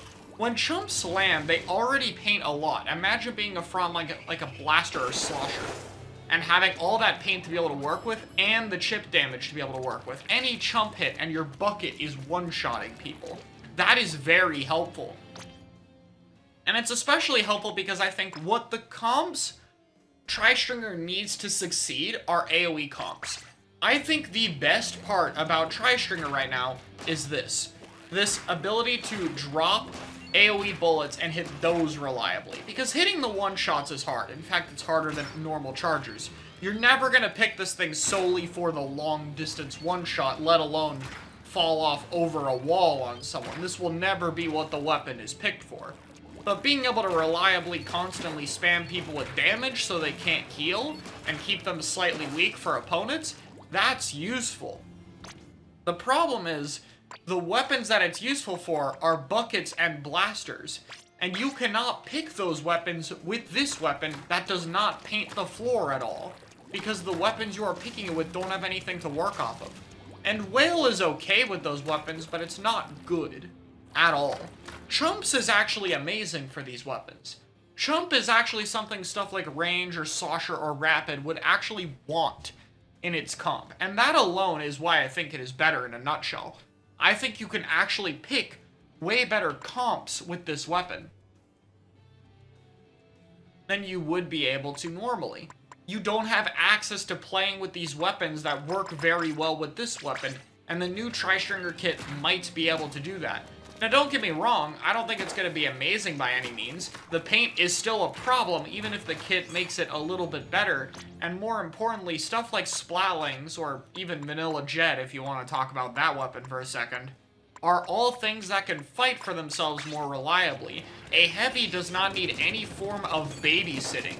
It will do its own thing and be totally fine defending itself in the backline, and it will be painting way better for these weapons. Ballpoint is the same thing, if not even more true due to the short range mode. And you know, now we're even getting a new Splatling that could potentially do that, even if it's more mid-range. Tri-Stringer still has a problem with being self-sufficient, and this is where the new kit is lacking. There is no extra tool that's going to help you defend yourself. You could argue that the Sprinkler Feet paint could maybe be useful sometimes, but that's about it. That's not a real tool. It's about as helpful as this is. Not enough. You know, Mist is probably even more helpful for that, even. And the special of Chumps is not going to help as a get-off-me tool or mobility or escape or anything by any means. There would have been better options, of course. Something like Crab would have made this much more reasonable. But the kit is not bad. The thing is, it just keeps a weakness intact and removes another. Is Tri-Stringer a more viable pick when you can run better comps with it, when its painting problem isn't as big a deal and you're just playing around the unreliability of its one-shots? If that's its only weakness, how good is the weapon going to be? And, you know, having a solid, good kit, but not like a game-breaking meta kit, not a Burst Bomb Crab, not an Inkjet, an Auto Bomb, anything like that. I think this weapon will probably be solid. I think it'll be like around middle of the pack. It could be higher, I don't know. There are some people who believe in Tri-Stringer's potential more than me. It does have some mobility. I kind of want it to be good because having something like this sounds fun as a blaster player, you know? Like, I like the idea of other weapons that can actually do chip damage for me. But I don't know. It's hard to see this as an absolute 100% must pick by any means for those kind of weapons. And I don't know. It seems especially nice against, like, Crab and Jet, maybe, though. Like, especially Crab for the object damage. Maybe Jet could be okay. Like, I could see it, potentially. I think it's going to be up to Tri-Stringer players to really prove the main weapon's worth now, because to me, what this comp allows is you can actually pick comps around this thing. Right now, I think you have to pick a bunch of painting guns around this, and that just kind of limits it. Now I think you can pick one of the weapons that you actually want to play off of this weapon's damage, and then 2 painting guns. So like Zap, Slosher or Blaster, Tri-Stringer, and Splash would be what comes to mind immediately, a burst bomb weapon to play off of the damage. If something like that is possible, like that's the comp I would immediately think to go with Tri-Stringer and potentially work, that's what I would be interested in. Some form of chip damage orientated comp where you can play around the AoE this weapon provides, and you have something that wants to play off of that while compensating for the pain and stuff like that. Will it be good enough to work? Who knows? But I think it's definitely going to give it a chance, and I hope that Tri-Stringer players give it a bit more of a shot and think about it more in terms of the team comp setting you're playing with and what it allows you to pick with your weapon, and if that can enable your weapon to do better. Because that's where I think the new kit is going to shine over the other one. That and Whale and Mist are just kind of weak right now. Like, more than they ever have been before. So yeah, that's my thoughts. Do you agree with me? Let me know. I'll see y'all later. Alright everyone, it is the final day. We have 2 kits left to cover, the Gold Dynamo, I already talked about this obviously, and the Machine Neo, and then we're done. I might talk about the maps a bit. If you guys want to see it, please let me know in the comments, because they do look like there's going to be some interesting stuff to them, but obviously there's a very limited amount we have to break down. So if you guys want a second channel video on that, let me know, and I'll also probably talk about my patch hopes. A lot will be repetitive probably, but there's some new stuff there for sure. And I think it's going to be a very important change, especially right before the PAX NA Championships happening in about a week from now. So perhaps I'll talk about those if you guys want. Just be sure to let me know. And of course I will watch those live as well on the main channel probably. Regardless, today we're going to cover the last 2 kits. Let's start with the Gold Dynamo Roller. Now, I have gone on record saying that I don't think Gold Dynamo will be better than the Vanilla Dynamo, because I think the Vanilla Dynamo's kit is just so good right now with the spot coolers in, and I think Sprinkler is even fine on it right now as a whole, especially because this weapon very much benefits from a movement tool. And I think it needed like Fizzy Bomb plus Crab or Booyah to be better. Like that was about it, because of the flexibility those specials provide, the utility they provide, and Fizzy Bomb being the best sub for this weapon probably, outside of maybe Burst Bomb. Instead, we got Splat Bomb again, which is fine. We haven't actually gotten a Splat Bomb weapon in a while. There's still 9 of them, you know, second highest next to this thing, which is going to be on 10 weapons next update. Just, ow. But, you know, it's fine. Splat Bomb is still, obviously, a very good sub. Being able to poke bombs at things like chargers, if they're close enough, or other mid-range weapons is good when you can't get your flicks off, but for Dynamo it's much more committing to doing that or only having a few flicks after due to the ink efficiency. So more ink-hungry stuff isn't as strong on something like Dynamo, but it's totally fine, you know, it's a bomb. It's still quite good, I don't think anyone's going to complain. But the thing that's going to affect its playstyle is Super Chump. Yep, we got another chump weapon in this update. And I think Super Chump on it is actually a pretty strong combination for zones. Chump's biggest strength is that compared to every other special, it probably paints the most.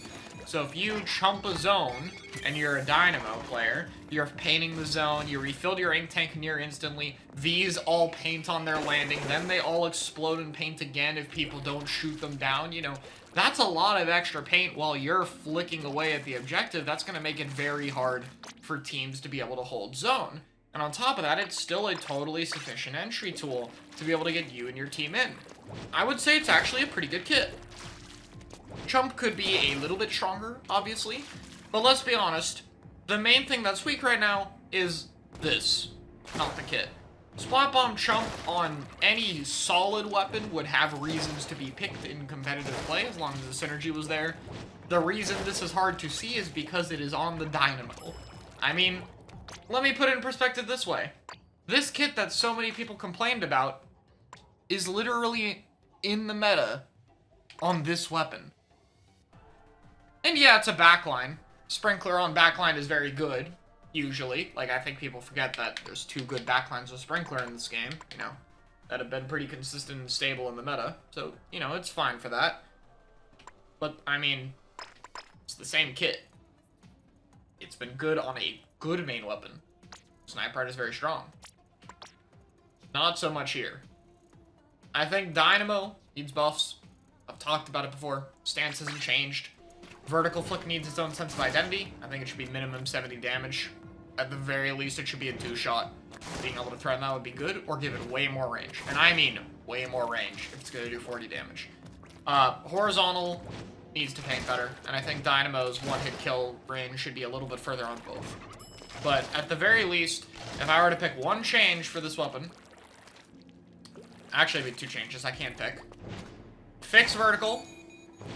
Bit of extra paint. And I think the weapon will be in a good spot. And it's, you know, it's good to see it's got another kit. So, you know, more chances for it to find a niche to be used. Maybe we'll see it on some Zones maps, you know. I have seen Gray doing a little bit of the vanilla Dynamo on Zones Humpback. Very strong map mode for Dynamo. So maybe we'll be able to see it a little bit on some niche Zones maps. But, you know, I hope for a little bit more. Next up is Machine. Now, I didn't really think Machine was going to get a better kit than this one. Like with GooTuber, it kind of has one of the best kits it could get.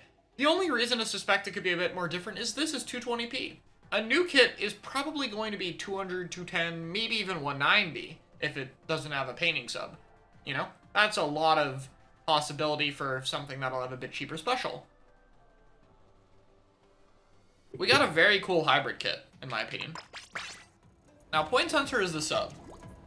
Sensor is whatever on this weapon. It's not the worst thing ever. And if this was pre-patch Machine, I don't even think I'd be complaining too much, because I think it does actually work pretty well for what Machine wants to do. The problem is, ever since they nerfed Machine's fire rate, it really needs stuff to help its kill time.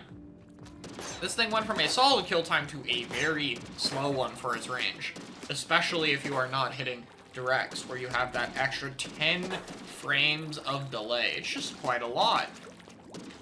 And so having a sub that can help your kill time is now very important on this weapon. And without it, you really gotta have some very useful perk. Now, Sensor does have one. It has one reason to think it might be solid, which is if you run Sensor, you can run Opening Gambit. Now, Opening Gambit is an ability that gives you 3 mains worth of swim speed, run speed, intensify action, and ink resistance. Now, the intensify doesn't really do anything on this thing. You know, I mean, I guess it's nice, but like, don't really have jump RNG problems. And you don't spam squid roll on it. However, run speed stacks very well on this thing. Swim speed is very important for this weapon with the damage, with the fire rate nerf, since you need to be able to, you know, space around and get more hits off. And ink res is very nice for this thing. On top of that, Point Sensor assists count toward the Opening Gambit. So, if you Point Sensor someone and they die, that counts as an assist in an extra 15 seconds. So if you run a really aggressive comp with it, it is very reasonable to be able to keep Opening Gambit up for most of the match with Machine. And that's in general been a lot easier to do with Opening Gambit ever since they buffed the...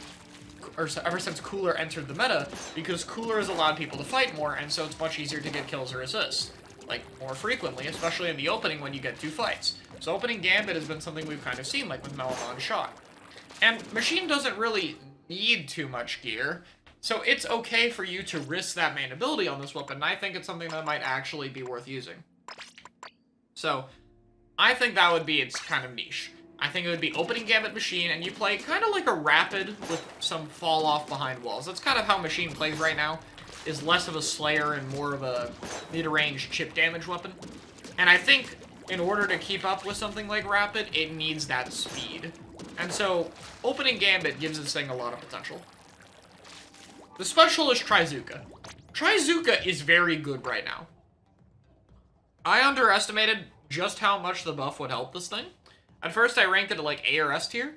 I think this would be S plus or potentially even X. I think this is easily top 5, potentially top 3 in the game.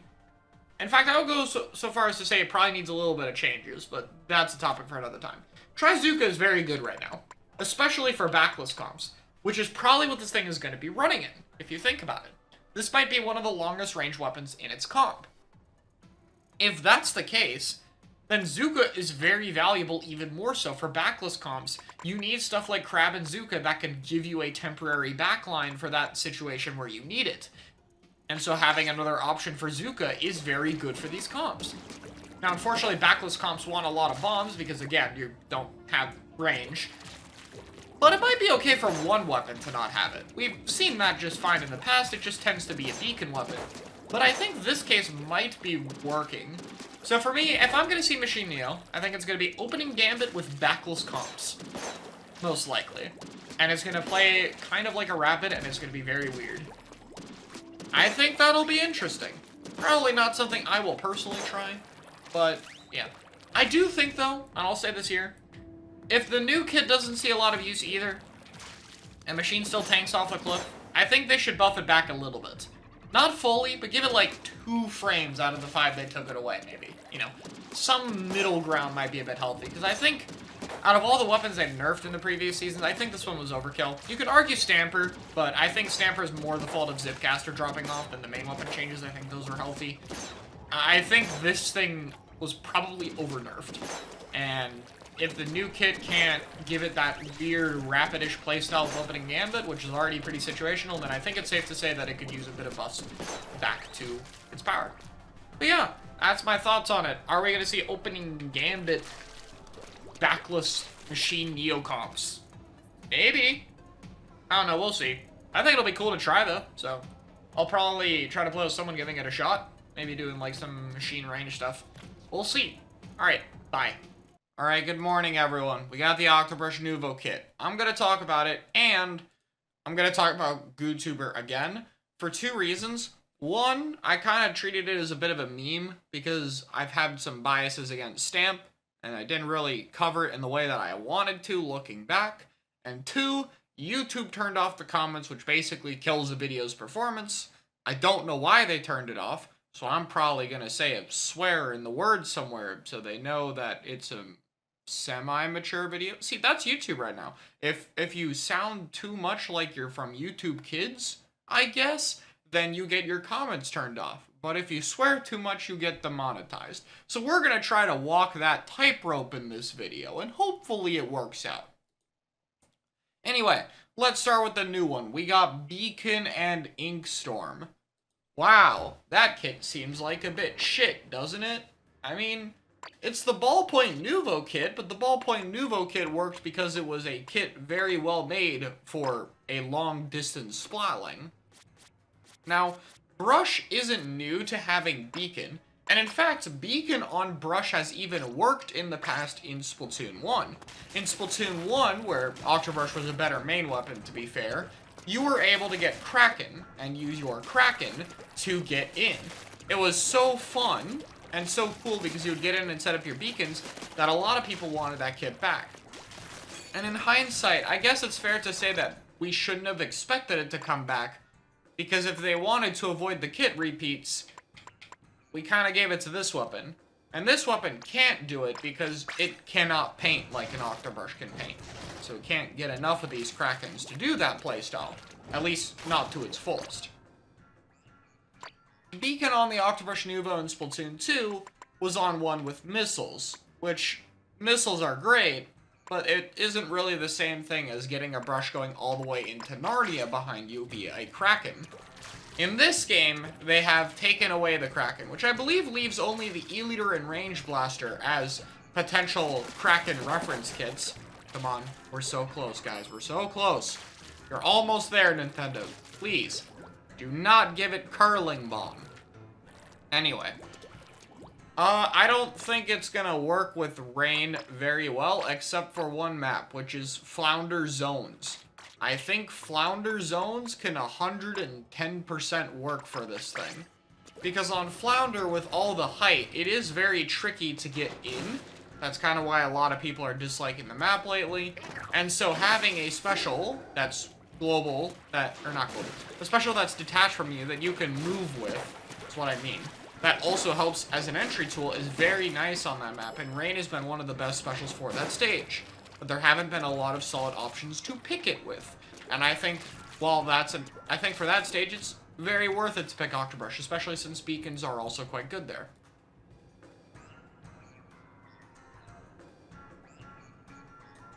So, yeah. I think the Octobrush Nouveau is nice for Flounder. Outside of that, it still might be better than this kit outside of Clam Blitz, though. At least in the current spot Zipcaster's in.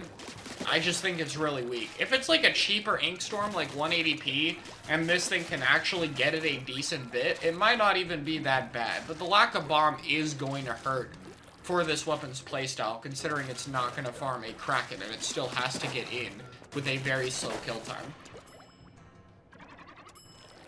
So yeah, it's not the worst kit ever. I don't think we're going to see very much of it unless if Octobrush is buffed. It is nice for Flounder, especially on zones. Alright, let's talk GoodTuber. So, I will start with the positives. I think that this kit, as a whole, while it's worse than the normal one, definitely has the better sub. Torpedo is a great sub, but it's hard for GoodTuber specifically to capitalize off the torp, outside of rolled torp combos, which I'm not hitting while I'm looking at OBS. There we go. And so, I think that the sub is a solid improvement. Fizzy Bomb is going to allow you to get way more of your specials. It's going to give you a movement tool for the weapon. It's basically the perfect sub for GoodTuber. I don't think anyone's really doubting that, but it's much better than people are even, like, saying it is. It is really everything GoodTuber wants out of a sub. The downside is Stamp. And I kind of realized I don't even dislike Stamp for the main gun that much. If you're going in and you're like, say you're under a ledge, you know, and you're like peeking aggressively and going for shots on people and someone drops on you and you can pop Stamp to kill them, that's actually really useful. And if Stamp worked properly, it could also be a way for you to get in. You'd Fizzy, you'd get your Stamp, someone would pop like a rain for you, and you would Stamp in and take some space. You know, and then throw it at someone. And you could even throw Stamp at longer range weapons. Like, that actually seems pretty solid.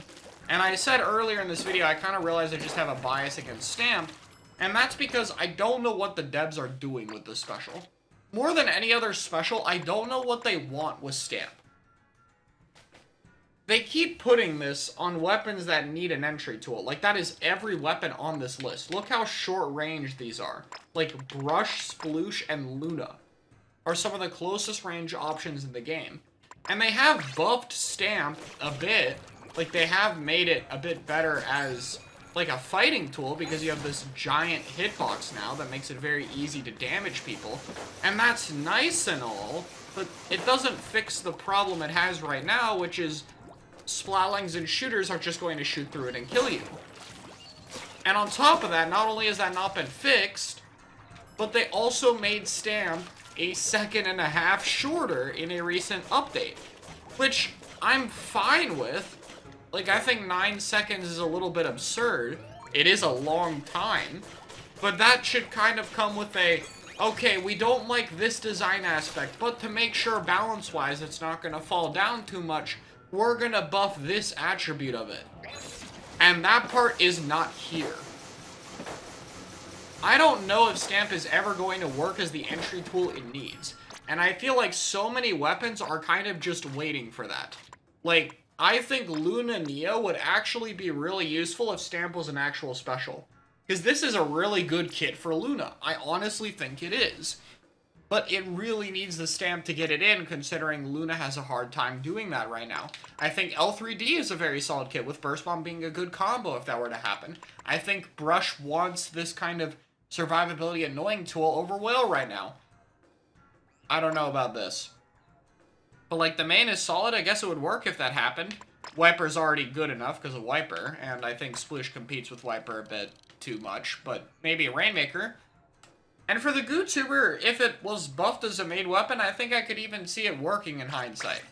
I think for now, it will be one of the most fun kits in the game for Chargers, to have a Stamp and being able to be ultra aggressive with it, and then you still have Fizzy for movement. Like, that sounds really fun. I think from a casual perspective, the new GoodTuber kit is really, really fun. However, I think in competitive, the Stamp needs to actually be a special with a purpose that is more than just can break objects. And right now, it just kind of isn't. And I'm a little bit annoyed by it. So every time I see something get a Stamp, I'm just like, I mean, okay, unless if it's like a perfect main weapon for it that's like pretty good right now, like this, it's hard to see it really being wanted to be picked. So yeah, I think the GooTuber kit could actually be good in the future. If they buff Goo and they buff Stamp, maybe we could even see it. But for the time being, yeah, I don't know. I think Stamp is just not being made into the special it needs to be right now. Hopefully that changes, though. Let me know what y'all think. It's kind of just... I guess the consensus is 2 mid-kits. Let me say shit one more time so YouTube knows I can swear. Okay, bye.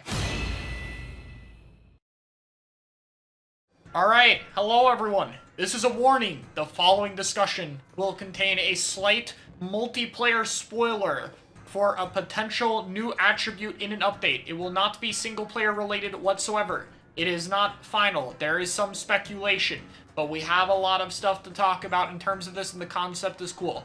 To me, it's not that big a deal. I don't mind too much, but if you like to go into a new season completely blind, this is your warning to click away before we talk about it. So, we're gonna go into it. 3, 2, 1. Alright, so, there are 2 potential specials very likely to be added to the game next season. There are 2 code-named specials in the files. They go under the code names of SP Chimney and SP Pogo. Now, more than likely, since the Splatoon 2 update has been pushed back, we will be seeing the Dually and Brella as the new main weapons, likely starting in the update after. So we'll probably get Dually and Brella in the Splatoon 2 update, because it makes sense. That would be fresh season 2024. And then that means Sizzle season 2024, the last planned update, would be a new main weapon for Splatoon 3. So that would be the Splatana and the Stringer. So we would get Dually and Brella and then Splatana Stringer. Which means this update, there is no main weapon in order as we go from the oldest to the newest weapon classes. So instead, what is more than likely is that these 2 specials will be added similar to Fresh Season 2023. Alright, simplifying a lot there. So, one of these specials is called SP Pogo. We don't really know anything about it, pretty much. That's not the one we're going to talk about. I did mention I had a slight theory. It seems like it is some kind of transformation special. I think it could be a reworked splashdown. I think we could see something like perhaps you get access to do splashdowns for a little bit, like maybe that takes over your sub-weapon or something. But that is hard speculation, and that's not based on anything really, other than the name. Now, you'll notice that this has a codename of Chimney, and typically the codenames have something to do with the special, but it can be obscure. For example, Zipcaster, I believe, is called Superhook, or something like that. And, you know, like, Superhook could describe the arm, but, like, obviously it's not the full picture. So in this case, this one is called Chimney. And we have a few things we know about Chimney. And again, we don't have all the parameters, and the parameters could change, and it could be done. So, for now, this is what we think is happening. Right now, Chimney seems to be a device that spawns, quote, walls that last about 6 seconds, and they move super slowly, like Quahog speed, basically. Actually, a little bit slower than them. Touching this wall would deal 30 damage and mark the player for 3 seconds. The wall is decently large, we'll get a picture of it later, but it's pretty big, and it's pretty flat. And there's some speculation about it. Ash believes, the person who's going through the data mine on this, is that it is more than likely a smoke screen. That's the idea of this. Meaning it would spawn a few different walls. I think 3 is a safe number to guess because Splatoon 3, that would move gradually. This is about the size of what the wall would look like as an estimation. It would be about this big, right? This is sized up for a point of accuracy, right? And that's all we know. So I want to talk about what this is, you know? It's basically, you put a thing down, or you throw a thing down, and you summon walls that don't, like, block shots, but they block your vision, and they have a slight effect for you to pass them. Slight bit of location, slows you down a bit, a little bit of damage. Probably not lethal, but the main thing is it blocks your vision. So this is basically a smoke screen in Splatoon, and that's what we're going to talk about. Because originally I thought you know, I was kind of like, okay, I don't think smokescreen is one of the best ideas for the game. I thought it could add a lot to visual clutter. It could make it harder to see what's going on. It could make the game more like ability and special based, so it could reduce the amount of main weapon gunplay in the game. And I thought it could just, you know, be another thing that makes the game really hard to understand. And then I thought about it a little bit more. And then I thought about it a little bit more. And I kind of realized something about what this special could mean. I want you to try to think about what's good in this game right now. In the podcast I did earlier, long-range AoE was talked about, like long-distance area of effect like bombs or stuff like that. There's been talk about backlines that are really oppressive, like charger or pencil or ballpoint, stuff like that. And of course, everyone's been talking about Zuka, and there's also, you know, been Crab. And on top of that, all of these have a problem that were put on maps that look like this. Now, a problem with these maps is that, you know, they're hallway-based and such, but it's worth noting that they're very open maps with minimal cover, especially the reworked ones. Like, think about the new Maki Mid and how little cover that is. And on top of that, it's very open. There's a lot of long-distance sights. If you think about it, a smoke screen kind of is a giant nerf to everything long-range in this game. Long-range weapons would have a problem seeing people. It would force them to have like a hard time to hit their shots, like a charger wouldn't be able to see. It would provide cover. And it would be potentially a way to force things to be more close quarters combat. Weapons that could kind of move around and deal with things more up close. And if you think about a lot of the specials it might buff, think about what special would benefit from a smoke screen the most. Probably something like Stamp, right? Stamp that now you can't shoot it as it goes toward you as easily. So Stamp is rushing through the zone, but picture there's a wall here, like a smoke wall. And you can't really see what side of the zone the Stamp is coming from. You can see a little bit, but now it's a lot harder to shoot its feet as it barrels down the zone and gets up close to you. Maybe you now have to back off and shoot here, for example. Maybe you have a charger who's sitting on this tent, who now has his vision blocked. And now the charger would have to position to, like, here, on this left side, to try to shoot around the wall, or to cover the flank, but now they're in a more risky position. So potentially, in an ideal world, this is a good way to check long distance, weapons, and specials, to force more fighting and more up-close combat. And the reason I didn't mention Inkjet is because Inkjet would kind of get around this. Inkjet could just hover over the wall. Inkjet would probably be very good into the special, if it functions this way, right? But this could be an interesting solution to the problem. It might be a way to kind of encourage that kind of play in a way that wouldn't be too broken. And I think that could be interesting. It could be a nice way to play around it. And what I like most about this is the smokes kind of encourage more main weapon play, which is kind of the opposite of what I was worried about. But these kind of smoke screens are good against a lot of specials and a lot of, like, subs that you want to throw at people. A lot of things that require line of sight. So it also nerfs the shit out of line marker, by the way, which is funny. But that's kind of what I'm thinking. Now, could there still be negative implications? Yes. The smokescreen effect could be too annoying. It could be too weak. It could unintentionally screw over some stuff that it shouldn't be. There could be stuff like that. You know, there's no guarantee. Yeah, it could also buff stuff like thermal. Like, maybe if you have thermal, you can see the silhouette through the smoke. So maybe it buffs that, you know. Maybe it makes, like, point sensor more valuable for the same reason. Like, you could shoot a target who's behind a smoke wall if they're marked. So, Nautilus stocks go up, basically. That's your sensor weapon. You know, there's a bunch of other smaller effects like that. But I think as a whole, it's healthier than a shield. And because of the mobility in this game, I don't think walls are that bad. Especially on the more open mid-maps. Like, this map could be, like, a little bit scary. But let's think if we go to, like, Maki zones. Like, where they're trying to go around it. Yeah, wave would be better into this, for example. It'd be harder to see the waves, and the location effect that Wavebreaker provides would be more valuable. But, like, think about it like new Maki zones in mid. Because these are, like, 2D flat walls, you would still be able to go around them. You would still be able to move in. It wouldn't, like, cover an entire area on a map like this, for example. But it would still be able to cover long distance spots. Like, you could still, like, smoke snipe. Or, like, an island snipe or something. So I think rotations and movement and fights would be very important with it. And that's kind of what I want. I think on maps like this, especially when the water drops, and we have this giant open area, obviously a wall can only cover one sightline. It can only cover one area. And so it'll change a lot on how we position and what parts we want to see and what we don't. Of course, it's still just line of sight. It's not going to stop, like, maybe some amounts of bombs or splatling paint or something like that. And I think that's what's interesting. It's kind of dynamic.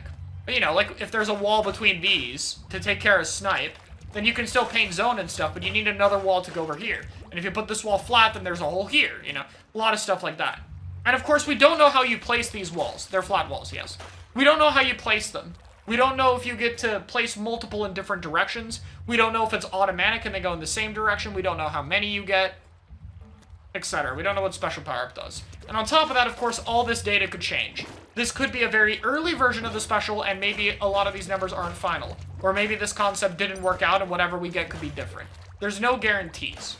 But I think it's notable because potentially, if implemented right, I think the effects on the meta could be good. It could be a way to deal with long-range stuff. It could be a way to deal with open maps. It could be a way to deal with all of that stuff.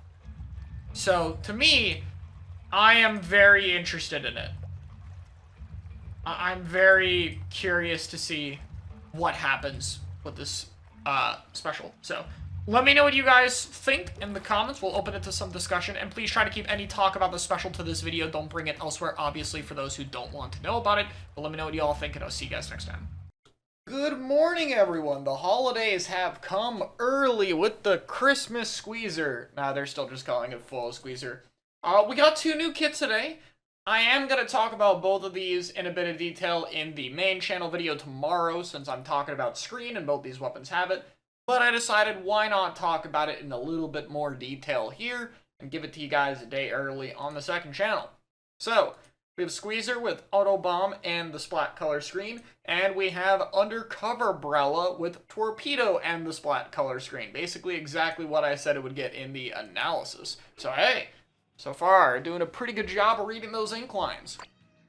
Let's start with Undercover first. So, obviously, Kunder in Splatoon 2, it was a thing. Basically, Undercover's whole gimmick is, well, first, you gotta break through this shield. And while you're breaking through that shield, you gotta be careful, because there's also a torpedo. You're gonna have to break the torpedo. And while all of that is going on, I also have ink armor, which hold up. I also have this ink armor. Oh, and by the way, since I popped the ink armor, I have another torpedo. And by the way, if any of my teammates gets a kill or assist, or if I get it, I get my shield back again. So good luck actually hitting the player. And that was a very good niche. If you played some weapons like blasters, for example, you would get absolutely just demolished by this weapon, because it would take you like a billion directs to even start to hit the opponent. It was a pain. However, Undercover does not have ink armor. And ink armor was the most important part of it. Ink armor was the special that gave you your shield back anytime any of your teammates gave you an assist. It gave you extra HP for things like AoE weapons so they couldn't just indirect behind you. It did all of that. And now, instead, you have a screen which does not block any shots. Now, on the one hand, having a shield that can block shots and having a shield that can block vision combined could be an interesting combo for half a second until your shield gets deleted. Torpedoes to locate people could be useful with the shield. There's definitely a lot of kit synergy, and Splat color screen might be a pretty decent special. However, I think the main problem is this is still an Undercover, who they have been so afraid that they have not even let it do this yet. It still cannot do this and kill the opponent, which is ridiculous. It does have a slightly faster shield regen. It regens in 4 seconds instead of 4.5, which is okay, but it's not amazing. Torpedo's still really good for it. Still has all the combos and things that it normally does, but it's ink armor in combination with that torpedo that really buffed up Undercover in the second game, and even then it didn't last super long. Torpedo used to be super over-tuned. The outside hits of Torp used to do 18 damage each. They do 12 now. You could literally die from just a normal torpedo if you were unlucky enough to get hit by enough of them. So, not really the same thing. Hopefully, it's a cheaper points for special, because Undercover's paint isn't actually that insane. It's not that bad, but, like, this is a 180p weapon. And you can see it's still taken me quite a decent bit to actually get the special. So yeah, the paint is not as amazing for a support as a lot of others. I think there may be a small chance we see a little bit of this weapon, but more than likely, I think the main weapon is still too weak. I think Tacticooler and Torp was the only thing that could have maybe saved it and given it some niche, and even then, I was kind of unsure about it. On top of that, if you really, really, really want this new special, they put this has a new kit now too. Now, something I don't talk about in tomorrow's videos, Foil Squeezer's kit is not the most optimal thing in the world. One, it's an ink-hungry sub on an ink-hungry main weapon. I can't really mash all the way, so it'd be even worse if you could actually play this weapon. Its sub and special don't paint very well, which is an issue when your paint mode is kind of limited. This is okay. You know, you can't do this all the time, and if you're painting, you're not shooting at people at the same time, because this does no damage, has no accuracy. It's bad. And on top of that, it's a 210p weapon. Zuka's, like, okay for it. It's still Zuka, but there's not really a whole lot of synergy there. Like, I guess you can hit someone with 2 squeezer shots, and then the AoE will kill them, but that's not the greatest combo. This kit doesn't really have a lot of synergy, other than you could try to do the whole wall thing. But Gal just kind of does this thing better, because while 96 is doing this with the wall, it's also painting everything, and Squeezer is not painting everything. So it's just a little bit different here. This kit is not bad by any means. It is still a wall and a Zuka, which are totally competent tools. There's just not a lot of synergy. What the new Squeezer kit has is that synergy. First off is Torpedo, which for whatever reason is getting a bit of, or not Torpedo, is Autobomb, which for whatever reason is getting a bit of hate. But Torpedo is pretty much the best sub this thing could get outside of like a Burst Bomb. For a few reasons. One, it's cheap. It's only 55% of your ink tank. So if you're on an ink-hungry weapon, you actually get a lot of shots after it. So for example, Blaster gets 4 shots after an Autobomb. This weapon has 10 shots normally. So that's way more than something like a Spot Bomb where you'd only get 3. And then you'd be completely out of ink, where after 4 shots you still have a bit left on this thing. So you can even bump it up to 5 if you have like comeback. So 1 is ink efficiency, but 2 is locations. Squeezer is a weapon that once it gets target locked, just kind of instantly kills something from across the map while jumping around. Being able to tell where people are is really important. Squeezer is a really good weapon when it knows where people are and can shoot them. This is something that just wants to go and shoot the enemy team the entire fucking game. So it's really useful to be able to know where they are. And Screen kind of does a similar job, really, of I'm gonna put up the screen, and then I will have opponents who have a harder time shooting back, or I will be able to use the screen as some form of cover to, like, get picks on people, and people can't sneak through the screen to get to me, because if they do, they'll get, like, gray bubbled and all that, which might even give you away, potentially, and then I can just shoot them. And, again, they're gonna have a harder time shooting back. So the whole kit is basically, I will find the enemy team, I will control where they move a little bit, and that makes it really easy for me to just instantly laser the other team.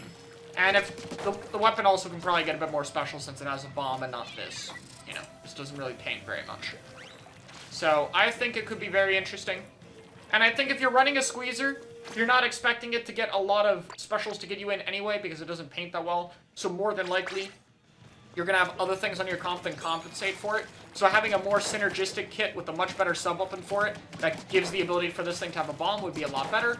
And it also means that when you are running comps with an anchor, or even like another mid-range weapon like Rapid Deco, for instance, this is much easier to run when you have the version that has an actual bomb on it than it is to run this version. So I think it will add Squeezer into a... I think it will make Squeezer have a lot easier of a time being played in other compositions. I think the special will still do enough for the role it's in, and I think the main weapon is very strong. I would not be surprised if we saw this in comp. As long as the special is, like, decent enough, I think we will see this over the Manila kit at times. Probably not all the time. I think both kits will coexist here. But I think we will see it a decent amount.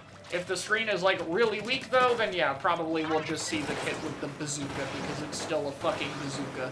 So, you know, that's kind of how the game works. So, yeah. Not too much to say about either of these kits, mostly because, again, we kind of have expected these, and they're not too complicated, and there's not as much I can say about a special that's not in the game yet. But hopefully we get the other kit soon. I'm looking forward to seeing what happens.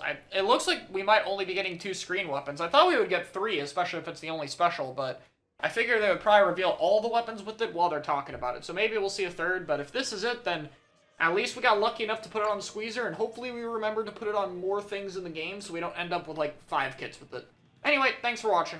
Alright, hello everyone, and welcome to the second out of 3 scuffed setups, this time featuring game audio that doesn't sound, differently pitched for some reason. Today, we got the other weapon I play, the Splatoon Stamper Nouveau, and we also got something we've been waiting for a very long time. After a year and 3 months, we have another crab weapon in the game. And I think that's really important because currently, the crab weapons we have are all shooters, and a dually. So there's not really a whole lot of variety here. On top of that, while V-Pro is like a bit okay recently, we don't really see either of these two at all. We pretty much only see Splash and Dually, and only have seen those weapons since the start of the game. So, is the next crab weapon going to be relevant? Yeah, it's Stamper. Stamper will be a relevant crab weapon. Stamper is a very, very strong main weapon. In fact, I can already say right off the bat that I think this kit will be 210p. There's a chance it's 200. I cannot see it any lower. I don't think it's going to be 220. Some people are panicking about that. I don't really believe it. So, one thing I want to get off the bat, like, pretty much immediately, is how good I think this thing is going to be at getting crab, and then talking about its playstyle from there, because the original Splatoon Stamper is really good at getting crab tank, but I don't think, or not getting crab tank, at getting special, but I don't think people really talk about it because it's Zipcaster, and that's not really a whole big part of your game plan. But the paint on this thing is pretty ridiculous, and that's just charge slash, and horizontal is like a little bit less good paint, but it's better ink efficiency, and I already have 210p special, just like that. Now, obviously, this is painting in the training room, which is not how painting in the actual game works, otherwise Edit would be the best weapon in the game. However, the notable part of this is that Stamper can paint fairly far away. Stamper isn't a great weapon to be stuck painting to get control of the entire map, because it doesn't paint as efficiently as a shooter, but it is really good at painting far away from itself and getting specials with this paint, and that is exactly what this kit will want to do more of. So, first let's talk about the sub before we get into the special anymore, though, because the main thing is, yes, the gap between Burst Bomb and the sub it's getting, Toxic Mist, is a giant gap. And yes, this is the first Toxic Mist weapon we've gotten in a while as well, actually. We only have 5 Toxic Mist weapons in the game right now, and this will be the 6th one. It is the lowest amount of subs, and both it and Burst Bomb are finally going to be on 6 weapons. But Burst Bomb does something that this weapon really needs help with. It allows you to hit opponents outside of line of sight, because Stamper has to be able to see anything to hit anything. And so if you hit an opponent and then go behind a wall, or they go behind a wall, the Burst Bomb gives you follow-up, or if it's on an awkward ledge, or whatever. And obviously, even in non-LOS, even in line-of-sight situations, it's still very helpful. But that's the main utility of Burst Bomb. That's the main part where you actually really need the sub, is when you have opponents not in line of sight. Now, Toxic Mist, the good news, does allow you to deal with opponents who are not in line of sight. That is not a problem. It does hit people who are behind stuff like walls, like you can throw a mist here. The problem is that it does not paint at all. So if you are working towards getting a crab tank, mist is not going to do a lot to help you with that. And so it's going to be a large part of your ink tank on a very ink-hungry weapon. This is 15% more expensive than Burst Bomb, so that's worth noting. However, of course, it's still not the worst thing for Stamper. Slowing opponents down when you have a charge slash is very noteworthy, so, I mean, there is obviously some synergy there, and I think that will still have its own use cases. Particularly, I think the sub is actually pretty solid in Rainmaker when you can slow down the objective. And I do see the synergy with a slow traveling charge slash and the ability to stop your opponent from moving away from it. So, it's not lost on me. However, obviously, in terms of balance, the difference between a Toxic Mist and a Burst Bomb is pretty high. So even if it works okay for this weapon, this is straight up a downgrade. The special has to be a reason to use the kit over it, and this is where I think Crab Tank earns some merit. Now, Zipcaster is a really, really good special right now. It's honestly one of the better ones in the game, and it does work very well with Stamper. It's great continuation. So you're going in, you get a pick, you pop caster, you're chasing someone down. If you weaken them, you can combo off it. You're going to go do your sword thing, go fight a crab or whatever, recall, and then you got your charge slash. Like, this has been Stamper's thing. And I think in terms of playing to the aggressive pace the vanilla Stamper does, I do not think Crab is going to do better for it. Aggro Crab in the right situations can absolutely be better than Zipcaster, but I don't think that the majority of the time it's going to be better than what Caster is, giving you the ability to get out of the way in time. And I think Caster just keeps the weapon moving a little bit faster. I think Crab Tank is going to slow the weapon down in terms of its pacing. It's going to keep it a little bit more predictable. It's going to mean that it's staying with its team a little bit more, and that's okay.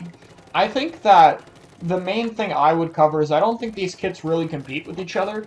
In fact, I think you can very easily run both Stampers in a comp, preferably a backlist one, and be fine. I wouldn't be surprised if we saw double Stamper on some maps. Like, realistically, it's two strong kits with a ridiculously good main weapon. I could totally see them doing it, and I think it would work out totally fine. A lot of people underrate just how good Stamper is right now in the first place. Regardless, though, I think Crab Tank is better as a team entry option. The big issue Zipcaster has is it's kind of a trade-off. If you are zipping around and pulling people behind you, you're not pushing in front with your team, you're not helping them as much, you're going for the backline, and then eventually you're going to recall back and you have to walk in anyway. Or you can walk in and not use Zipcaster at all and go and try and fight things. Crab Tank gets rid of that dilemma because if you want to get in, you pop a crab, you can hit any relevant anchor position anyway because you are a crab, you are painting for your team, you are not going to recall, you're still going to be moving slower, but like if I crab and my team walks in and we get some space, like I will just be walking diagonally forward as we're pushing in, and then I will like be kind of the way there and moving in faster. It's an easier special at actually getting its team in, a much more effective one, and balance-wise, a stronger one. Is the gap between Crab and Zip as big as Burst Bomb and Mist? Not at all. Zip is like a tier or two down at absolute worst. It's not going to be that big a difference. I think that Nuvo Stamper is going to work better in different comps than this Stamper does. I think if you need a bit more paint, mainly, on your team, maybe you're running like a 96 gal or a slosher or something, and you have another weapon with like mediocre paint, you would want Nuvo Stamper, because the Crab helps a lot with its paint output, as well as just a naturally different playstyle. And I think if you need more entry tools, like if you, maybe you only have Jetpack as your main entry, and your other specials are like, I don't know, Ultra Stamp, Tacticooler, or something, then yeah, this would probably be a lot better to run so you have a Crab to also get you in, and I think that's valuable. Especially Crab and Booyah, in my eyes, are specials that not only get your team in, but they're very reliable at what they do, they're very good at keeping you alive, so it adds a lot of resource tankiness, and they just paint the floor a lot as your team walks in, and I think that's going to become more and more valuable as time goes on. It's like the one claim to fame Tri-Strike has, except it's not as good because you're not walking in with it, whereas with Booyah you actually are. So, yeah, I like Stamper Nuvo's kit. I think the vanilla Stamper is probably a little bit better, but there'll be definitely plenty of comps you want to use it in. I think this especially applies for my team. Right now I've been mostly playing Rapid Deco as the longest range weapon in the team, outside of the maps we do Pencil on. And there are some times where I wish I could just have a bit better special output because Curse of 210p, or maybe it's not as strong as Rapid map, or maybe I'm fighting Squeezer Pencil and don't really want to play Rapid into it as much for like how my team plays. Now I can switch to something that, you know, has a bit better distance object damage, has a bit better paint on the floor, has a bit more flexibility in, like, switching to a complete front line, because it can still go in when it has cooler. You know, it's still a sword, even if it doesn't have a burst bomb. And at the same time, play for an entry tool. So, I think it does its job of adding some alternate playstyle adjustments that allow you to play the main weapon more. I think it will help for consistency for Stamper players. Maybe you're fighting a team that's really good at dealing with caster with the weapons are on or whatever. And that's really what I want from an alternate kit. And in terms of Toxic Mist, I think this will be a weapon to get Mist a bit of usage. I still hope it's buffed a little bit, but I think Mist right now will be enough for this weapon to thrive. Hopefully it gets buffed a bit so it's a bit less of a liability, but at least it still does the AoE thing, hitting behind corners, so that's valuable. Or not AoE, line of sight. Anyway, sorry for the scuffed quality. It will only happen one more time tomorrow morning before I am back home. Just took a little bit of a vacation to Nogami's office real quick. Has nothing to do with the current S+ and Stamper Kits release. Thanks for watching! Good morning, everyone. Splatoon NA. We got the Snipe Rider. Oh, okay. You can hide behind the weirdly ominous splat color screen sub. What? Sub? The hell do you mean sub? Wait a second. Okay, this is the direct translation from the Japanese post from Rassicus. With a different sub in the special, use the splash wall to... Oh. And Inkstorm. Nice! Add this to the list of Splatoon NA fucked up tweets. This is like the 5th one now, so... We got a good list. Anyway... Outside of that, they did talk about the new special a little bit, but no demo or anything, just kind of some looks on what it is on the inside, and talking about that it can make the ability for players to lose the ability to see cover, which is basically what we figured out in the analysis, and then everyone's calling this thing Joe because of the Japanese translation, even though I think it's supposed to be called Ja, which I'm down with. We're going to call it Joe. We have Joe and Boris now, so yeah. Anyway, so that copium theory that we were in fact going to get more kits than the 8 because they didn't show table turf cards actually came true, which thank God, because there were 4 chargers without a second kit. There's still 3, that's still a lot, but at least it's something. So, let's talk about it. So, obviously, Snipe Rider is pretty fine right now in terms of the meta. It's pretty damn good. It's like the backline tacticooler option. It paints fairly well. Its sub works for what you want it to do. And, you know, it's your long-range cooler option. But I think a lot of people forget that this initially started out as a zones niche. This, before anything else, was a I'm going to pick this weapon in splat zones type of deal. And this kit is really trying to be that. A lot of people have compared it with the Zekofin kit, because I mean it is still wall and a paint special on a charger with the same range if you have the scope variant. And the skin is red, isn't it? Yeah. Huh. Really is Zekofin 2. But I think what people are gonna notice from this kit, there's 2 main utilities that I think could be nice, and I wish I could change the kit to demonstrate it. But obviously I think Wall has one matchup in particular that's especially helpful, and that's Leader. Say you're playing on a Leader-favored map. Like, this map is good for Leader and Pencil. With Pencil, you can put, like, your wall right here and still paint the zone and go for shots on people without the E-Leader bullying you away with its extra range. So that's already nice. But on top of that, Storm is really good at painting zone. And this goddamn thing is pretty damn good at it too. So now we can combine Snipe Rider's ability to contest zone repeatedly from Snipe with Inkstorm also painting the zone. And then on top of that, if people are in the storm for like a second, they get one-tapped. So yeah, that's a pretty good combo. Also, probably a pretty good idea they added another special with a cooldown before you can build another, even if it's 8 seconds instead of 10. Because I don't want to think about how many specials this thing could get if it got something else. So that feels like a very intentional decision. Outside of that use case, though, I really do think zones and clams is where this kit is going to be a lot nicer. I think Inkstorm to be able to add to that kind of entry and paint power on zones is really good. And I think on clams it's still very nice over the basket area or trying to retake mid. Now, Inkstorm on Pencil does have that combo I mentioned, but it takes like a second of being in Inkstorm, which is okay. But let's take a look at some of the other weapons Inkstorm has been on that have really good combo potential with it. For example, this weapon does 96 damage. So you can imagine, if they're in an Inkstorm, that's gonna kill them very quickly. you're going to be basically 3-shotting anyone with Jet Squelcher. Same for easily hitting people with, like, Blob or Explode, because it's 90 damage, or Nautilus damage, etc. So it's not going to be as good a combo, but it is still going to be there. I think outside of that, the wall gives a good bit of utility, just in general, for its fights, in the same way it does for Zekofin.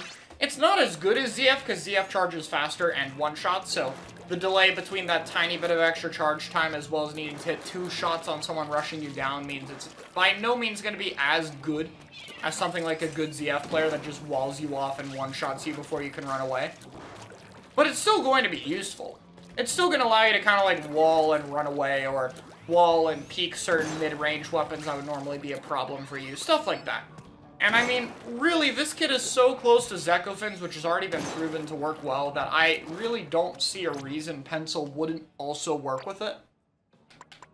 I will say the public reception of this kit, especially given that it's a kit we didn't know we'd get as a bonus, has been pretty low, even though the kit's pretty good. And I think the main reason is that Snipe Rider already has a good kit, meanwhile, this could use a better one. This is fine, but could use a better one, and yeah, E-Liter players have been stuck with Wavebreaker progressively getting worse over the past year.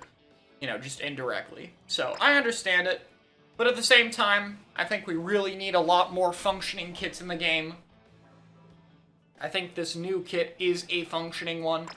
And, most importantly, I think it is going to help Snipe Rider be used in some different situations, whether it's fighting other anchor players, or maybe you have a Zap or Tri player on your team and you still want to run Pencil with it without having to do double cooler, which is just kind of weird to work with.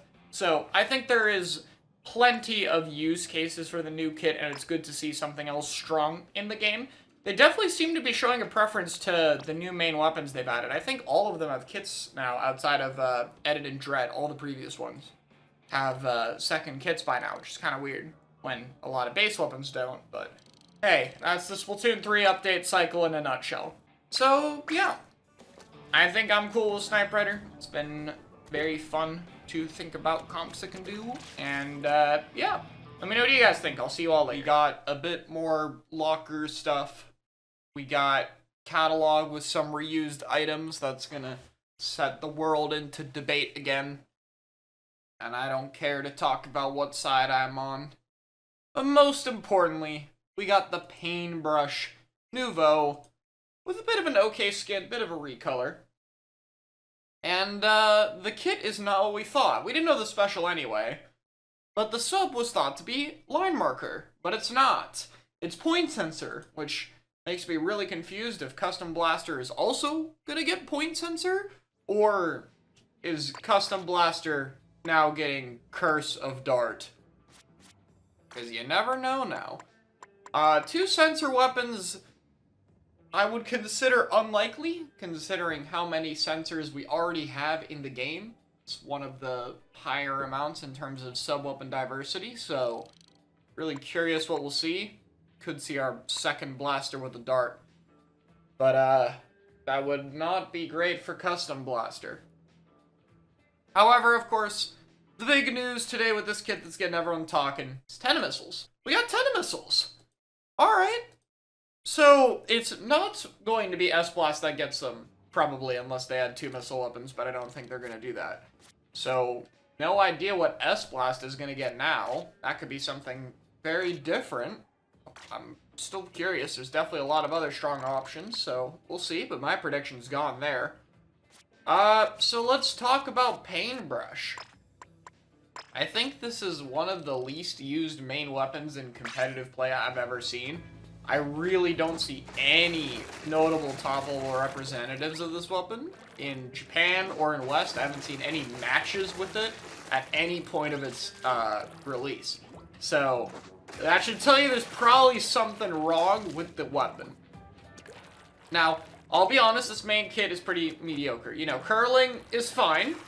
It helps for a quick mobility option, which is good when you have this windup we'll get to later.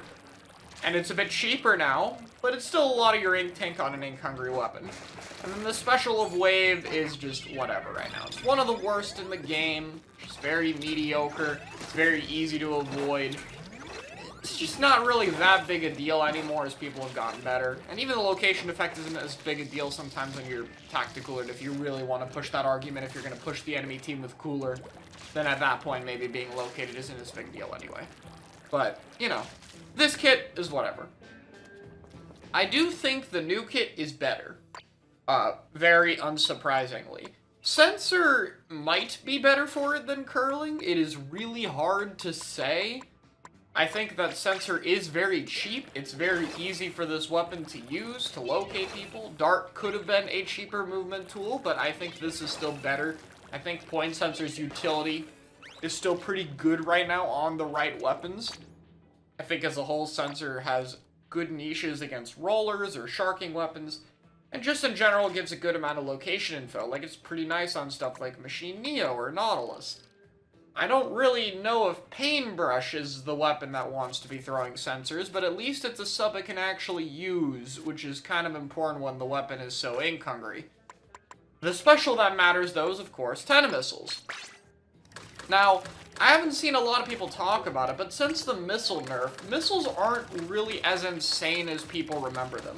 That 15% radius reduction on their landing affects every single missile, and that makes the hitboxes here a lot smaller. You can see, like, right here, this outside dummy only took 60 damage when he wasn't marked, and he had a guy right here. This distance is pretty small. In fact, a Zuka hitting around here would probably hit this dummy. However, missiles only hit 2 of them on this guy. So the missile hitbox is actually pretty decently fair. And on top of that, it still has that 10-second cooldown, which is a big problem. 10 seconds before you can farm another special is a big deal. So I think both of these mean that missile is not as insane as stuff like Booyah Bomb, or Jetpack, or Crab Tank, or Zuka, or Cooler. It's still pretty good, but keep in mind it's not as high up. Paintbrush also isn't going to get a lot of coolers. Paintbrush paints decently, yeah, but look at how long it can paint. Now, this is without any savers. You know? I'm about the way to a wave breaker. I've painted a decent amount, but that's assuming I can just paint an entire area that I already control. And keep in mind, if I ever have to stop flicking in one area, I have the wind-up again. And, you know, you have 50 frames of waiting. So speaking of which, let's talk about the wind-up. The wind-up is the main problem with Paintbrush. They fixed the ink efficiency, they fixed the damage, but the wind-up is the biggest problem with this weapon. Anytime you want to do anything with the main weapon, there is a 23 frame delay. 23 frames before you can flick and then roll. 23 frames before you're dealing damage. If you need to move mid-fight, if you have to swim to fall upon an opponent, you have to have another 23 frames before you can flick again. Right? That's a huge deal. Anytime you want to do anything, but the main thing is moving. A lot of time, brushes are going to jump, flick at someone, then swim and follow up. And for Paintbrush, this process is unbelievably slow. Even though the weapon paints its own feet much better than other brushes, like you can see I actually have a trail to move through, this is still just so much slower because of that delay. And I don't know if Paintbrush really has the tools to overcome that problem. Even if it had a really good kit, I would question it, honestly. It's just a long time. 23 frames is over a third of a second. And right now, I think that delay is just too long. Will we maybe see a bit of this Paintbrush? Yeah, I could see, like, Flounder, maybe Humpback, some of the very off-angle AoE type things, where you could really see weapons with the ability to hit over corners thrive, where a sensor could be really valuable, where missiles could be really valuable. I think we could see it on places like that. So it's not impossible to see use on it by any means, but I don't think it's gonna be very much.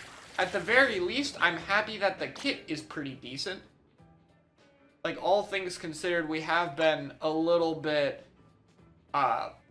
less safe with the kits this season, I guess. We've had more powerful kits all around. Still nothing that super stands out unless if the new Squeezer kit is really good, like if Screen is strong. But, like, the pencil kit's been solid. This is more the main weapons problem than anything else.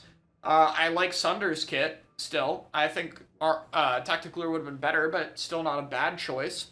I think overall we're a pretty decent start for kit quality this season, and hopefully that means some of the rest of the stuff we'll see will end up being alright.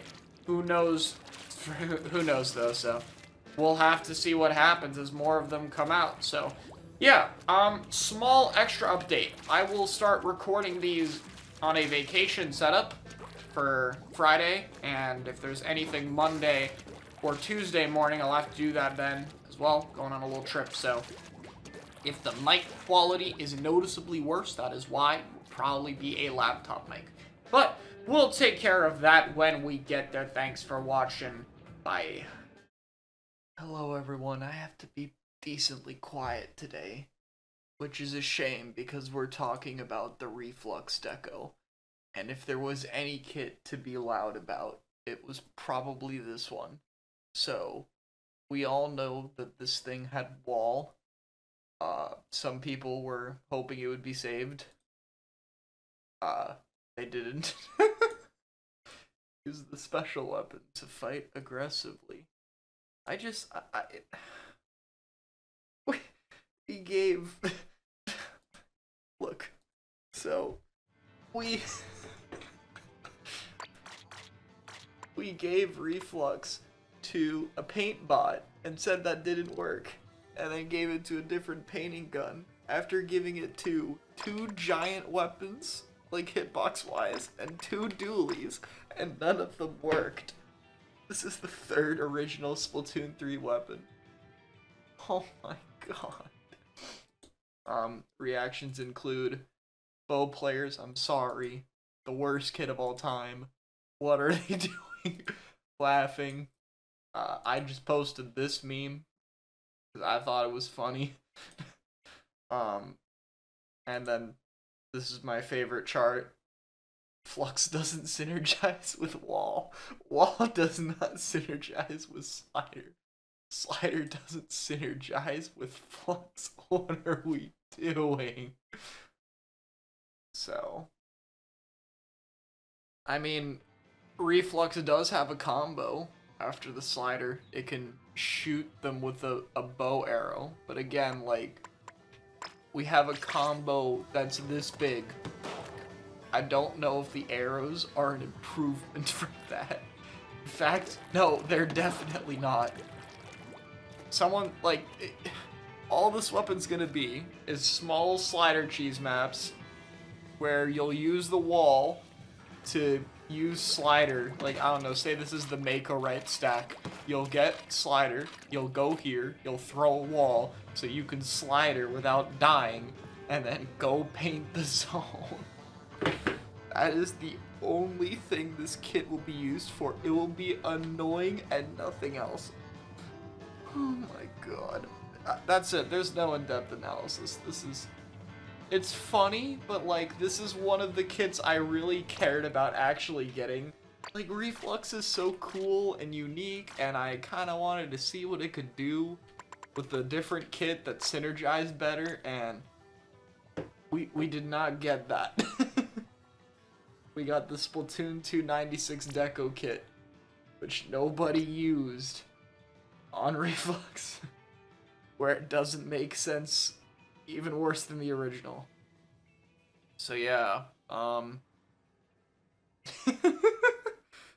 I hope that casual Reflux players are able to have fun with this kit. I don't know, maybe do some wall slider setups to block after your slider.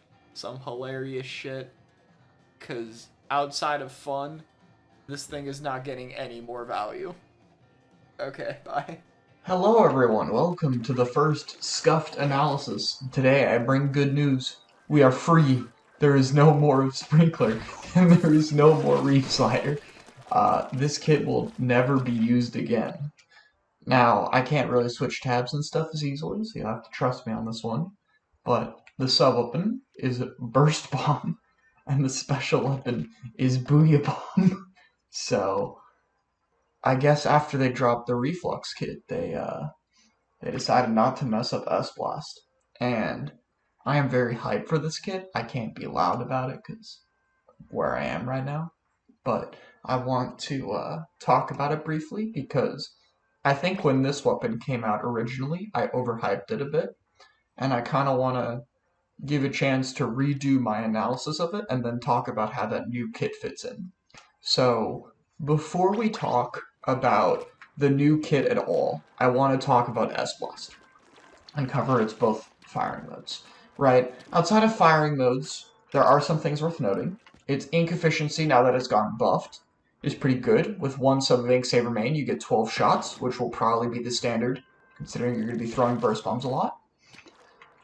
On top of that, the paint is not very good because unlike range, the explosion doesn't add to it. So you can see here if I go side to side, that S-Blast does have better paint. I had to aim slightly up here. But you can see this explosion does add to the paint total compared to S-Blast, which if it wants that has to basically sack all painting range to do so. So let's talk about the two firing modes, because lag-wise this is the same as range. The short-range area of effect mode has the radius of clash, but it's very slow. This two-shot is extremely slow for this range. The good news is it's very hard to miss, so it's still going to be quite reliable at actually hitting people. So if you do have a solid amount of cover near you, or you're fighting a weakened opponent, or you're fighting together, or you're fighting with some other means of damage, the burst bomb, then you can use this short range mode. But typically, if you're next to someone and they have the ability to kill you quickly, you can't just jump double indirect. Now, since the buff, running 1 or 2 subs of Intensify Action is very effective. I have 2 subs here for reference, but you can see that the spread is very minimal. And so what this guarantees is that if I'm aiming well at the opponent, and I have 2 subs of Intensify Action, I'm pretty much always going to do enough damage for a Burst Bomb to combo. But it can also mean that you get a direct a lot of the time, which is good, because sometimes you'll be going for a short-range AoE, and someone will jump at you, and you'll still want to have the accuracy. Now, the long-range mode obviously has way more accuracy. Of course, this has perfect accuracy, no intensive action needed, there's a bit more direct range than Range Blaster, but a bit less indirect range. Now, the main perk of this is that you can jump, and that it's way faster, the shot travel time to the opponent. Another thing that will come in handy a lot with Burst Bomb, since it'll be a lot faster for you to actually do this combo. Like, your blaster shot is going to hit them faster, and so if you do hit them, they'll be slowed down, trapped a little bit. Much sooner, it'll be easier to follow up the Burst Bomb. However, of course, the long-range area of effect is tiny, and I don't think I properly demonstrated how small it actually is. And I don't think there's a clear way I can, so let me put a number on this. You know, let's get like...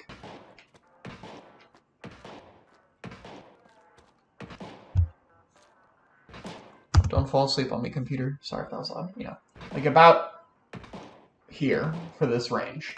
It's really hard to show it accurately because it's so small. And then with range, I can like step way over here, and I'm still hitting the dummy.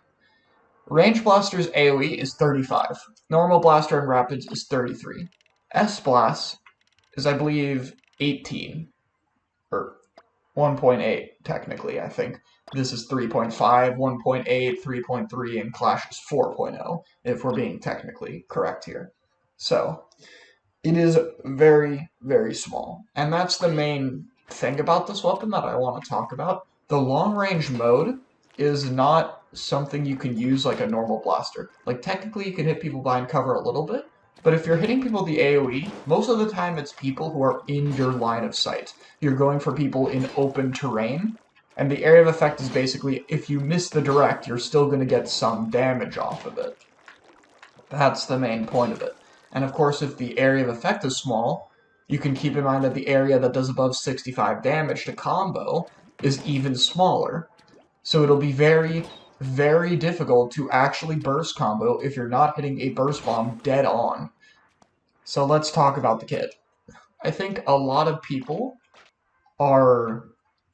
I mean, Burst Bomb's amazing. I don't want to get anyone wrong on this, but I think there is some overhype about Burst Bomb. The main thing Burst Bomb provides is the ability to do exactly what the long-range mode doesn't do. Long-range AoE. You can throw this at someone behind a wall and probably hit them with 35 damage. You can use it for combos as well, obviously, but the ability of that combo to kill is going to be much lower than people expect.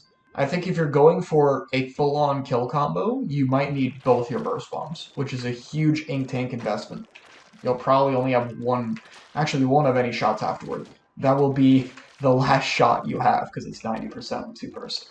So it's going to be a big commitment to use it. I do think maybe on zones when we see like last-ditch effort inevitably considered on this, or comeback more than likely, maybe it'll be even better, like comeback +1 sub of Ink Saber main.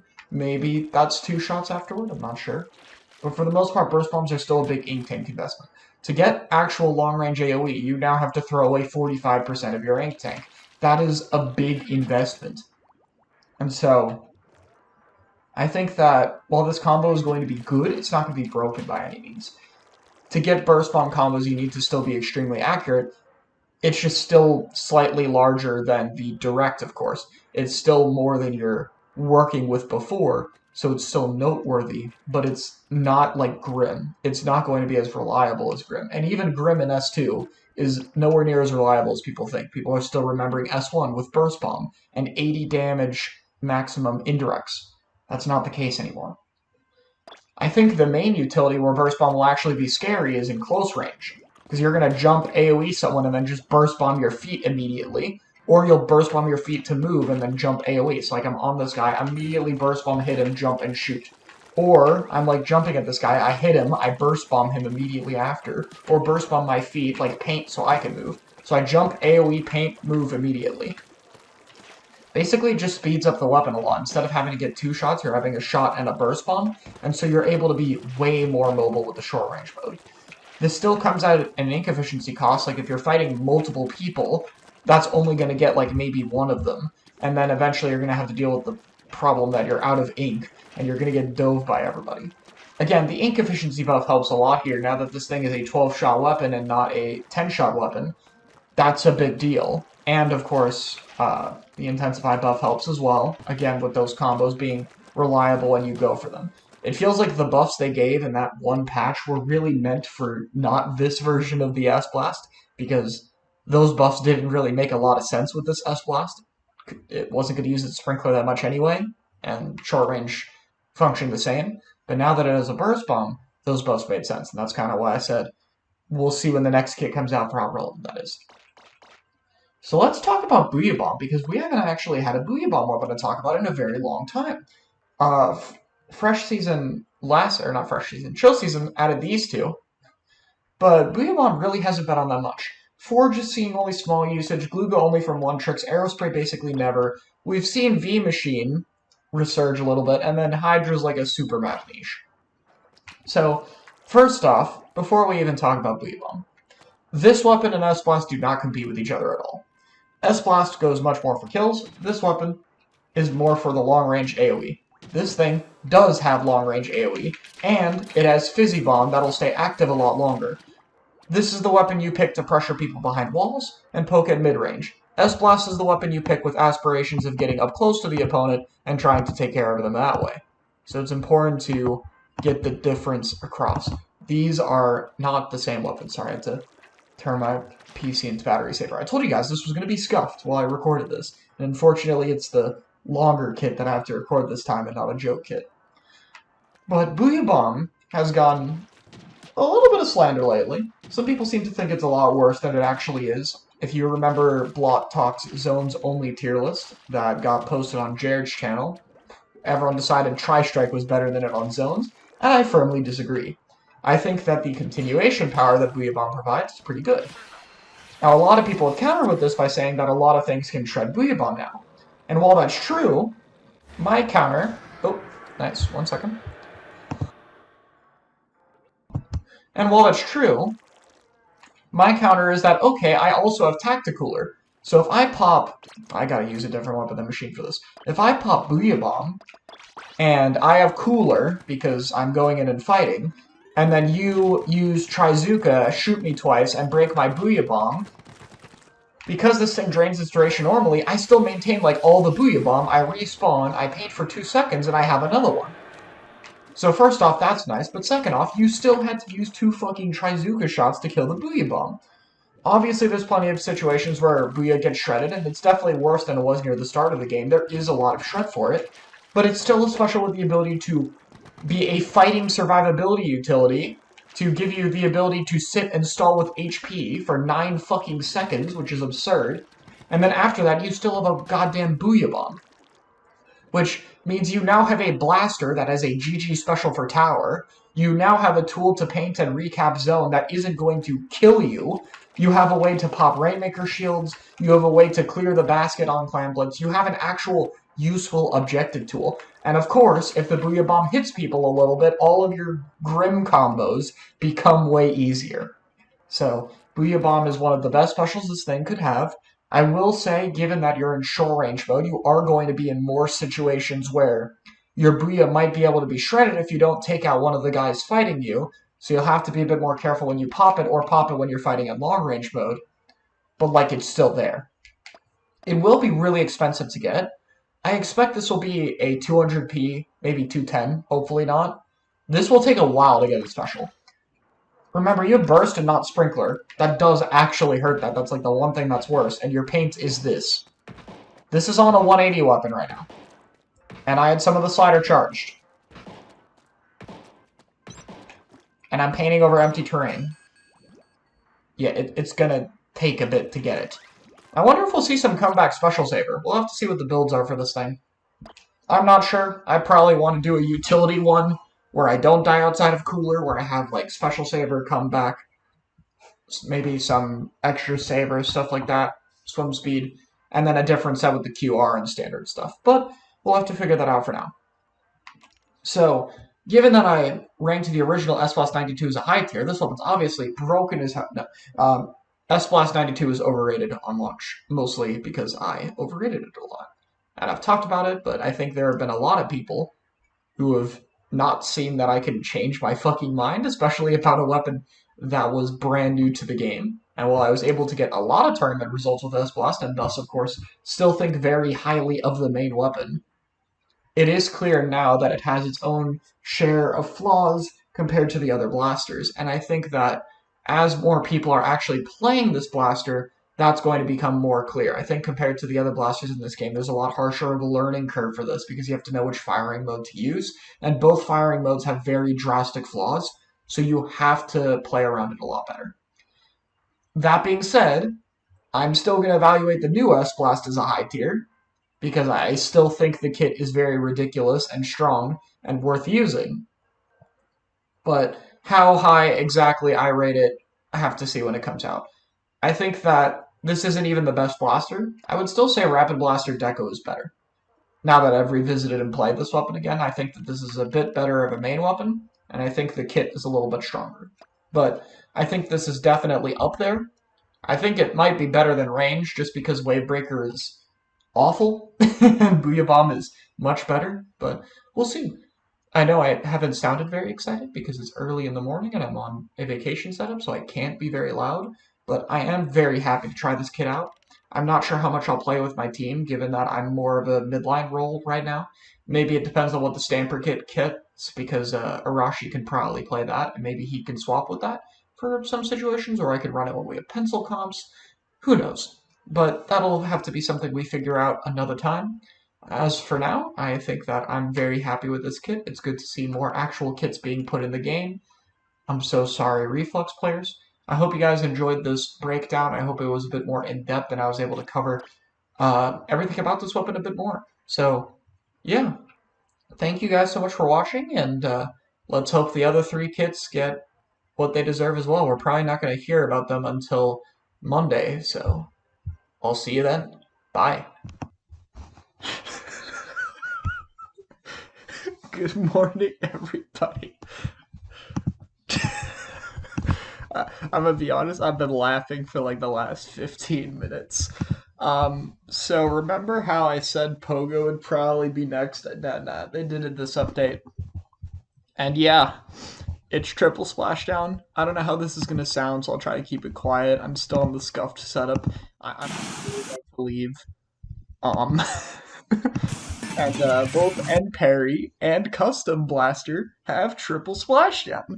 And I will cover this special in more detail when I do my analysis of the patch tomorrow. I'm just going to include both.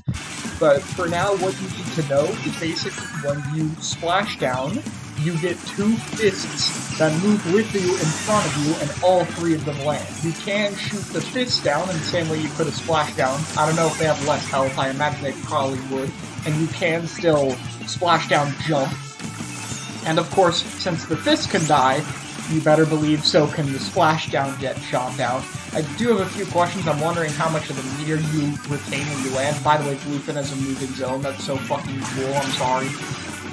And, yeah. So, I find it funny that, like, dualies have 3 splashdown rework weapons in one, which is hilarious, but to be honest, it might not be as bad. 1, cooler means you can retain splashdown if you die, if you still keep some of it, if you get shut down, maybe. That could be good. You still have cooler QSJ as well, and cooler special saver, so if you die in splashdown, you could jump in with a splashdown jump, or you could QSJ splashdown jump, so you have some more options in cooler anyway. I think cooler's, like, even more essential for splashdown than anything else. But yeah, the Pogo triple splashdown theory was correct all along. It's just your 2 other splashdowns are fists. It does feel kind of weird having Reef Slider, and also I think with these buffs that splashdown is better now, so it makes it even more funny that we have Reef Slider in the game. I hope it gets buffed, and I hope they do some more distinction of a buff to make it different, because I feel like otherwise it would have been better to just replace every splashdown weapon, every slider weapon, but anyway, memes aside, again, I'll try to do a better analysis of it when I cover the patch that's probably going to release tonight. That way we can talk about both of them. I just realized I didn't resize my screen from playing on the TV, so my bad. I guess this is going to be extra scuffed. But, yeah, so let's talk about the weapons themselves.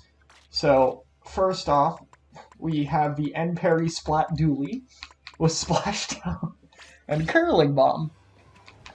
Now, I think this is basically going to be an incredibly aggressive rushdown dually. Like, I think this is going to be a dually that literally wants to play like a Tetra and just throw Curling Bomb, run forward, double dodge roll, get in your face, use the triple splashdown, like, basically knowing you're probably gonna die and just trying to do as much damage and paint as possible.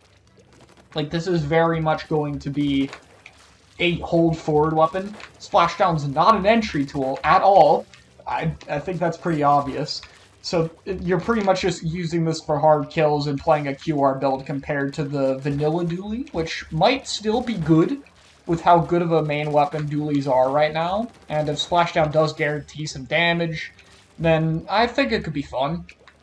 You do still lose, like, both the Lethal Bomb and Entry tool, so I think the vanilla kit will undoubtedly be better and more used.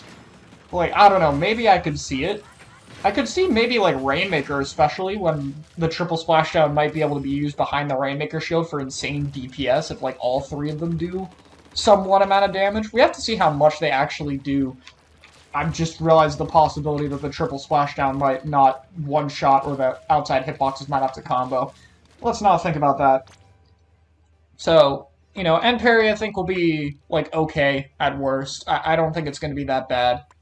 Custom Blaster, on the other hand, yeah, I don't know. You're trading off Auto Bomb for Point Sensor, which is, like, not a great trade for a blaster, so you're not going to get a lot of special anyway, and considering, you know, it's a splashdown where you will need to refarm another one at times and get it back, I feel like the ability to quickly charge it, especially with stuff like Cooler, is important.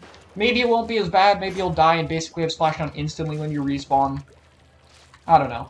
The other thing is Dually has a lot of mobility to, like, roll around or use the curling before it jumps into the sky and splashdown. I can't believe I'm talking about splashdown in this game. Before splashdowns. And, this weapon really doesn't. Its splashdowns are going to be a lot more predictable of the two. So I think it's going to be a bit more difficult for it to get them off. And, like, Bubble is fine on it. And Bubble's, like, pretty decent right now still. Like, Bubble's kind of ended up in this pretty solid middle ground type special. And so, I don't know, I think the V-Blast kit has gone from, like, relatively weak to pretty I want to say a bit more above average. I still don't think it's that good, but like it's not bad either. And I think it's probably better than the Custom Blast. So I think if we do see Triple Splashdown, I think it's probably going to be on End Parry and not this. But, you know, maybe we'll see it a bit on Tower, or maybe Triple Splashdown is somehow really good. And, yeah, I mean, I don't have too much analysis because really the special just got shown, and I have to break down the special itself, but it won't be long until we get the weapons, so we'll see. But I believe this is going to be all the weapons. We'll get that confirmed with the patch later. So this is it for the season. 9 kits and 2 specials. So not bad in terms of content. I mean, the previous season had 9 kits, counting the 2 new main weapons. So, or not 9 kits. I think it was 11 counting the 2 new kits, and I don't know. I'm a bit rambly. Sorry, it is like super early in the morning, but I do wonder how this game is going to deal with all these specials, having 19 specials in the game. If there's no third kits, I think we might have a problem, like a bigger problem now, because I don't see how these new specials are going to be on a lot of weapons if there's only 2 seasons for to add them. Like, I guess you could add 2 on every weapon for both of them in both seasons. Oh, that's nice. And just go from there, but I'm not sure. It feels like it's going to be a bit too spread out, and I would kind of wish there would be more options for all the specials and stuff in the game, and that's kind of how I feel about kits in general, so I'm a little bit worried about this long term, but, you know, in the short term, it seems like a smarter Splashdown rework than Reef Slider, so, you know, that's there at least, and it's still funny. I think it's going to be funny for a long time. But I'll do my best to get some analysis of it. And again, I'll get that out as early as I can tomorrow. I'll combine it with the patch video. And yeah, it's we really have Splashdown in this game, and it's not the worst special in the game. So I think anyway. Anyway, I hope you guys enjoy. I am so ready for this season, dude. There is a lot for me specifically. I'll see you guys next time. In addition to this patch, we got the reveal of Triple Splashdown, which is something that got data mined recently, but we didn't really have any idea of how it worked, unlike the screen. Now that we have a bit of a video on it, here's everything that we know about it. This special summons 2 giant fists. These, however, are not invincible. It seems like they die to about 2 dually bullets, which means they probably have 50 HP, but it could be anywhere from around 40 to 60. The fists always spawn on both the top left and top right of you every time you use it. So if you're trying to splash down opponents, you can be a little bit further away from them to make sure the fists are somewhat in the way if they try to get up close to splashdown cancel you. The radius of the splashdown is actually slightly larger than it was back in Splatoon 2. It is worth noting that these fists land slightly later than the player. Now, you can still splash down super jump just like you could in Splatoon 2. However, it's worth noting that this does not spawn the fists. You only have the base splashdown if you use it this way. Finally, the splashdown has a little bit of a speed nerf. It's 10 frames slower, just like it was in early Splatoon 2. And while it's only a visual thing, it seems like there's a little bit of a glow right before you go to the floor. Even the fists, which are pretty cool. And maybe this will be a good indicator of when you should be invincible. Though I guess the fist might not be invincible since one of them still died. There is still one big unknown though. In Splatoon 2, if you died in Splashdown, you only lost 25% of the gauge. Will this be the same case now, since more than likely your fists are gonna hit the floor? Would that drain the entire special and therefore all 3 of them need to die for you to keep the meter, or does it depend on whether or not you die? Because if so, then Tacticooler is going to be even better for this thing than it already was. Anyway, let's get to my analysis. I think the special is definitely still going to be on the weaker half, but it is a more than solid improvement, and you're going to get decent value. Just because it's in the lower half of specials in this game doesn't mean it's not significantly buffed. Remember, even Reef Slider is better than a number of Splatoon 2 specials at the end of that game. The fact that this new Splashdown is still better than a sizable amount of ones in this game means it has been buffed up a pretty decent bit. The insane object damage could be very useful, especially since the fist lands slightly later, meaning you could potentially break the armor of something like a Booyah or Crab and then kill it afterward. However, even more importantly is splashdown jumps and cooler respawns. Tacticooler having maximum quick super jump could be insanely useful for splashdown jumping to teammates, and if you do retain the special, you could pretty much get it immediately upon your respawn from from a Tacticooler and then jump right into Splashdown again. While they do specify the special does more damage if you overlap multiple hitboxes, the base hit still seems to kill, so I think it's going to do a ton of damage even if you are getting part of it. So even if the special is susceptible to dying, it's much more likely you're going to get value out of it even if you do die, which is already a huge benefit. But on top of that, the more aggressive playstyle as well as Tacticooler Splatoon 3 provides gives a lot more ways it could be used even in that scenario. It still has plenty of flaws, and there's still going to be a lot of times you just die in it, and even if the splashdowns land, maybe they don't get any kills, or maybe it's not worth it. But I can see a lot more situations where this is absolutely going to be useful. Regardless, of course, it is still a special that isn't released yet, so we'll have to see what happens when it comes out.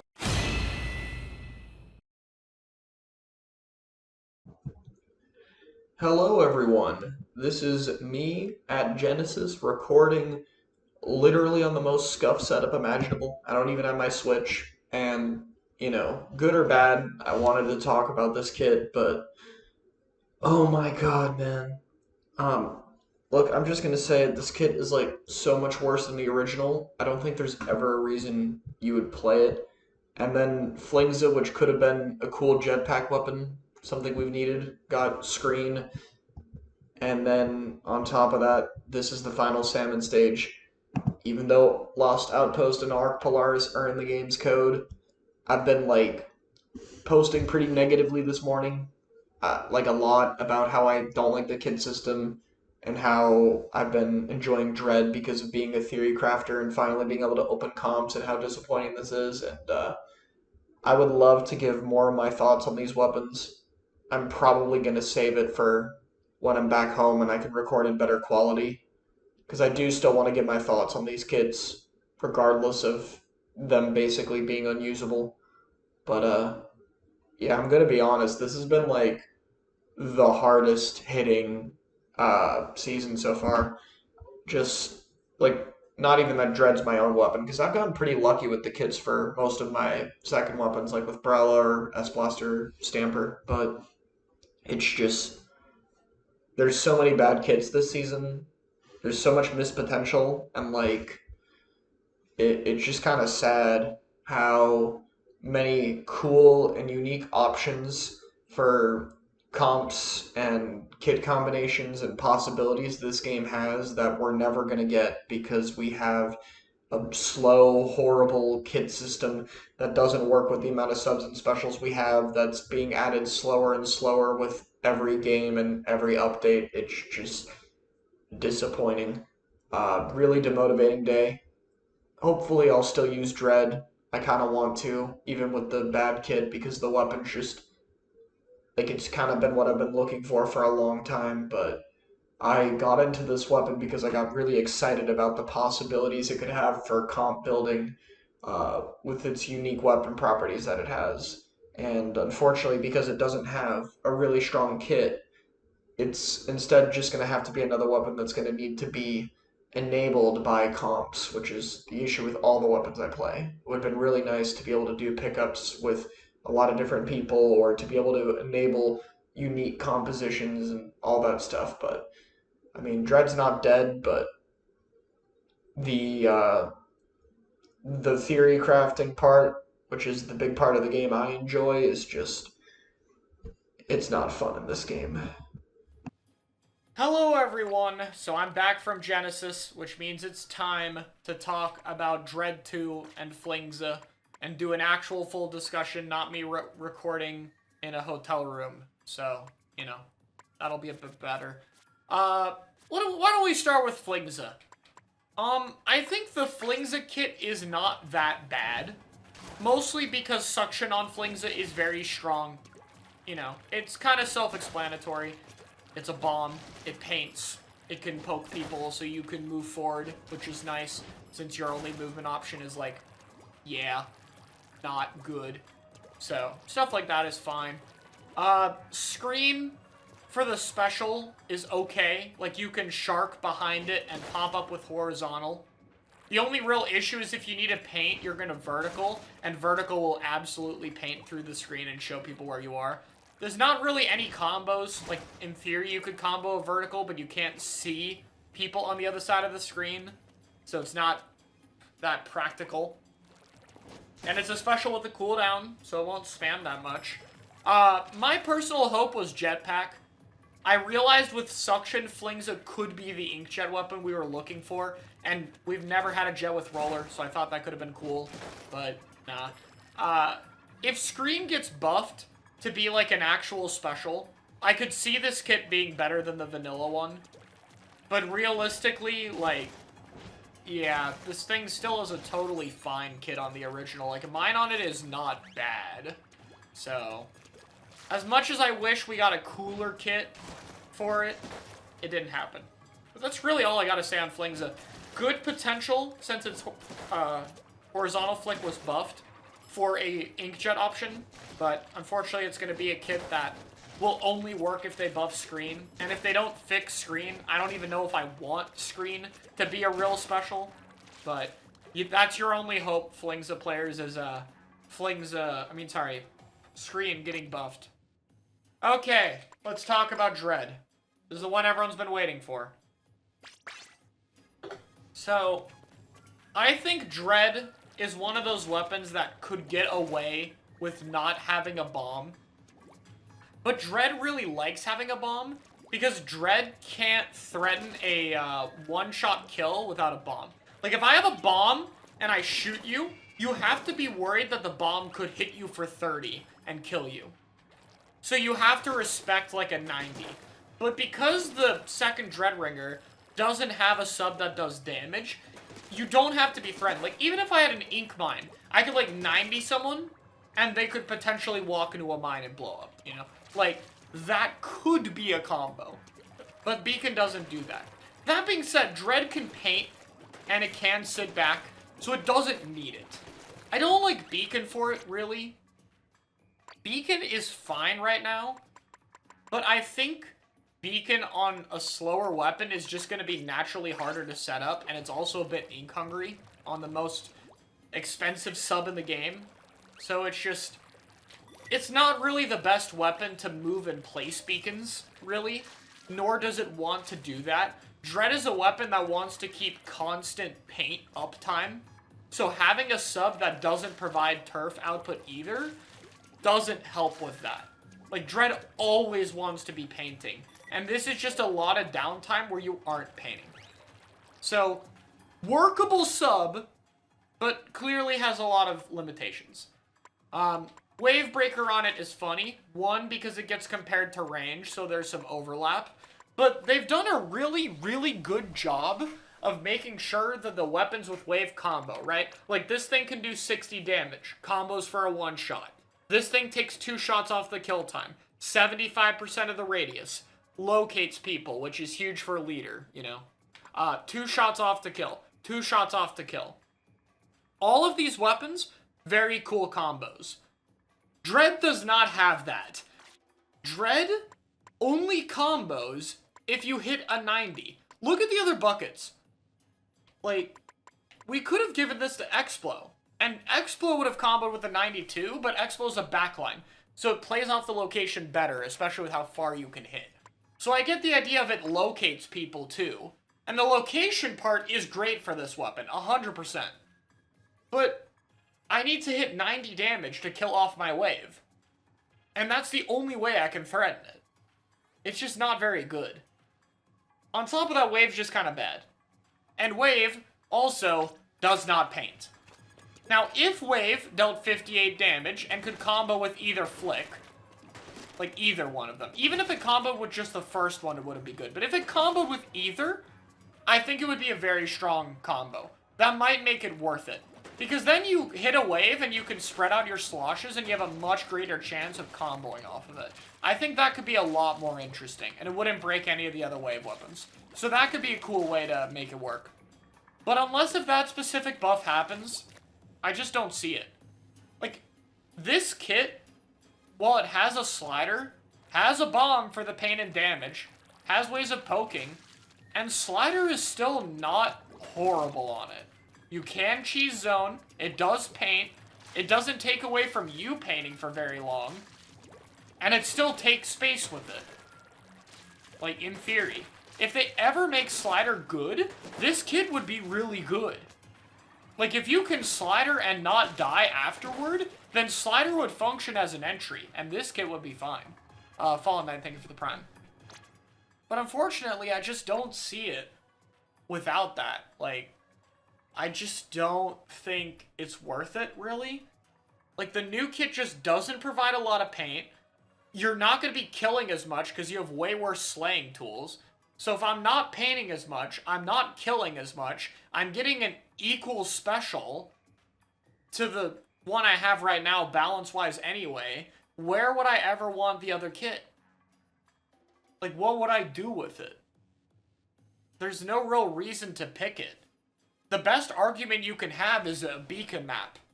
But is any stage that good for beacons where you would rather not have a painting and damage tool on a weapon that does 90 damage and paints that well? It's just not really.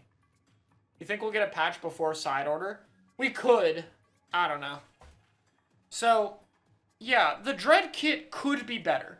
I think if Wave dealt enough damage, it would have some niches. Especially if they also made Wave good. But I don't know if they're going to make the special good, guys. It's gone one buff in a year and a half. Strami, thank you for the Prime as well. Honestly, I have more faith in Slider getting another buff that makes this kit really good. Because this kit isn't far off. Especially in zones.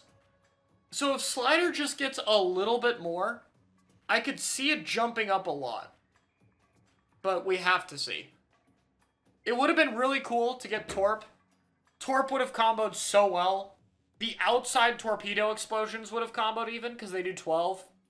So, it's kind of sad. And the downside to me that I want to elaborate on more is Dread Theory crafting is dead. Like, the kind of comps I wanted to try with this weapon with, like, Dread RB just don't work with the current kits. You can't run something to enable other weapons. So you're building a comp around this, and that's the sad part to me. Because I thought this could have been a really cool way to diversify comps. Like, you can run Roller and an AoE weapon now. You could do, like, Dynamo Dread. That's a really interesting combo. Or Explode Dread if Explode didn't get triple splashdown. Stuff like that. There were a lot of interesting comps that you could build on a Dread with a good kit that would have diversified the game a lot. It would have provided a lot different type of comps that you couldn't normally run. And that's what made the weapon so interesting to me. And unless if Slider is Giga buffed, that will never happen. And even if Slider is Giga buffed, it will not be as optimal as something like Torp and an actual entry like Crab. Or even Chump. Like, just for those who say, I just want a broken Dread kit. For example, Torp Chump is not that amazing a kit. It would work for Dread Theory crafting on zones. You would be able to run stuff like Dread RB with that kit. You could do it. So even a weaker special that fit it would have been fine. Like, Chumps has a lot of synergy on this weapon between the paint, the damage, and the body blocking. So just for an example. But unfortunately, Dread doesn't have the tools to enable the really cool stuff. Which sucks. Because I think comps like this are kind of what we need. We need to enable comps that feel a lot more different to play and fight. And that's just unfortunately what we didn't get. So yeah, that's my thoughts on the kits now that I'm back. I'm still very disappointed. I'll probably still play the weapon because, I don't know, I'm crazy. But yeah, it's disappointing. Thanks, guys. Guys, if you actually watch this clip carefully, you can see the moment where Expo players lose their will to keep playing the game. Right here.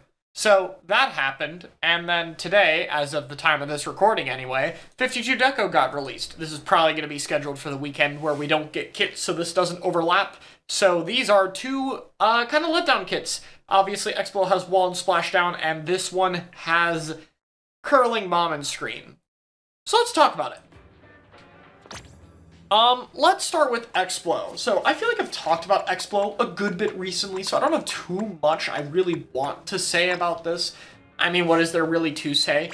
The main weapon is fine. It could probably use a bit of a buff, especially now that it's not going to be getting a better kit. But I think one of its main difficulties was trying to survive against specials or charters in more open terrain. And the custom Explo kit does address that, which is why I think it's not actually the worst kit they've ever put in the game.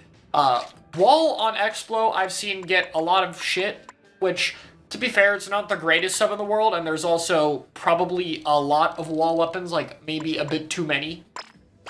But I mean, think about it, if you got a charger, and you have a wall, and I would love to show this off, but the wall's gonna disappear. You know, you throw a wall, and then you can keep shooting. It's a little ink hungry, but if you use, like, last-ditch effort on zones, for example, you can probably use wall a decent amount. You can throw a wall and then you're special, and it just allows you to stand a bit more positions, and works against specials. You can tank a little bit of jetpack, tank a little bit of crab tank, and have the illusion of tanking a Trizuka shot. That won't actually work.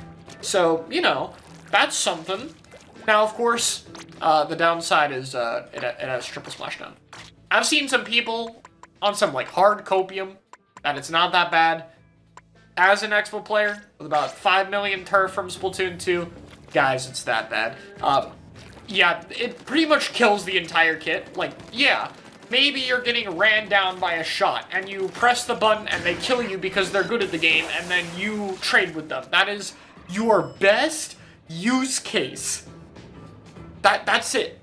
If you're being shot from mid-range, if they don't die to the splashdown, if you're getting counter-specialed, if you're too far away to properly splashdown, all of that doesn't work. And don't even think about splashdown super jumping. First off, you don't want to go into your team. You're supposed to be the guy they can jump to. Second off, guess what? You don't even combo with the splashdown anyway. The one thing that could have been nice with it is, oh, you could splash down and then combo off of the damage, right? Well, guess what? Splashdown, I didn't even get it. You'll have to take my word for it. It does 60 damage. Explo does 35.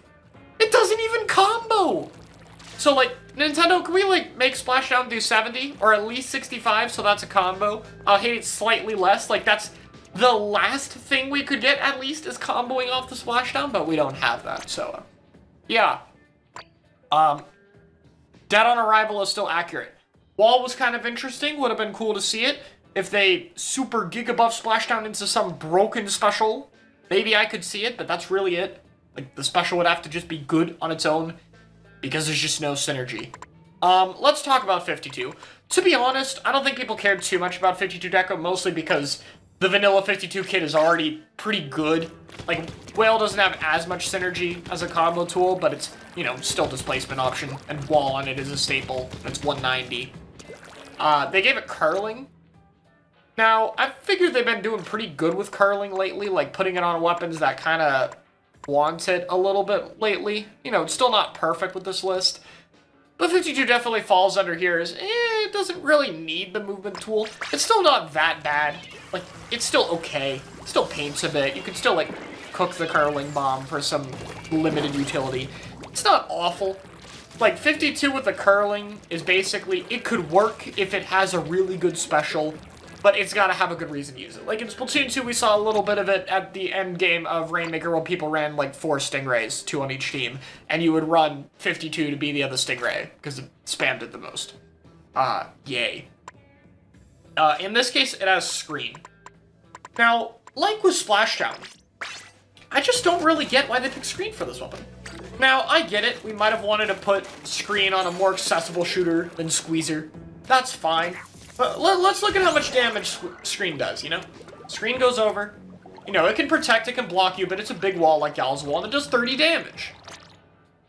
That's cool. 30 damage. And this weapon does 52 damage, so that doesn't kill, though. There's no combo here, so you don't really get anything off the effect itself, like, at all. So you just basically get something to hide behind, which is fine. But then you throw the curling goes through the screen, and then they can see, oh, that's where they are. Where the curling came from, that's where the gal is. So, you know, is it the worst weapon to get screen? No, like, it can still shark in, of course, like a short-range weapon should. It's fine in that regard, but, I mean, it's a screen. It's one of the worst specials in the game right now, so, who really cares? Now, I had a thought experiment. I had a thought, just to like, talk about the bare minimum, because the bare minimum of these kits is to have some basic fucking synergy. Like, if the pieces are bad, but there's some synergy there, you can kind of excuse that. Like, that's what's up with, like, Reef Slider on Dread, for example, you know? It's not good, but it has some parts that you could see why they picked it. I don't see why they picked some of these specials. And let me think of it this way. What if 52 had Splashdown? One shot from 52 kills off Splashdown. That's pretty threatening. And the Curling Bomb can set up your Splashdown, which is more necessary than something like End Parry, which should have just gotten Jetpack, by the way, because End Parry has dodge rolls for that already. And then on top of that, you can give Explo Screen. Explo does actually combo off the 30 damage to a one-shot or two-shot people. It can play in unique angles and heights to where it can see over the screen, and being able to block line of sight from chargers, one of its biggest counters, would synergize very well with Wall, which is doing the same job. So you have a sub and special that let it deal with long range, and you get a kind of supportive way to use watercolor screen. And I feel like the synergy should be way more obvious that way than the way they did it. So, like, you know, like, was this just done because we gave curling Splashdown to End Parry and we didn't want to do it twice? Because, like, okay, but then we could have given it, like, point sensor, you know? Like, if we want to go with returning sub 52, you could just do point sensor. That's returning. That's fine right now. That has synergy with screen. That doesn't exist. Or, sorry, that has synergy with Splash. It doesn't have synergy with Splashdown, never mind. But, I mean, returning sub, that'd make a bit more sense. Or just, you know, maybe we could have given End Parry Jetpack, you know? I don't know. So, yeah, I mean, these two kits are pretty disappointing. 52s are fine. They have this kit. Explos have a good kit, too, so if the main weapon gets buffed, they'll be fine. So it's not the two worst weapons in the world to give horrible kits. Like, it doesn't permanently doom them from usage. So that's the good news. You know, I still feel like weapons deserve a few options to play, but that's the world we live in, where we get barely any kits and the quality is very different. Let's hope that they don't mess up some of the other ones. Guys, they did it. They didn't fumble a Zipcaster kit. We're gonna start with this one first. We're gonna start with this kit first. I want to talk about Auto Zip Squiffer, because finally they've added a zip kit that they haven't fumbled. Because look at Caster, man. Look at this. Look at Dart. Look at Sprinkler. They finally did not give it a throw sub. So, I am very excited for Zip Squiffer. Obviously, casual-wise, one of the most fun weapons you could ever put in the game. That's already a win. But I've seen some debate about how good Zipcaster is for Squiffer, and how good Zip is in general. Now first off, I just want to say something, okay? Zip as a whole is one of the better specials in the game right now.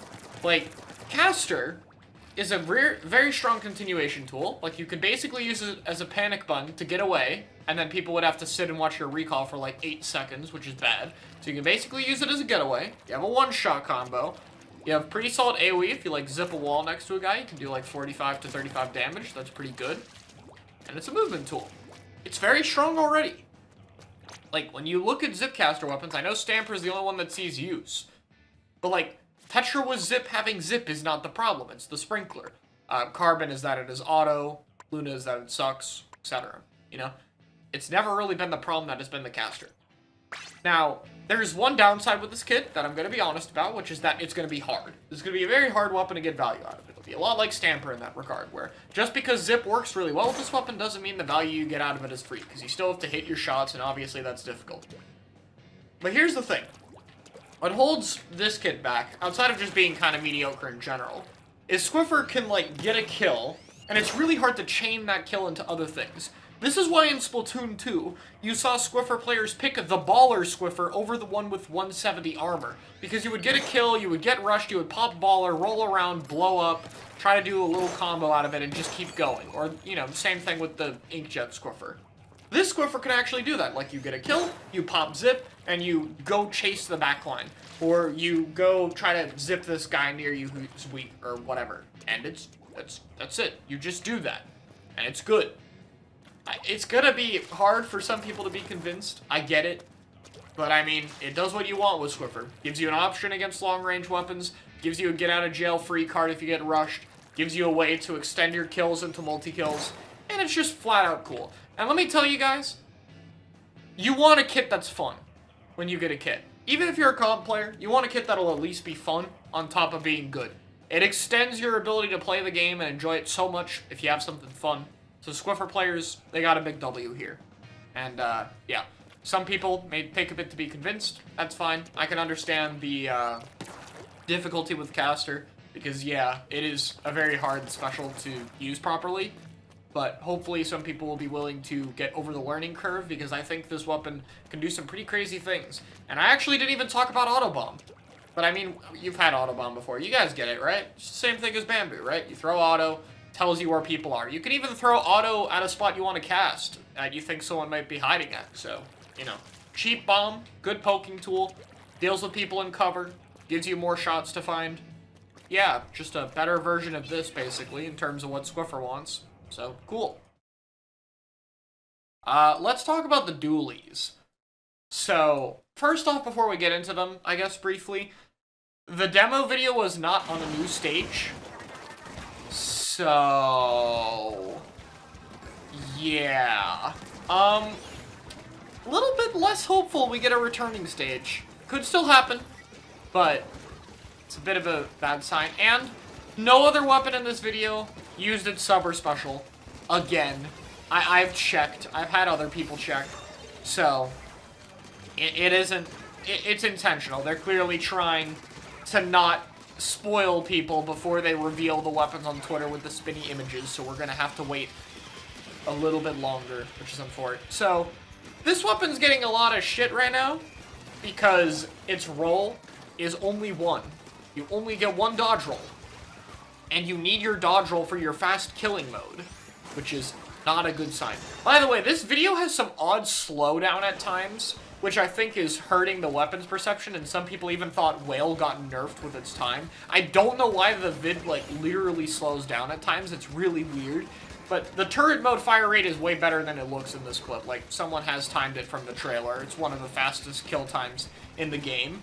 So that's very good, and the dodge roll is very long.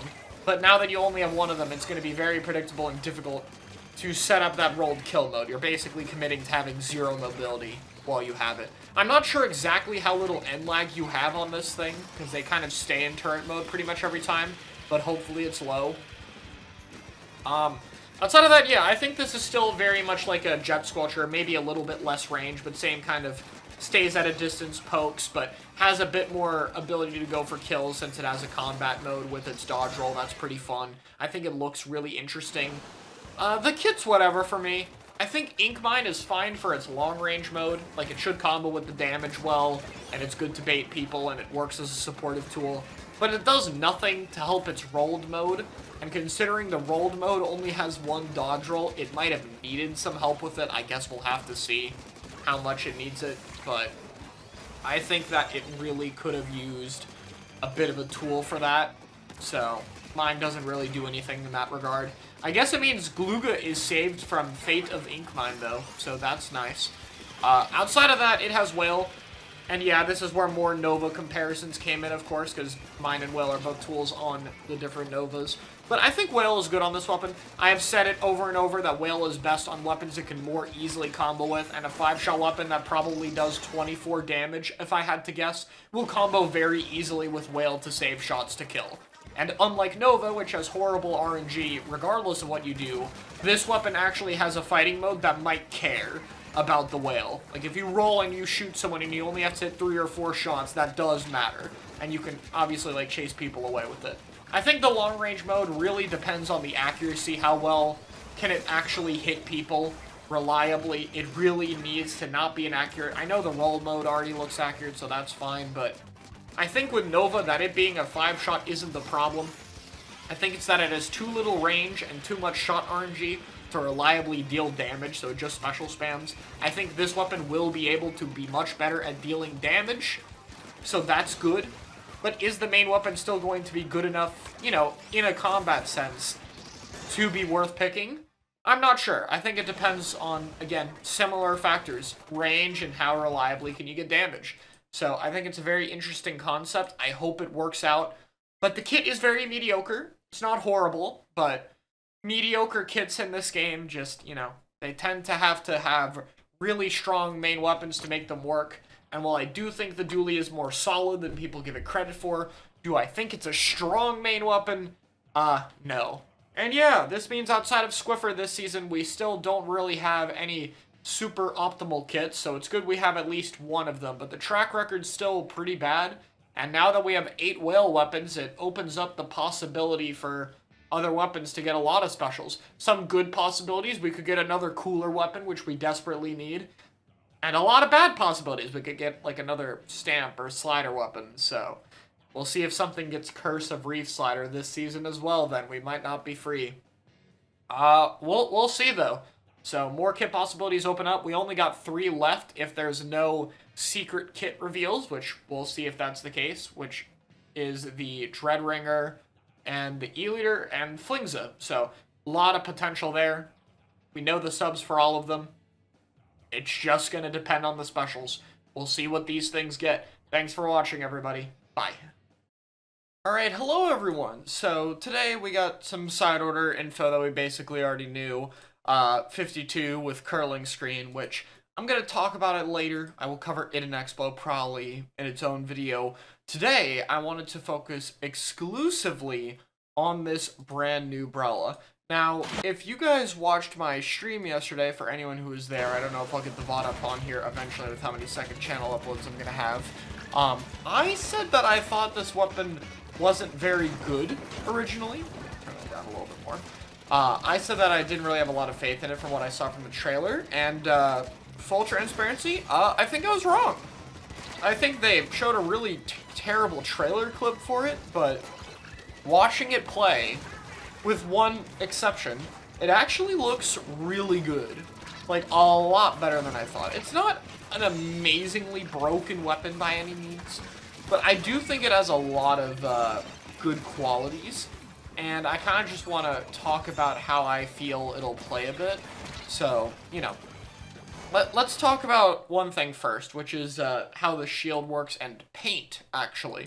So, first off, the shield launch basically happens nearly instantly, kind of like Tense, and it paints a lot. Like, if you look at the shield traveling on the floor here as it paints ahead, it's more clear on the second one. Like, that's a lot of paint to work with, you know. For reference, let me get out our current Brella. Just so you guys can see. Like, it looks like double almost. It's way more space to work with.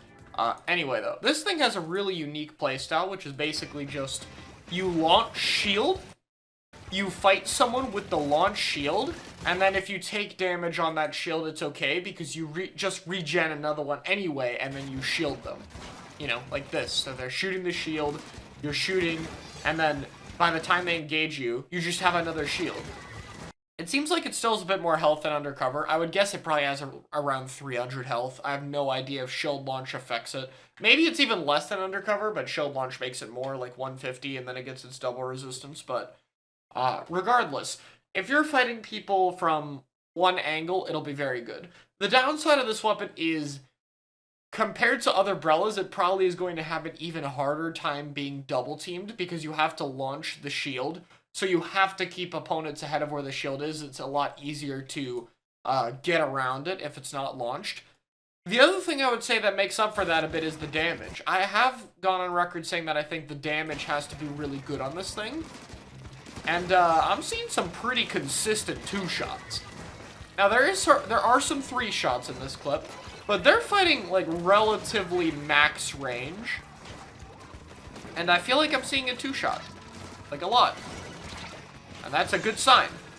I'm still willing to bet that this probably has better damage than the normal Brella does. Possibly the same damage as old Splatoon 2 Brella, back where it dealt 81 damage, and maybe even a bit more on the pellets. Or sorry, back when it dealt 90. So if it's that, if we're getting a Brella that does that much damage, that's a really good sign. Though it might be a bad sign for regular Brella ever getting its damage back. Let's talk about the elephant in the room, though. The kit. Oh, actually, wait. Ink efficiency. The ink efficiency looks good too. Just putting that out there. The fire rate also looks worse than Red Brella a bit, which is interesting. But it doesn't seem that much slower. So, And with the shield up, it's still able to do V-Brella things if you just flare it instead of launching it. Okay, elephant in the room, the kit. Angle shooter on it is terrible. Like, of course, it probably has a combo. That never really saves it. Blind marker is still really bad right now. I just don't think it has the utility it needs. It would be really nice if you had something to add on to your aggressive power to be able to fight people, and I think that's what they're going for with Dart. But I'm gonna be real, guys. Dart just, it isn't it. So, the other thing is Bubble. Now, there's been a bit more of a debate on how bad the Bubble part of it is. Now, I don't think Bubble for it is great. I just don't think Bubble's that great right now in general. I'm not a big fan of it. But I do actually kind of like Bubble for what this thing wants to do. Because you're launching your shield so much, you're able to threaten to move forward and set up a bubble, kind of like how Roller does with its curling. But you do it with actual protection. So you can get your bubble shield in more aggressive positions. And of course, you know, because you're launching shield a lot, having a backup shield is a lot more reasonable of something to want. And then you can use your regen shield to get out of the bubble. So, my issues with Bubble are more that I don't think Bubble is very good right now. I think Bubble does work really well for this weapon. Does it have as good synergy as Roller? Probably not, because it's still a shield you can walk into compared to Roller. But I think it has the best chance of setting it up more aggressively, so it could probably be the most helpful one when retaking. You could probably actually get Bubble to gain a little bit of space on this weapon. So, yeah, I think that's my thoughts on it right now. It definitely is better than I originally envisioned, for sure, like I mentioned. So, I'm being clear about that, that I do agree that it looks a lot better. Could it be played even though it has Dart? Possibly. I think it depends on exactly the damage numbers. But I think you could just barely use the sub and live. Like, Brella has dealt with that before, so I could see it if people think the main is strong enough. But, you know, it's hard to say for sure. I think we really have to see this in higher levels of play where it's getting, like, properly double-teamed and stuff, because obviously in this footage is a lot of people just kind of looking around aimlessly, as you can see there, and not actually teaming the Brella, so we never... Like, Brella's never fighting 1v2s in this clip. These are all basically just 1v1s. Like, they're even near a leader half the time that could break its shield, and the leader just doesn't shoot the shield. Like, this is the closest thing we get. So, you know, that's where I have more concerns, of course. But we'll see. I don't know what comps will be great with it. So, yeah, that's all my thoughts. Briefly, to wrap up here, I like the new songs. I got asked about them and didn't cover them. The map still looks pretty good on the other modes. Still worry a bit about it being small, but I don't think it's as small as I thought. Unfortunately, I know a lot of you guys are probably wondering, like, what other specials and stuff were used in this, because normally we found other stuff. They must have cracked down on it, because I haven't seen another player use a single sub or special this match. I have no idea what anyone else has, which sucks. Maybe it's not intended and we just got really unlucky with what clips were chosen, or maybe it was intended. I haven't seen anyone post it, so unfortunately, no indicator on any of these other kits right now. We just know the ones that we have confirmed, so we'll have to see. If I'm guessing they will drop the dually tomorrow, maybe the second stage if it exists, and probably, hopefully, we will get one more weapon, and I will continue to hope that it's Dread. We will see. Alright, thanks for watching. Hey everyone, we're here with the last kit. Technically this won't be the last recorded kit breakdown because not Explode, Dreadringer and Flingza will have their own video, which should be going up tomorrow. But I do want to do the wrap-up in this video since this is the one I'm recording last, and there's only one kit anyway here, which is Leader with Beacon Kraken. I love the red, by the way. Both Dread D and E-Leader got to have red skins. It's my favorite color. Anyway, so E-Leader's kit is obviously another reference one to Splatoon 1. And I think it's about on par with the base Leader right now. Maybe if they buff Wavebreaker, base Leader would probably end up better. But I mean, Wave is very synergistic with E-Liter. It's very useful for scouting, which is good. And Ink Mine is just the same thing pretty much, but in sub-weapon form. And, you know, it's both things Leader likes. It's a little bit of help defending itself. It's a little bit of location effect. And the custom kit is basically the trade-off it's always been. You know, beacons are nice to place around, but they take up a lot of time you normally spend sniping. And Kraken is a better defensive tool, but one that'll prevent you from shooting, and one that you have to be up close with as the longest range weapon in the game. It's both a sub and a special that have very strong upsides and very strong downsides. To me, I think this is mostly a Clam Blitz kit, where the ability to hold Kraken for cheese for a long period of time is pretty good. Like, that's been a problem with something like 96 is, well, maybe you need to use that Kraken to actually fight mid. But Leader is much more easily able to hold its own special, so maybe that's something we'll see. The Leader in Clams is pretty hard. It's nice that there is at least an option for Charger players now, so that's appreciated. And then in every other mode, I think it's a bit of a gamble. Like, obviously you could have it on tower, but you can get knocked off easily. It's mostly just for overtime combo, so it's very risky on the lead. Leader and Rainmaker is difficult in general, and in zones, you know, it's a special that doesn't paint, so it's risky to be in it. It's also the easiest to ignore in that mode since it doesn't have as strong effects on the objective. So that's pretty much it.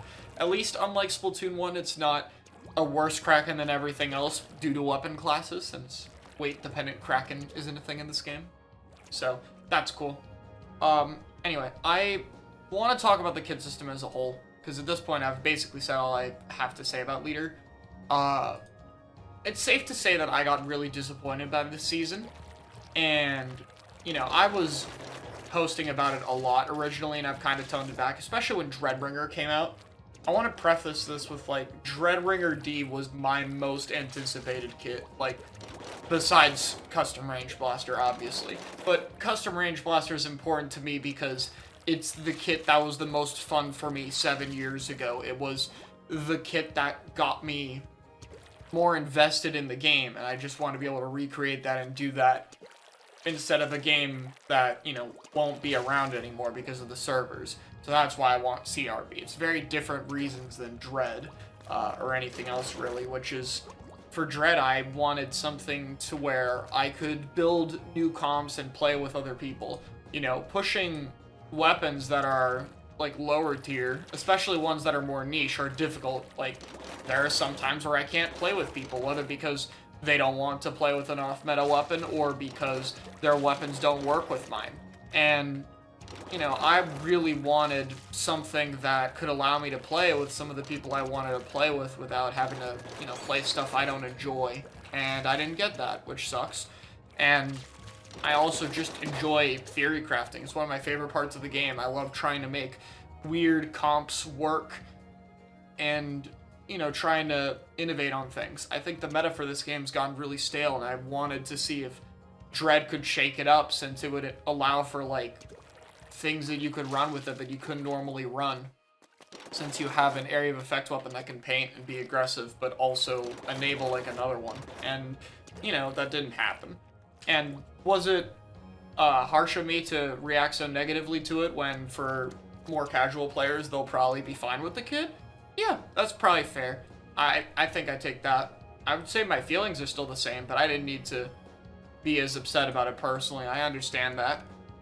But I can still, you know, I'm still disappointed by it. It doesn't mean that that goes away. I think the more dedicated you are to specific weapons, the more the kit system in this game is hard, since you have to wait such a long time, and that's another thing I think people can agree on. We now know the only 3 weapons that will have to wait a year and 21 months for their second kits, which is the Bamboo, the Range Blaster, and the Hydra Spotting, because today we got the Table Turf cards. And these kits are kind of annoying to me, because these were all weapons that had to wait a while to get their main weapon back in Splatoon 2. I remember it took a few months for all of these. You know, I remember Range, since obviously I played Range Blaster and was waiting for it. But the Bamboozler community is, of course, very, very loud, and I've seen plenty about that from them as well. And I happen to know about Hydra because I really liked Hydra going into Splatoon 2. So, yeah.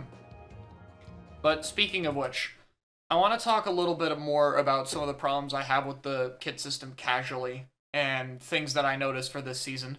So, first off, let's take a look at this is the sub and special distribution as of February 2024. So this is after the season. We only have 8 kits left and 2 new main weapons, unless a third kits happen. We have a special on as much as 8 weapons, and some on as low as 5. Crab Tank has been on 1 new weapon in, like, what, 6 seasons? And, like, forget Crab being a really good special for a minute, right? I just think Crab is cool. You know, I just like the Crab. I think it's a bit disappointing that a special that is as well designed as this and as new and as cool a concept is on so little. Especially because it started out being on mostly just shooter weapons anyway, which I can't really play as much, you know? Some people might not like shooters. And if you don't like shooters, the only Crab option is Splatana Stamper. Stamper is a very high skill floor weapon. Like in the Sheldon Sampler Challenge, the vanilla Stamper was one of the lowest when people were randomly selecting it. So if you're a casual player and you don't like shooters, then you're kind of very, very limited on your options for Crab.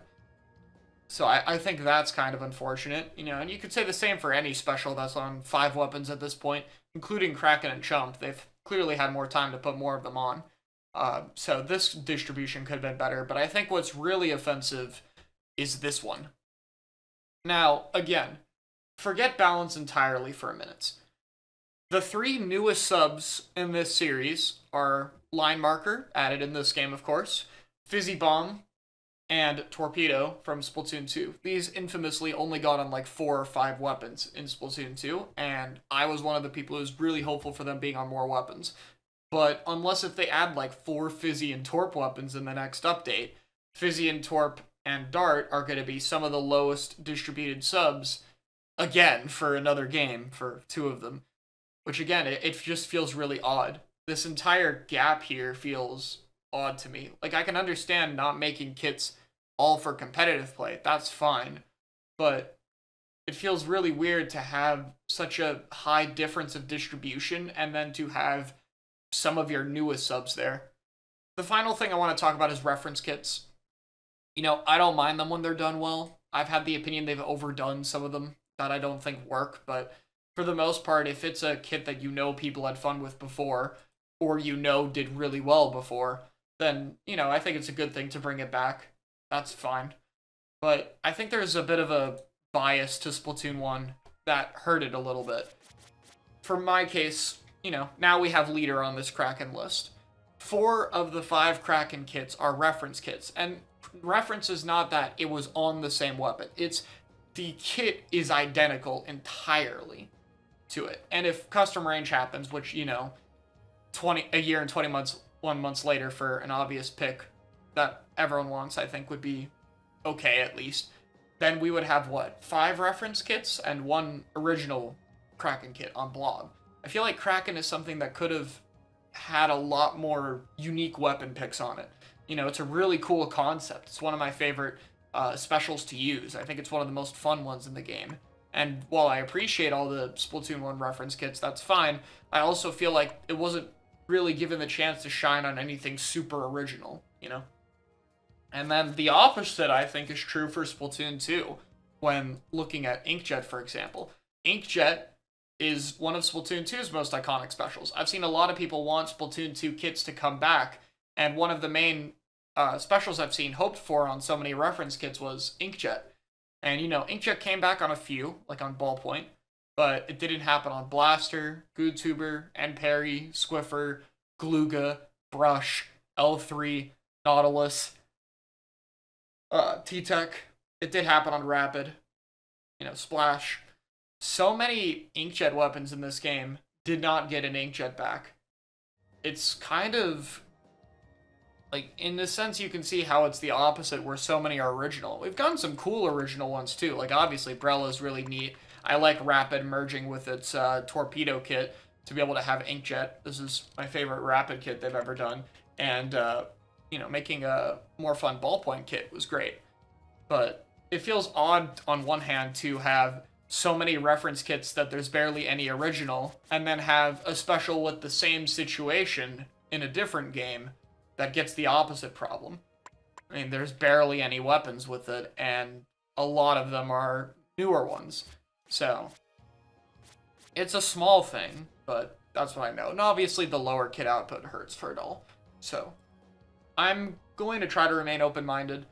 I've seen some people bring up discussion about this, so I want to clarify real quick. I like to talk about my opinions for competitive play.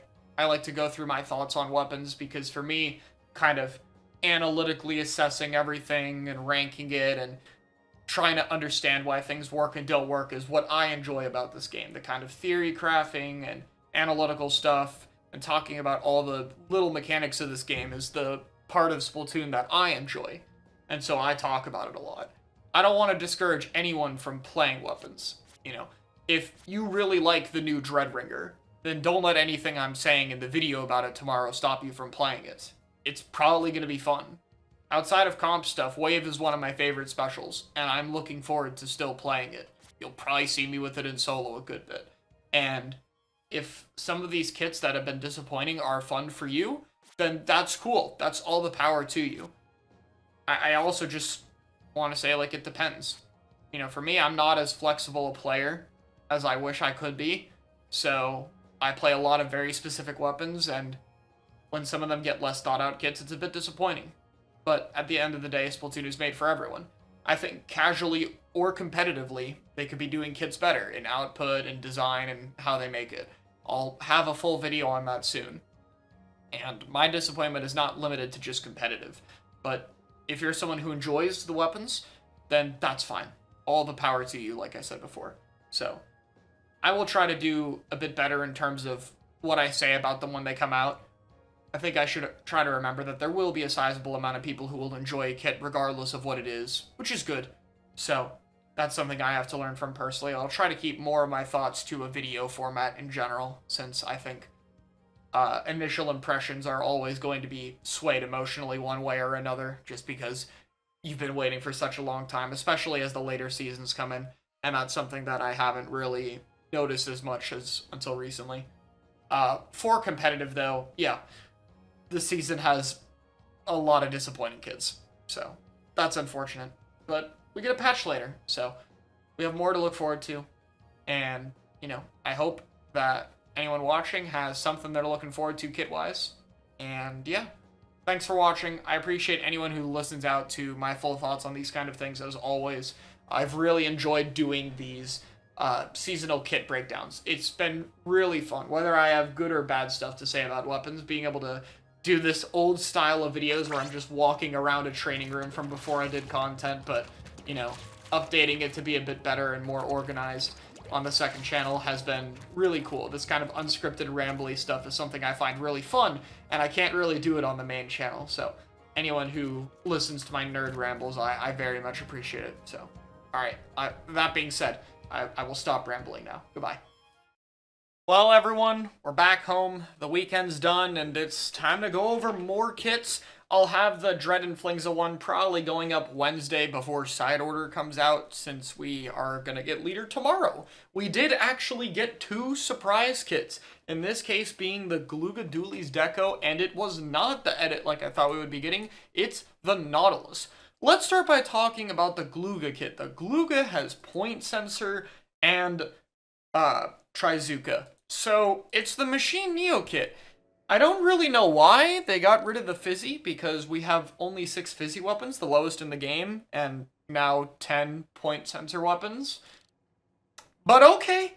Yeah, I mean, it's not bad. The kit's definitely one of the better ones. Like, obviously it was fine on Neo Machine, and Glooga, while being a little bit more specific, definitely is okay with the kit.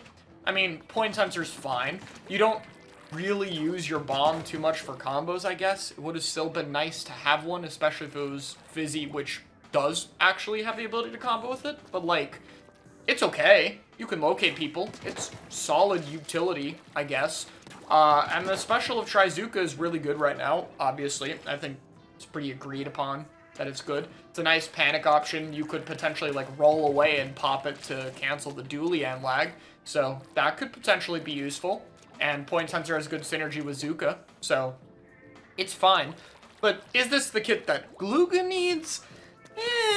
Not really. I still think that the vanilla kit is just better. Wall just synergizes so well with the rolls this weapon has, since the distance you do after one dodge roll after throwing a wall is just, like, literally, it's perfect. And Booyah Bomb just provides good synergy with survivability and giving you an entry tool. I think if it had Fizzy Bomb with it, you would have the utility of, okay, maybe this kit is better, but you could get a lot of Zukas.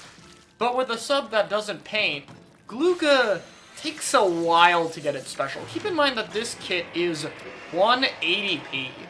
And just look at how long it's going to take me to actually get my Booyah Bomb on it. And this is assuming I'm not in the rolled mode that I actually have to fight in, because this mode can only really be used for turfing. It's not really good for much else. So, while a solid kit on paper, I think Gluga is just a very picky and specific weapon. Luckily, its vanilla kit is about everything the weapon it would want, but it would have been cool if it had another option. So, I think this is a case of a solid kit on most weapons, but one that for Gluga is just okay. Maybe if you're fighting comps that absolutely shred wall and Booyah, or if you want the point sensor for fighting a certain sharking weapon and you're a Gluga player, I could see it. But personally, I don't think I'm that insanely hyped for this kit. It's just kind of, it's fine. It's better than what it could have gotten. Speaking of what it could have gotten, the Nautilus is here. Suction Bomb returns as a sub, but yet again, another option that could have been an inkjet weapon we've needed is cast to the side, which I expected here considering Ballpoint has it. It has Splashdown. So, here's the good news, Nautilus players. You have a current kit that's, like, totally fine.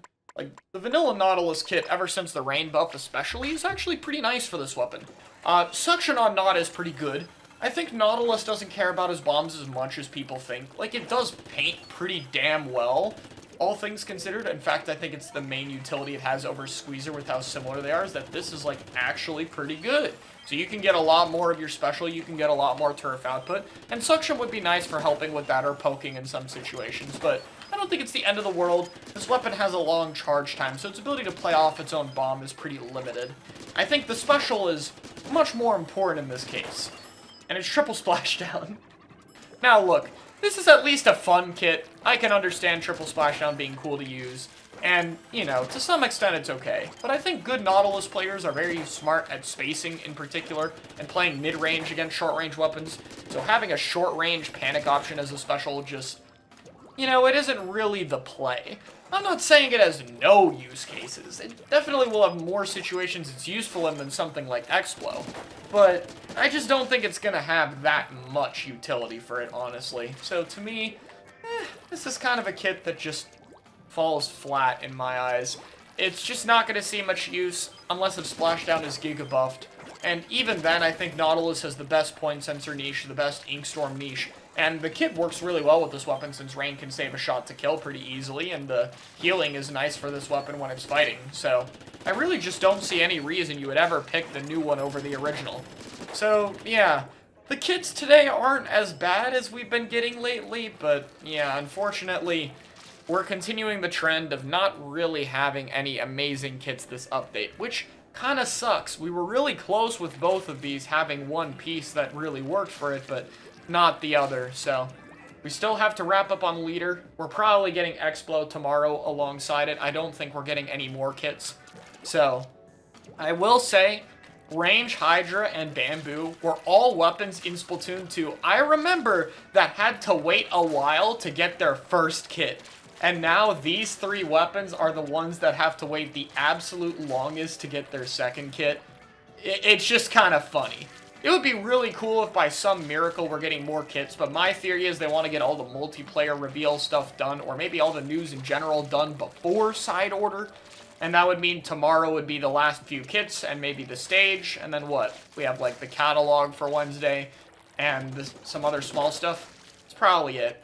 I think my hopes for any further kits as well as any further stages are pretty low right now. But who knows? Maybe we'll get jump scared by another 2 kits Wednesday morning.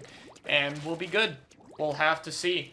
But for now, yeah, I think we're going to keep this video a little short. I don't have as much to say about these kits. I don't think they're anything that have too much depth to them. So, yeah, expect the leader and finally talking about Expo tomorrow. Or sorry, not Expo, I already talked about it. Expect the leader breakdown tomorrow if, or sorry, expect the leader breakdown Wednesday. I can't talk, so we'll be back then. Thanks for watching.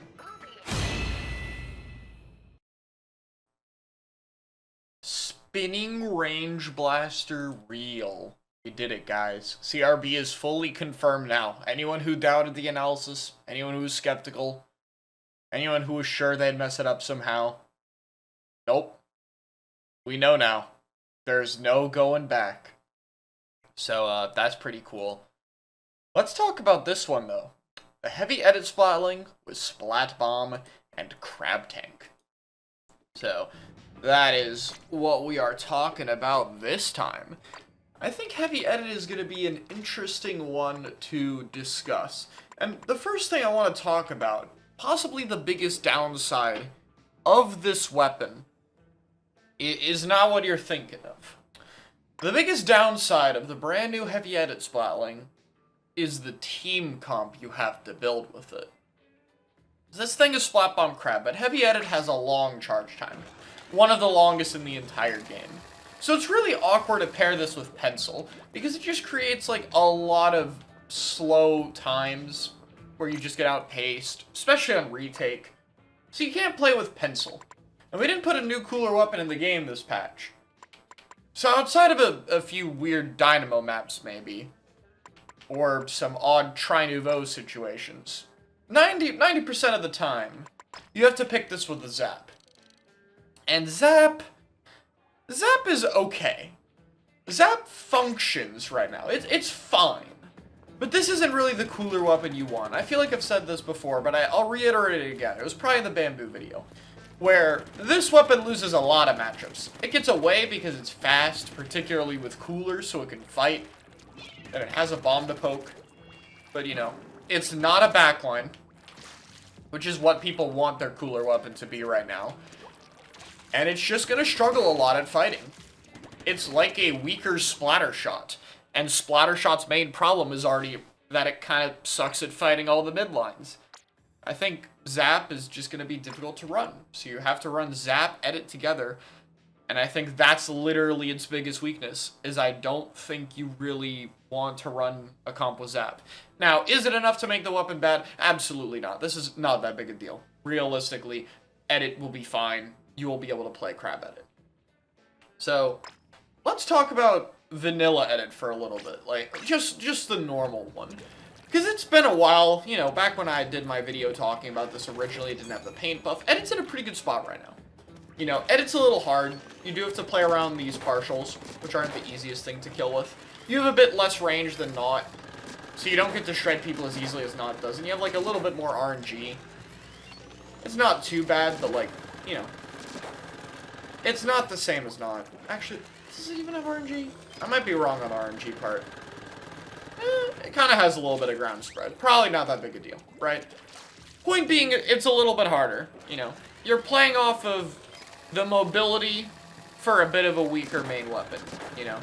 And I think that's okay, because I think the main is still, like, even though I just called it weaker than Not, I think it's still a pretty damn good weapon, because it just moves so fast and it paints so fast. It's not as good at fighting, but, like, it moves like crazy. This is no run speed, by the way. That's no run. This gun is fast. It's really, really, really fast.